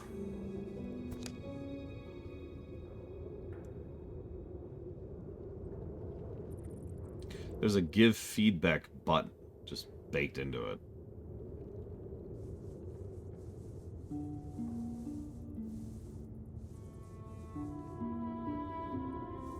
Aw, okay.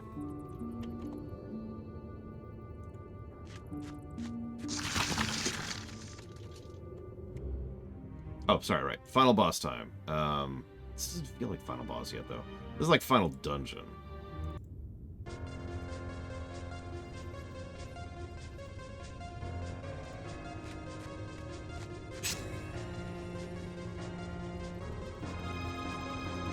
Oh, an interesting act.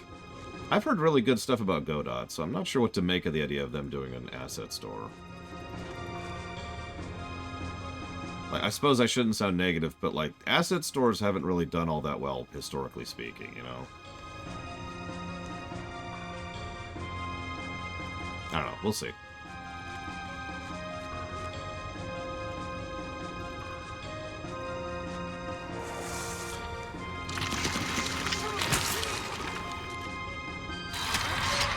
Lunges forward there. Please don't spit fire on me. Okay, that's actually really bad. Okay, we're okay. Okay, hold on. There's nothing to enchant down here.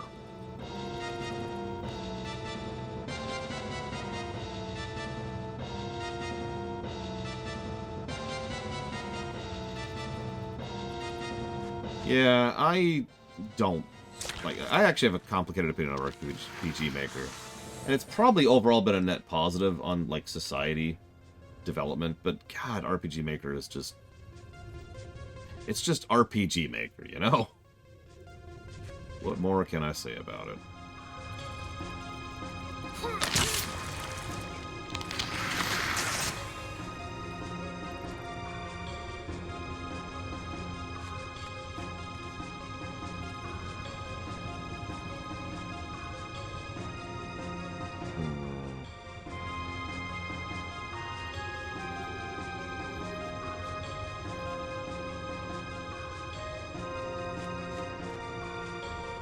What's wrong with it? Oh God, where do I begin? Let me think about that for a second.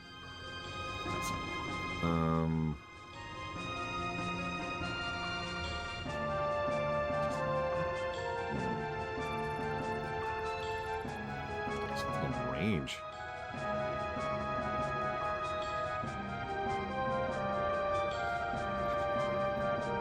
So, what Dakoita said is probably the single biggest thing wrong with RPG Maker. I would actually agree with that. Like, the idea of RPG Maker, I'm completely in favor of. It's the idea of, I want to learn how video game design works, right? I don't mean, like, making your first game. I mean literally using it as a tutorial for game design, period. Figuring out how scripts work, figuring out how triggers work, figuring out how to implement things like scenes or animations or whatever. Yeah, without actually doing the code. It's a vehicle for learning design without having to actually learn code. Cool with that. Let's scooch over here. Oh, there's a wardrobe. Of course there's a wardrobe. Why wouldn't there be a wardrobe? So that's useful, and that's awesome. But the thing is, that's been true since whenever RPG Maker came out, which, let's look that up really quick.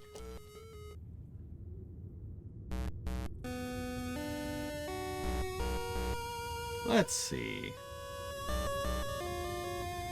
In 1992.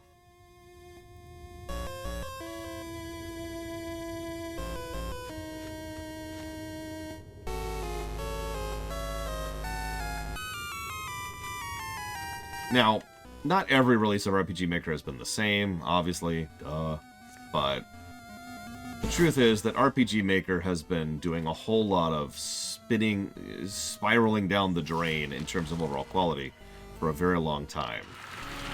And they keep trying to resell it, and then resell it, and then resell it,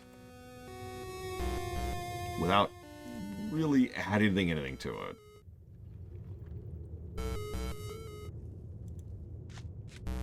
Alright, Mr. Red, you're finally out here. Kill the wardrobe. Thank you. No witches, no lions. In the grim darkness of the future, there is only wardrobe.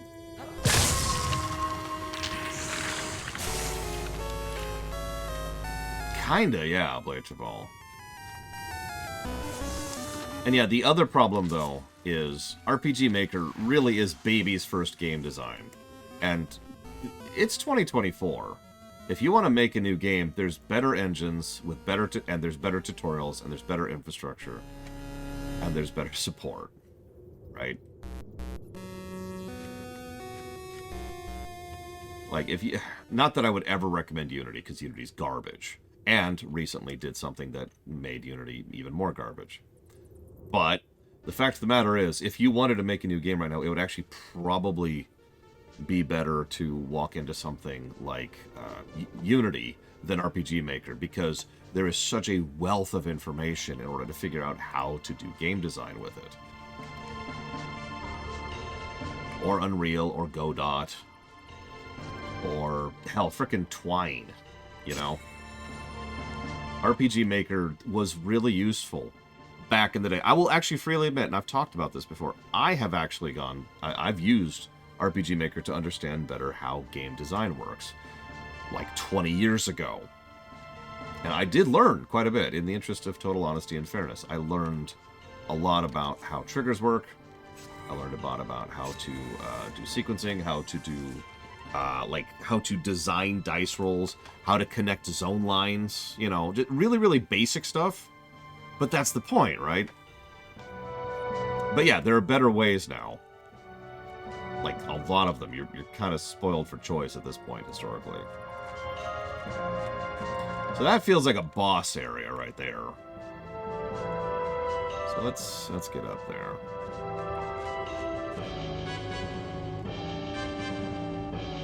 In conclusion, cats. Thank you for coming to my TED Talk.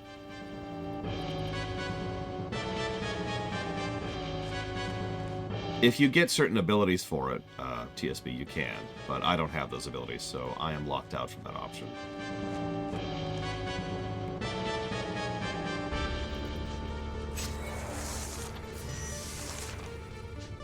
The worst coding language I've ever used?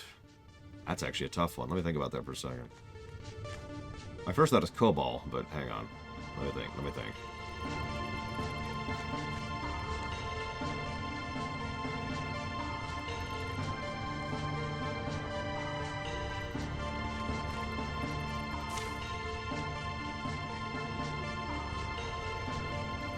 Assembly. That's kind of cheating. You know, honestly, Java.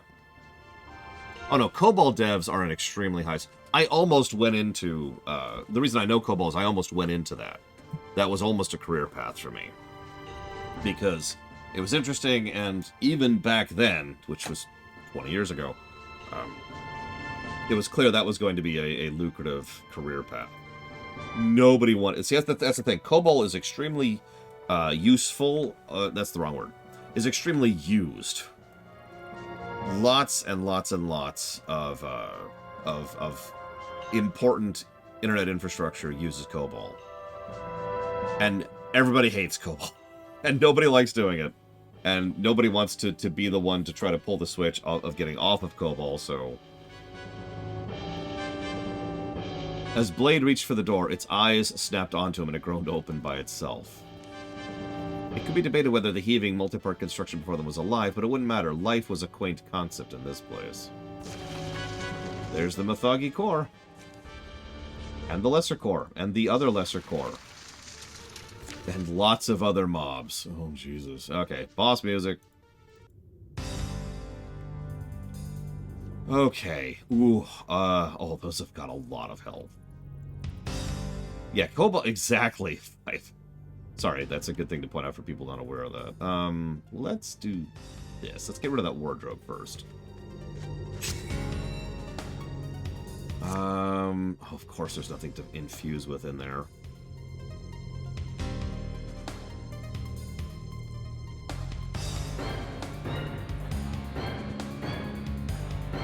So, best coding language I've ever worked with. You know, this is going to sound like a joke, but CSS. No joke. I have gotten a weirdly large amount of good use out of CSS, and I actually still use it semi-frequently to this very day.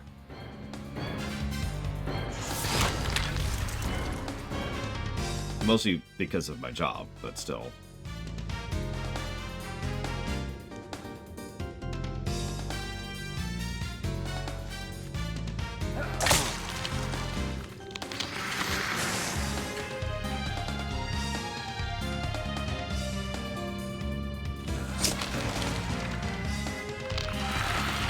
I know, TSP, but I stand by it. If I have to pick something other than CSS, God, I don't know.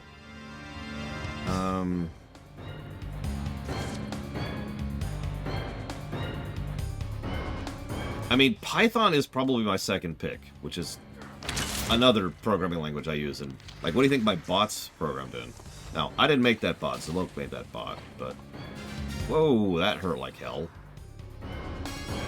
Jesus, Blade. Oh my god. Oh my god. Okay. We need to do more damage very quickly.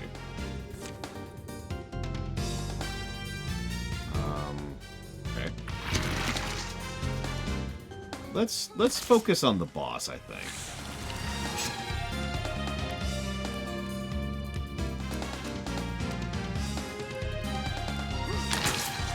Actually, so these are a combination of machinery and necromancy.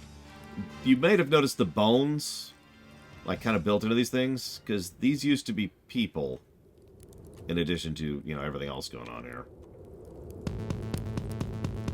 Yeah, this song is appropriate.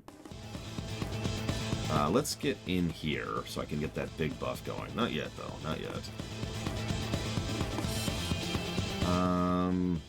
Barrage might be useful. Yeah. Try to shred some armor. Nope. Yeah, okay. Didn't shred any. Let's grab... I have used C. I'm one of those weird people who kind of hates C. When I was going to school, which, again, was a while ago, everyone was like, C is the greatest language in the history of the ever. And it was automatically assumed that if you're going to do any kind of programming, you have to use C. It was the default language. So I was like, okay, sure. I hated it. I hated it. Not a fan.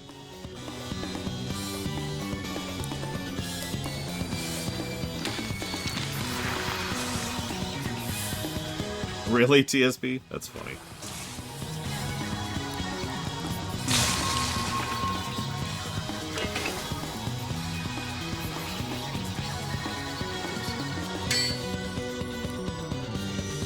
Okay.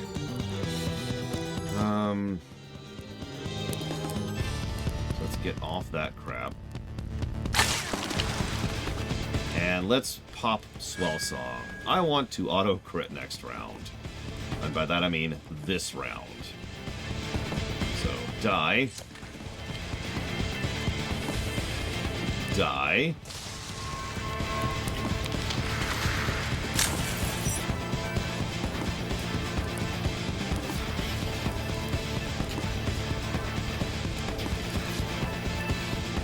Yeah, there's actually 4 spawners in this room. They all suck.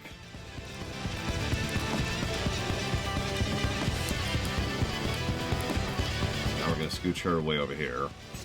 Get her in position to do some damage. Alright, Ross, time to bring it home. By being a mage again.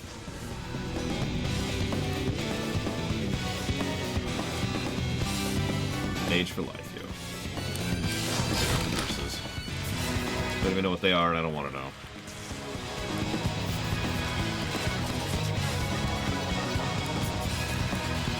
Go ahead and move the fire over to the core and just let it be on fire for a bit.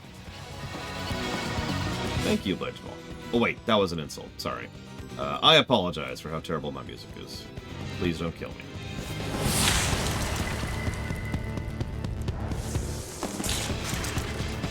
Wait, I've got it. The worst programming language I've ever used is setting up those freaking subtitles for YouTube videos.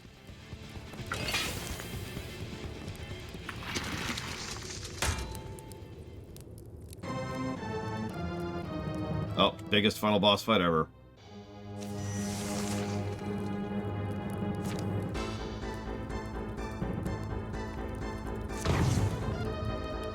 Die. Die. And die.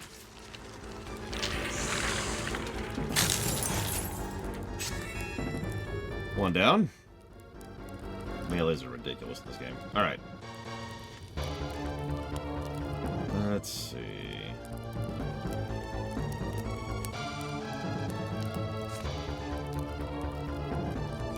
Yeah.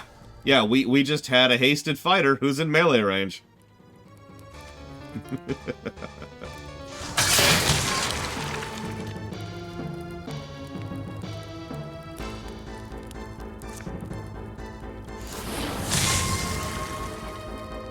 Goodbye.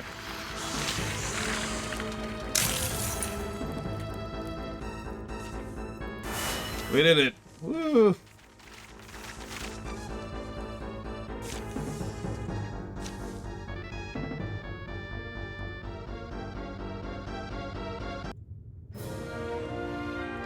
The walk back out was darker,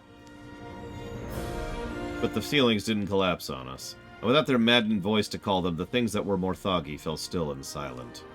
Some were burned, some were buried, a few were repurposed. So what are you gonna do now, then? The Yawndering Lands are a bit sour on mechanical folk at the moment.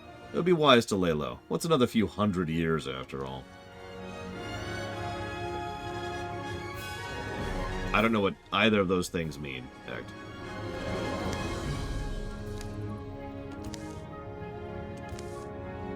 The end. That's it? Oh well, we have earned 117 years of peace. Apparently.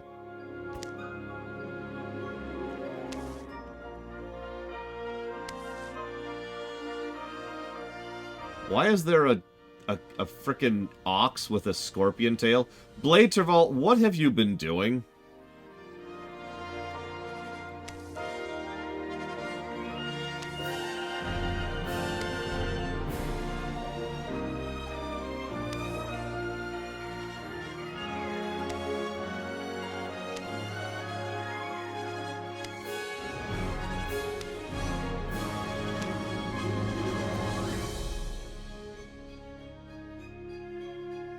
We could call ourselves the Chicken Nuggets, since it's not being used anymore. No.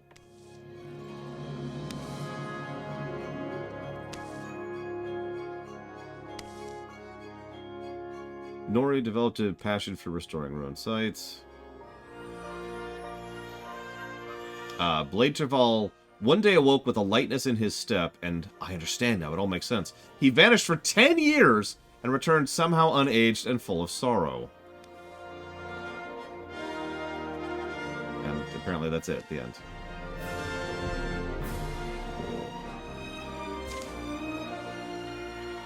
Okay, so I get several promotions. Obviously, we have to promote Blade Terval. I mean, duh. So let's promote Blade Terval. We gotta promote Loke. He carried us for a while. Oh, no, we can promote 6 heroes. I'm sorry. Mr. Red, yep, obviously. We'll promote Ross, the spear-wielding mage. So we've got one more. We could do Bragwin or Blade. I think we know the correct choice there. Oh, no, now we can do one more. We're still going to do Blade. Okay, so next campaign. Monarchs Under the Mountain.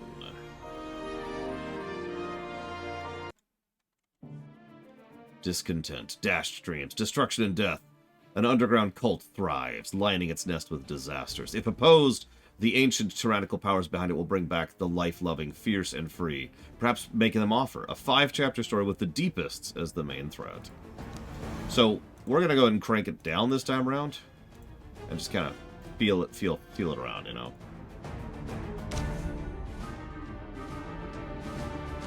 Time pressure reduced, infestations reduced, health, armor, and damage. So let's see how this feels. There are 5 campaigns.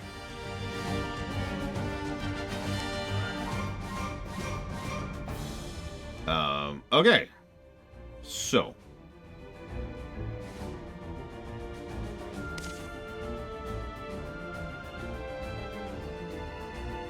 Right.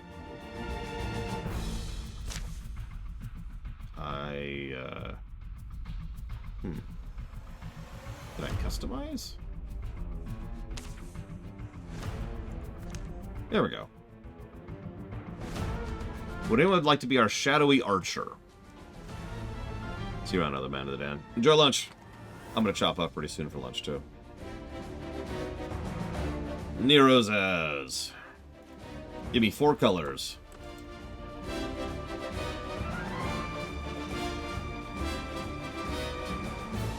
We'll leave you shadowy. You get to stay shadowy.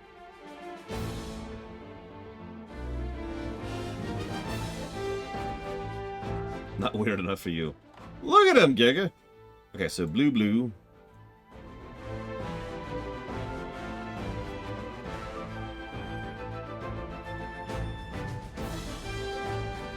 And then black, which it already is.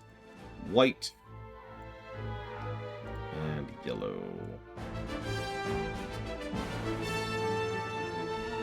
Done.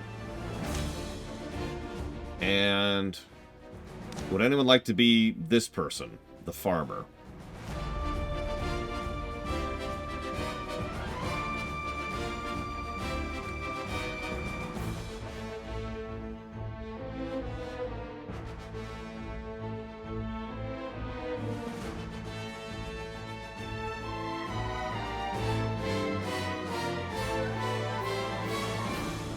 If nobody else wants it, I'll give it to Takoida.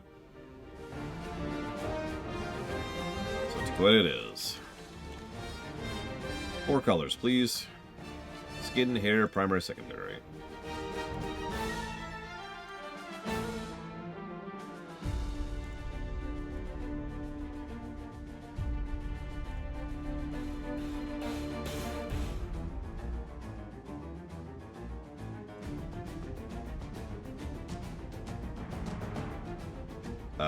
Okay. Primary orange. Done.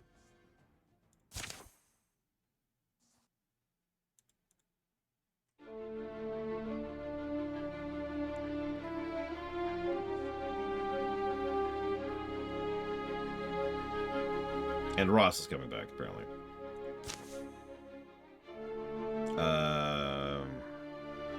Choose 2. Piercing shots and also piercing shots. Choose 2. Ooh, okay. Let's go with Endurance and Bard. Awaken, Oath Tanker. Lower yourself. The heart of creation beats beneath you. Sink endlessly into its warmth. Peel your eyes to darkness and see only truth. Awaken. The surface was always harsh, cold, cruel. You sacrificed so much to belong on that sunstruck plateau, and still they rejected you, cast you off. They will feel the prophet's wrath. Your freedom is buried beneath the ground. Find it. Wake up. He's coming back to consciousness. Be patient. He's fine. His eyes are open. Easy now. Your grandpa's worried. They're all around us, Ross. The heroes are here. Takoida, is it? I'll want to hear your story, but for now, you'll need to fight if you want to live. This is a stick! So I said I was going to go all melee this time around, so let's do it. Melee it is. We'll need to go out the way we came in before they overwhelm us.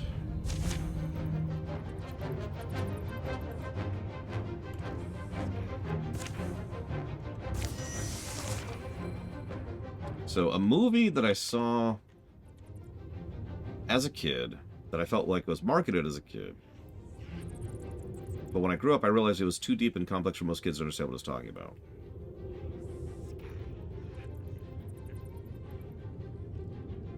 I mean, isn't that just half the Pixar films?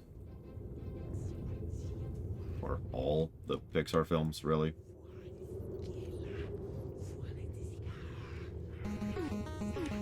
Up, sorry. Yeah, Hunchback of Notre Dame. Need I say more?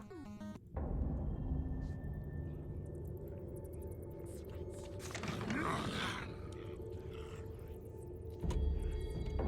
don't think I've seen The Last Unicorn.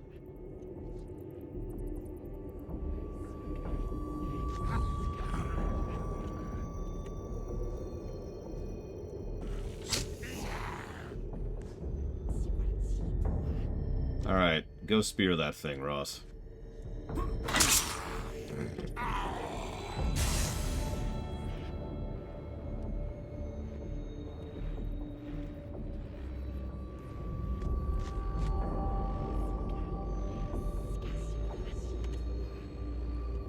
Watership Down sounds familiar. Alice in Wonderland can go straight to hell. I don't particularly like that film, and I never have. Then again, I don't like really any of the pre-Little Mermaid Disney films.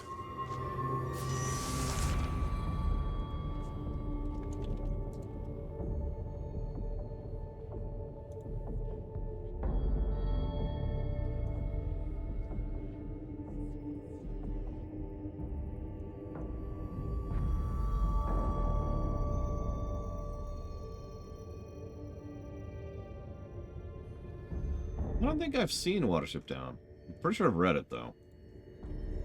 Which would explain why I was getting confused about it.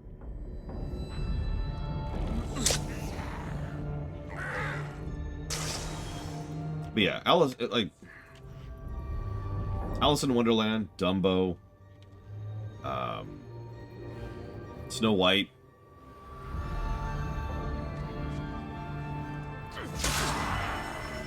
Robin Hood. Fox and the Hound. Like, old Disney films, they were a trip. Snow White is historically important. But as far as enjoying it as a film, no. I don't think it would review very well to put it into such terminology. Yeah, Jungle Book, another one. How many of you have ever noticed how much Jungle Book completely copies its own animation from Robin Hood, or the reverse? I forget which one came out first, but they reuse a lot of animation in those two films to save on costs. So it was the reverse. Okay, thank you. Okay, I guess we're fleeing. So let's flee. Yeah, Snow White is definitely a first film. And again, I would be an idiot if I did not acknowledge just how culturally significant it was. It was a sea change. And I would argue for the better, although I have been insulted for that opinion all the frickin' time, as recently as yesterday. Yesterday was the most recent time I got that insult.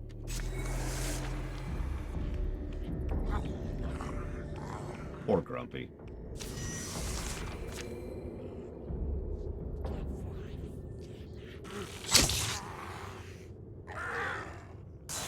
So, having not seen Black Cauldron, what about it do you think is substantial and significant?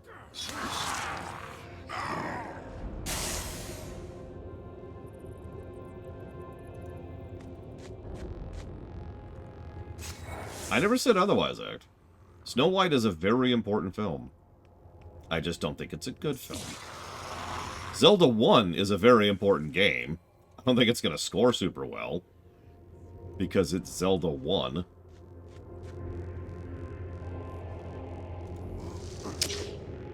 Okay, I was going to say, like, come on, man. I've actually looked into Snow White a bit. Not a full, like, rumination level research, but just a little bit. And yeah, it's an interesting story.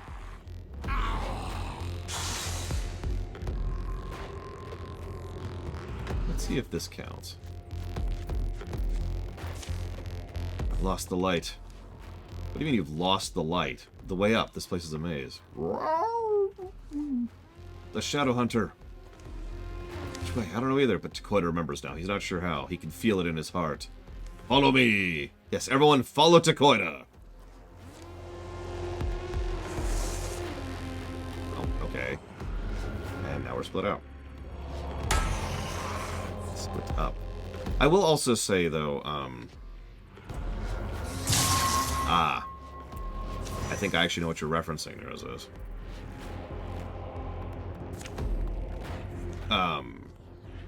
One other interesting thing is, I'm obviously a fan of Pixar films. I've never been quiet about that. Have you ever gone back and rewatched Toy Story 1?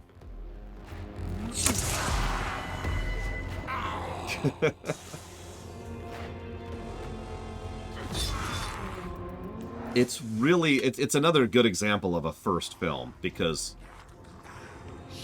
it's not a good film.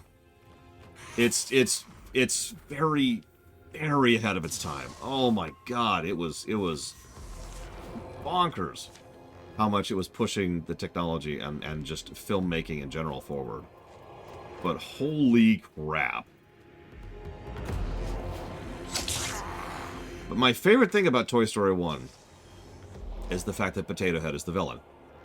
And every time I say that, at least one person who's never heard me say that before is like, huh, you're right. Because he is. It's not actually a joke. It's not one of those meme, clickbaity things. Mr. Potato Head is the villain of Toy Story 1.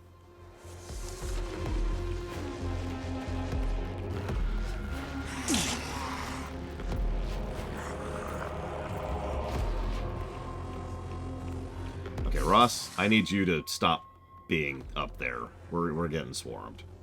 We're actually not killing as fast as they're spawning. I remind you, we turned it down to easy, so I'm curious where this would go. Yeah, no, exactly. Everyone thinks it's the poor kid, but he's just a poor kid. Did you pay attention during Toy Story 1 to the fact that the kid's father was passed out in front of the TV with several beers nearby? Now, this might be reading too much into that, but you don't do something like that because you're just showing off. That's there to indicate the kind of household that is. And it's also being done as a deliberate contrast to the kind of household that, oh god, I can't think of the name of the kid. That the main kid has, right?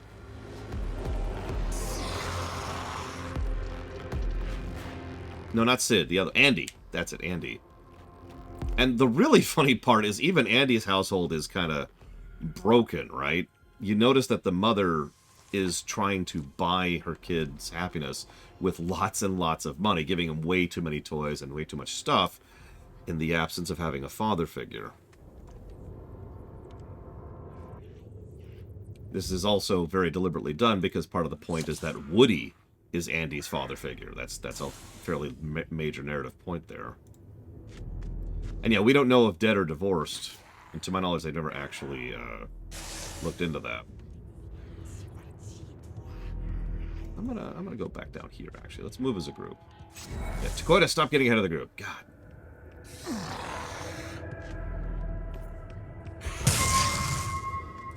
Damn it, Nero says. No! No! I should do that. I should totally do a complete clickbait, incorrect information, short. So that people will be like, oh my god. Well, I mean, I agree with you, Sarura. I think the problem is most people are looking at it from the perspective of the toys. And, the obvious flaws with that mentality.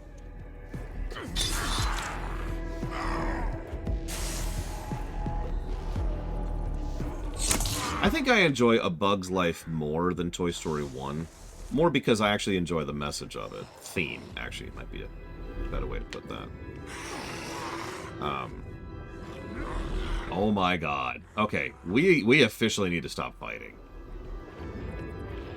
They are spawning every round. And, I was trying to get ahead of that a little bit. And we're going to stop trying to get ahead of that a little bit. We're just gonna run. Straight up.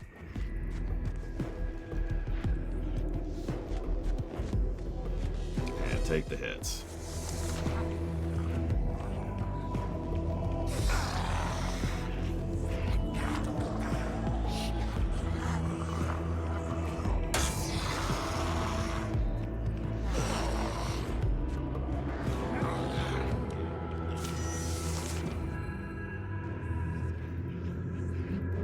Yeah, they're coming out of the walls. I haven't been watching Pixar since Soul, and that's kind of on purpose. Make of that what you will.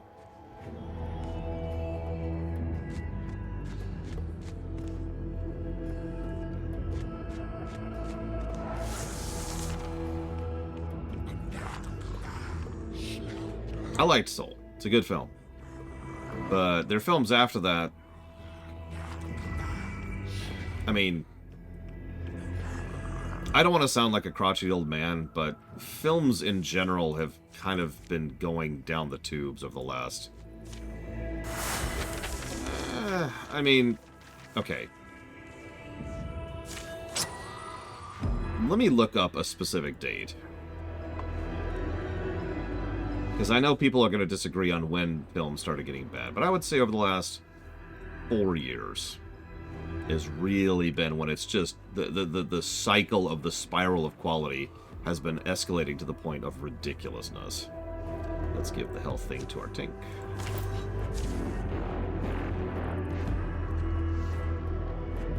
A Pixar film I never loved that everyone else does. Oh, that's easy for me. Can you guess? They emerge from the tunnels into a scarlet brown afternoon, thunderheads rolling in from the east and the north. That's good work, kid. Let's put some distance behind us.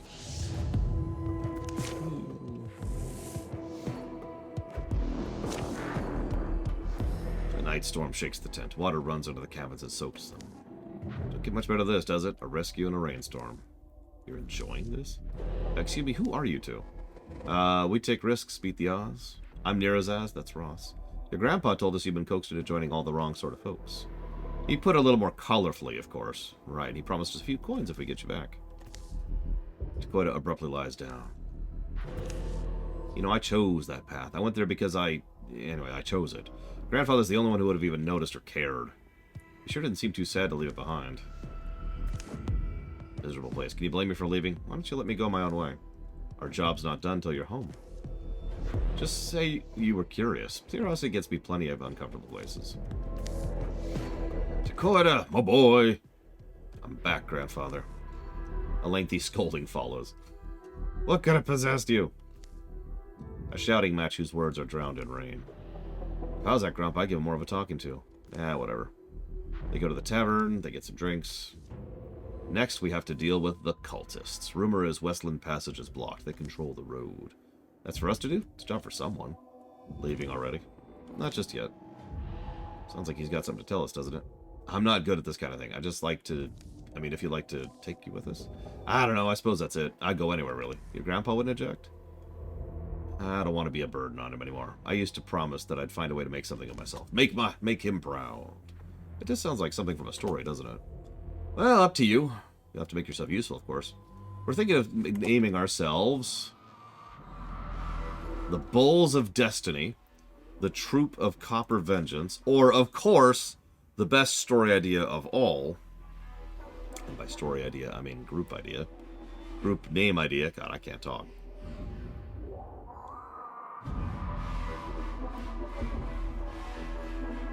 Was Walt ever qualified as a good person? So, I don't like talking about things I haven't researched. It's a policy that admittedly is a little more recent than I'd like to admit.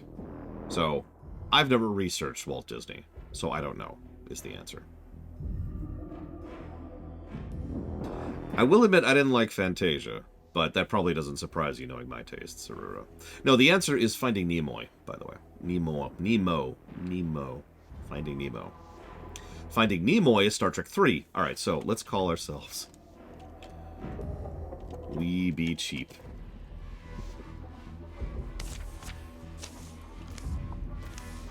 Alright, so the mountains to the west. Here follow the tales of We Be Cheap.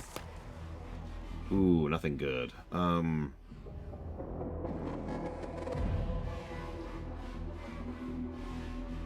I don't like any of these. I'm actually going to burn some LP to reroll that.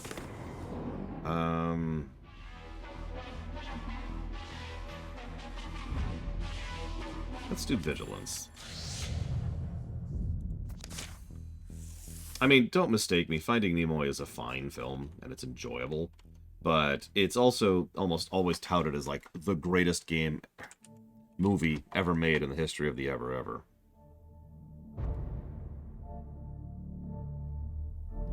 And,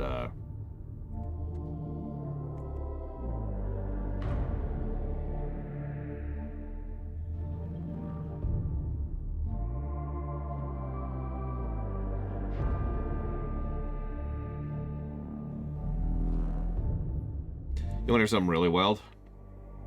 I kind of liked Finding Dory a little bit better.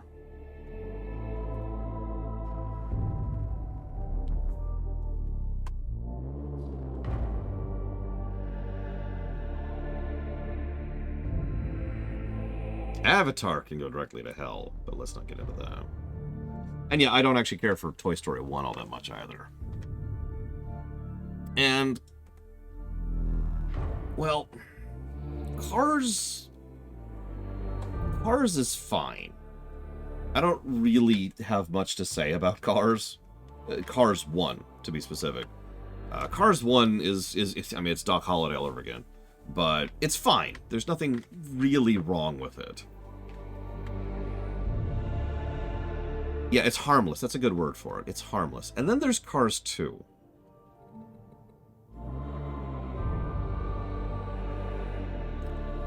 Now, the question I was asked earlier was not, what's a Pixar film I don't enjoy? That's easy. The question I was asked was a Pixar film that was really popular that I don't enjoy. And that's Finding Nemo. Nemo. Oh my god! Would anyone like to be a greedy loner?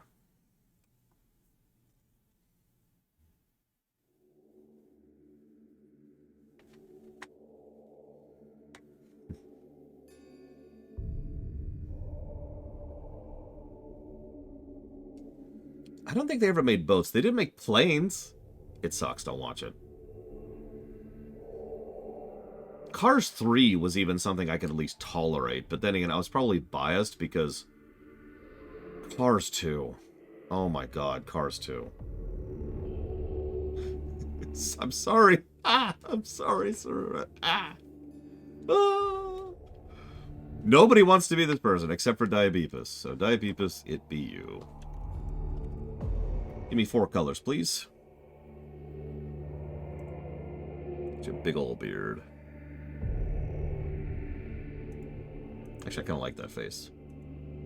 Favorite modern Disney film? Do me a weird favor and define modern for me, please. All black. You got it. We're going to get some drow in on here. Look at this. Oh my god. No, we're the blot. Look at this. We are now the inky blot. Holy crap. Can I make your hair a little bit lighter just so you can see it? Like say that right there. Is that acceptable? Okay.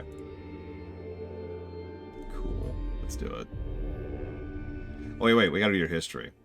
A pair of pilgrims on the ocean named their boy Diabeepus. Where they landed, they built their home. The boy grew up willful and restless as the waves. Though many around him trained at music or some other art for the simple sake of their livelihoods, he saw it as a meditation, a means of exploring his innermost self. He appreciated the distraction that battling evil would offer.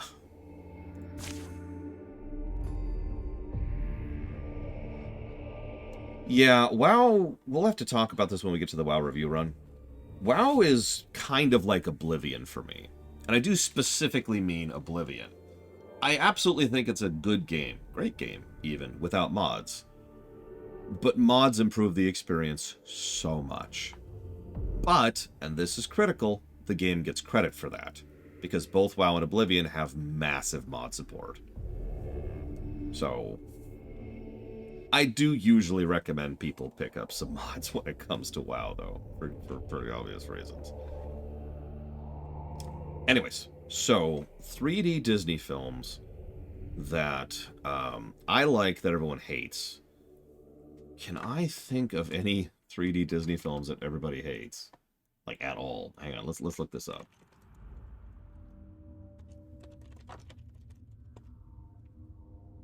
Oh, yeah. All the live action ones. I know that's not what you're going for, but that's the easy answer. Now let me try to come up with a better answer than that.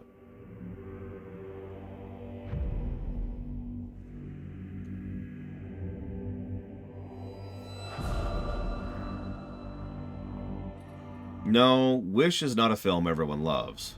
Wish is garbage. Don't go see Wish. Yeah, we have to have that everyone likes built into there.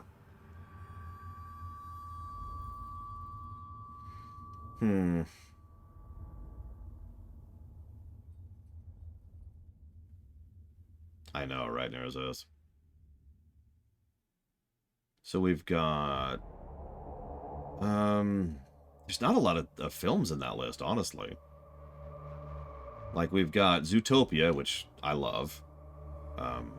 Moana, which, I mean, is alright, I guess. Ralph Breaks the Internet, which was alright, again. Frozen 2, which I didn't like as much as Frozen 1, although interesting anecdote about that. Raya and the Last Dragon, which I didn't even watch. Encanto, which was fine. I don't even remember what Strange World is.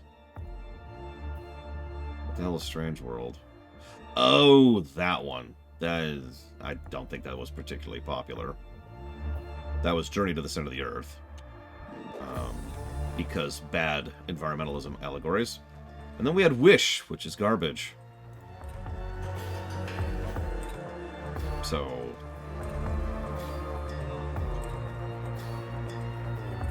I don't know. I don't have much to say about that. But I did mention a anecdote for Frozen 2. So, by memory, one of the things that I disliked the most about... Warriors. One of the things I remember disliking the most about Frozen 2 is the fact that it was more of a musical than Frozen 1, right? And you're probably thinking, oh, yeah, like, real question, what's your first thought about that? Like, what's your first knee-jerk reaction to that sentence that I just said?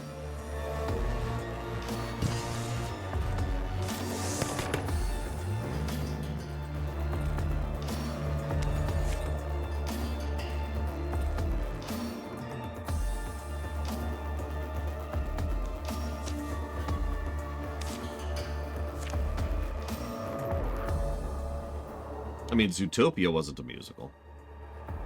Also, probably my favorite Disney film. Probably unrelated. Here's the deal. Frozen 1...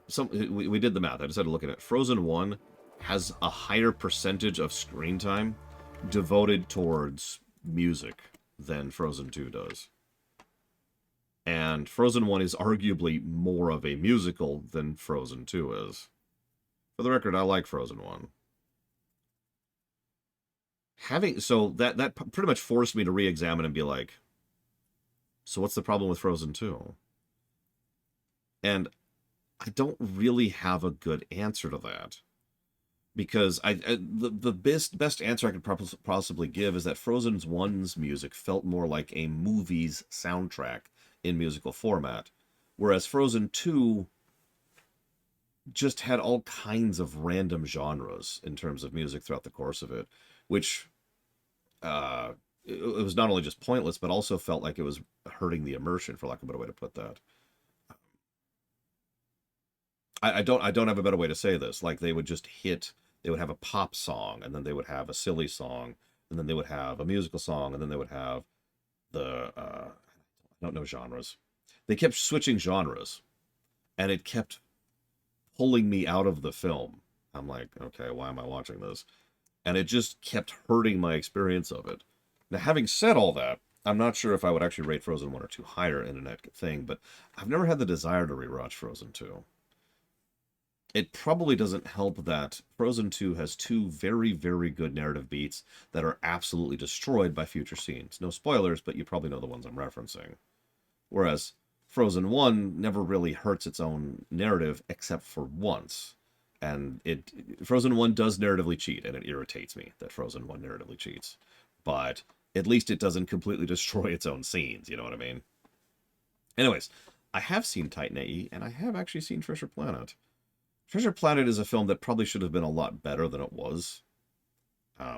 It was an interesting and fascinating setup and concept, and you could tell the passion and the heart. And I mean, I actually talked about Treasure Planet during my Disney Rumination series because of how much of an impact it had on, the other films that were being made so they could make Treasure Planet.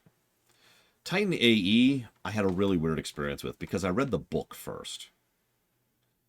And if you don't know what that means, the movie novelizations tend to be weird. But the book had entire sections, whole chapters, done from the perspective of the alien queen. And the insight and perspective that gave on the aliens and how they operate and how they function was fascinating. And completely changed how I saw the movie, because none of that was in the film. So I was just kind of like... I kind of was... My enjoyment of the film was a little bit diminished because of the fact that I had read the book first. Not an uncommon thing. That happens. Honestly, that happens a lot. Like, random example, and then I'm going to chop off for lunch. But random example is that Star Trek Insurrection, which is the 9th film or the 3rd TNG film, is Judo Joker. What are you doing? God damn it, man. I'm going to finish my thought. Star Trek Insurrection is a terrible film, right? It is straight up Lamentation territory. The only reason it didn't get Lamentation is because we weren't doing that back then. It's an awful film, and I hate it. The book is pretty good. I even recommend the book of Star Trek Insurrection. Not only does it add a lot more characterization to, for example, the evil admiral, but it also, a large portion of the book is done from the perspective of Ruafu, or not Ruafu. Golna, I think? God, I can't even think of his friggin' name. If you even know who the hell I'm talking about, then credit. But it's one of the villains. No. It's the right-hand man of the main villain. The guy who ends up turning around and being like, I've decided not to be evil right at the end. A lot of the film is done from his perspective, and God, it adds so much. It adds so much to the narrative, and it makes the film interesting and good and engaging. And it's like, where was this in the film? I don't want to spoil too much Ect, but let's just say that it's entirely feasible, possible, reasonable to say that she wasn't fully in control of the swarm and was at the mercy of, I forget what's even called, but the thing that actually governs her society. It was interesting. There's also a lot of politics going on. I love politics. So, Judo Joker, you're going to put that towards the same things? Looks like... Nope, I'm wrong. Hitman 3 is different. So hang on. Let me jot this down correctly first. Hitman 3. And Splinter Cell Chaos Theory. And Mercenaries. And please stop giving me money. Hang on. How long... Nope. That's... Okay, fine. Go ahead.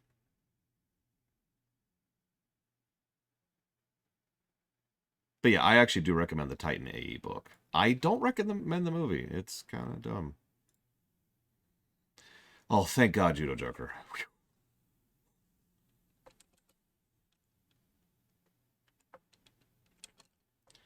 That is 6.5 minutes of bowing. So yeah, let me find a 6.5 minute song. Give me a minute.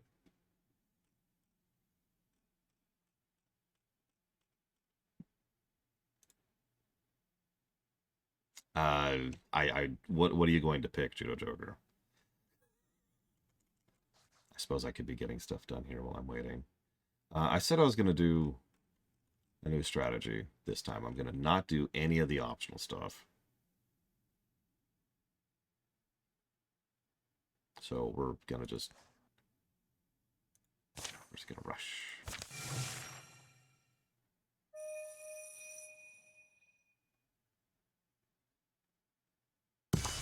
Well, Frozen 2 also had more of an actual story to it. I agree with that in general.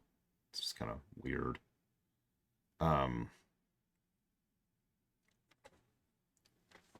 But yeah, exactly. The music was disjointed. The music was not part of the narrative, and I think that's part of what pulled it from me.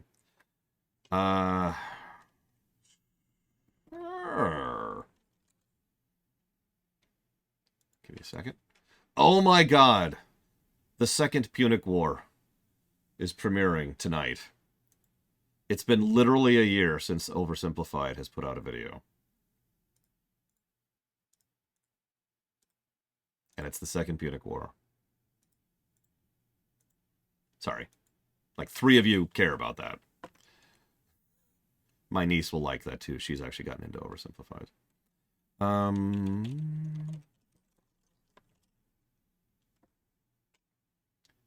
No, I need the music. I need the song. Is this it? Is this it? Is this it? Judo Joker? No, Giga Pudding.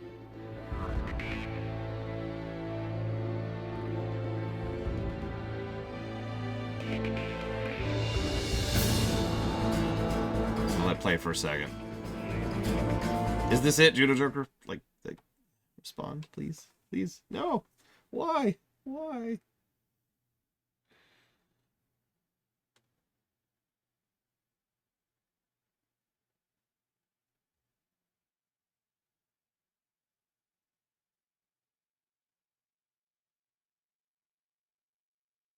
Because Judo Joker asked me to bow during this song, because it's about long enough. It's not actually long enough, but whatever. Okay, so thank you, Judo Joker, very, very much.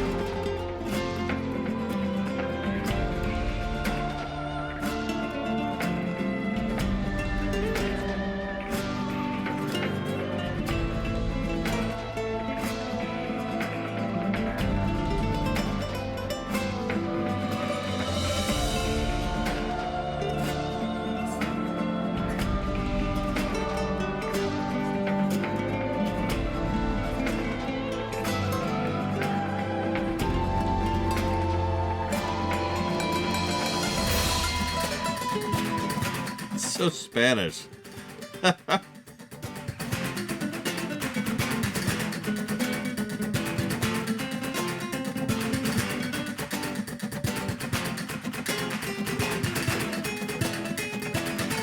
not a dig. It's just, it is so aggressively Spanish. Or whatever that genre is.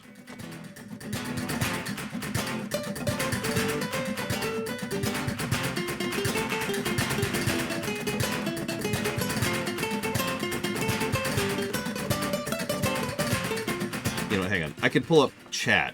Hang on, I've got an idea. So I can at least read chat while I'm bowing. Where's my chat? Where's my chat?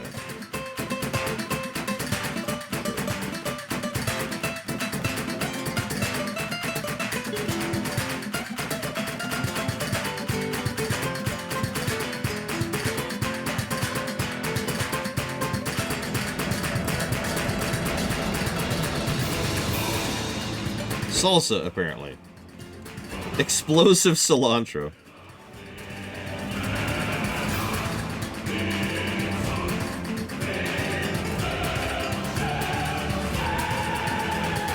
Listen, salsa's delicious, okay? What do you want from me?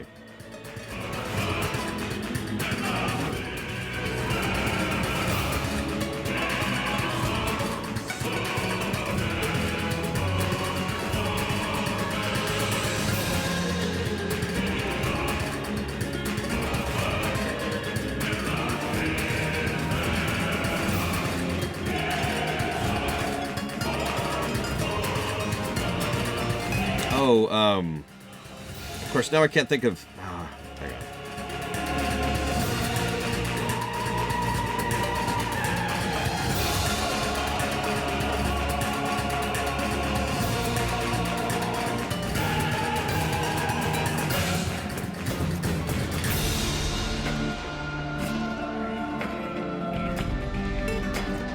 No, not extra history. It's, sorry, Sarura mentioned good,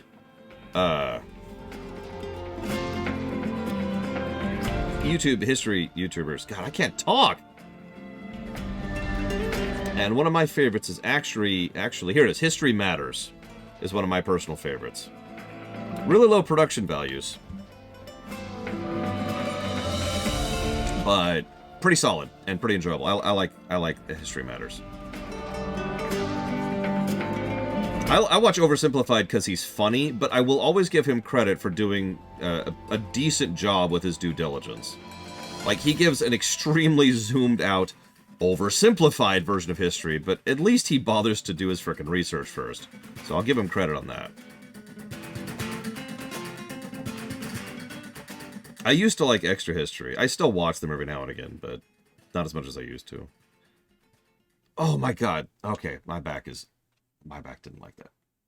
Ah, there we go. Ah, thank you, Judo Joker, very, very, very much. I really do appreciate it. Please never give me that much money again.